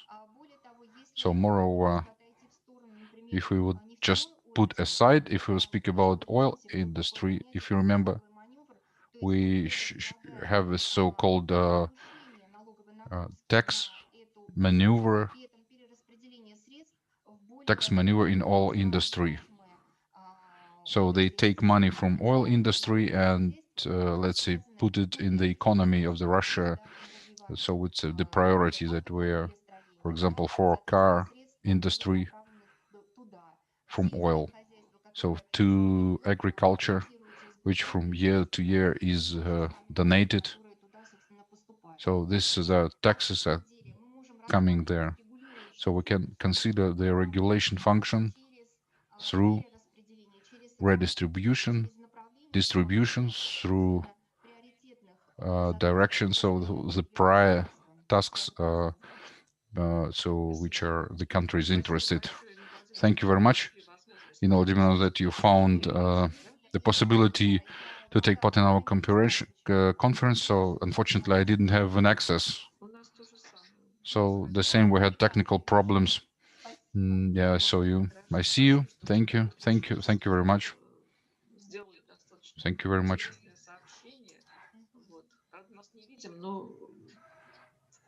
So we don't see you, but we know that you are magnificent. So, dear colleagues, from any present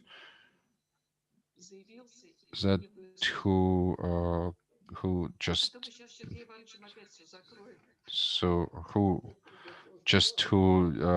have reports, because we would close or open our session. Yes, okay. We are let's say hush.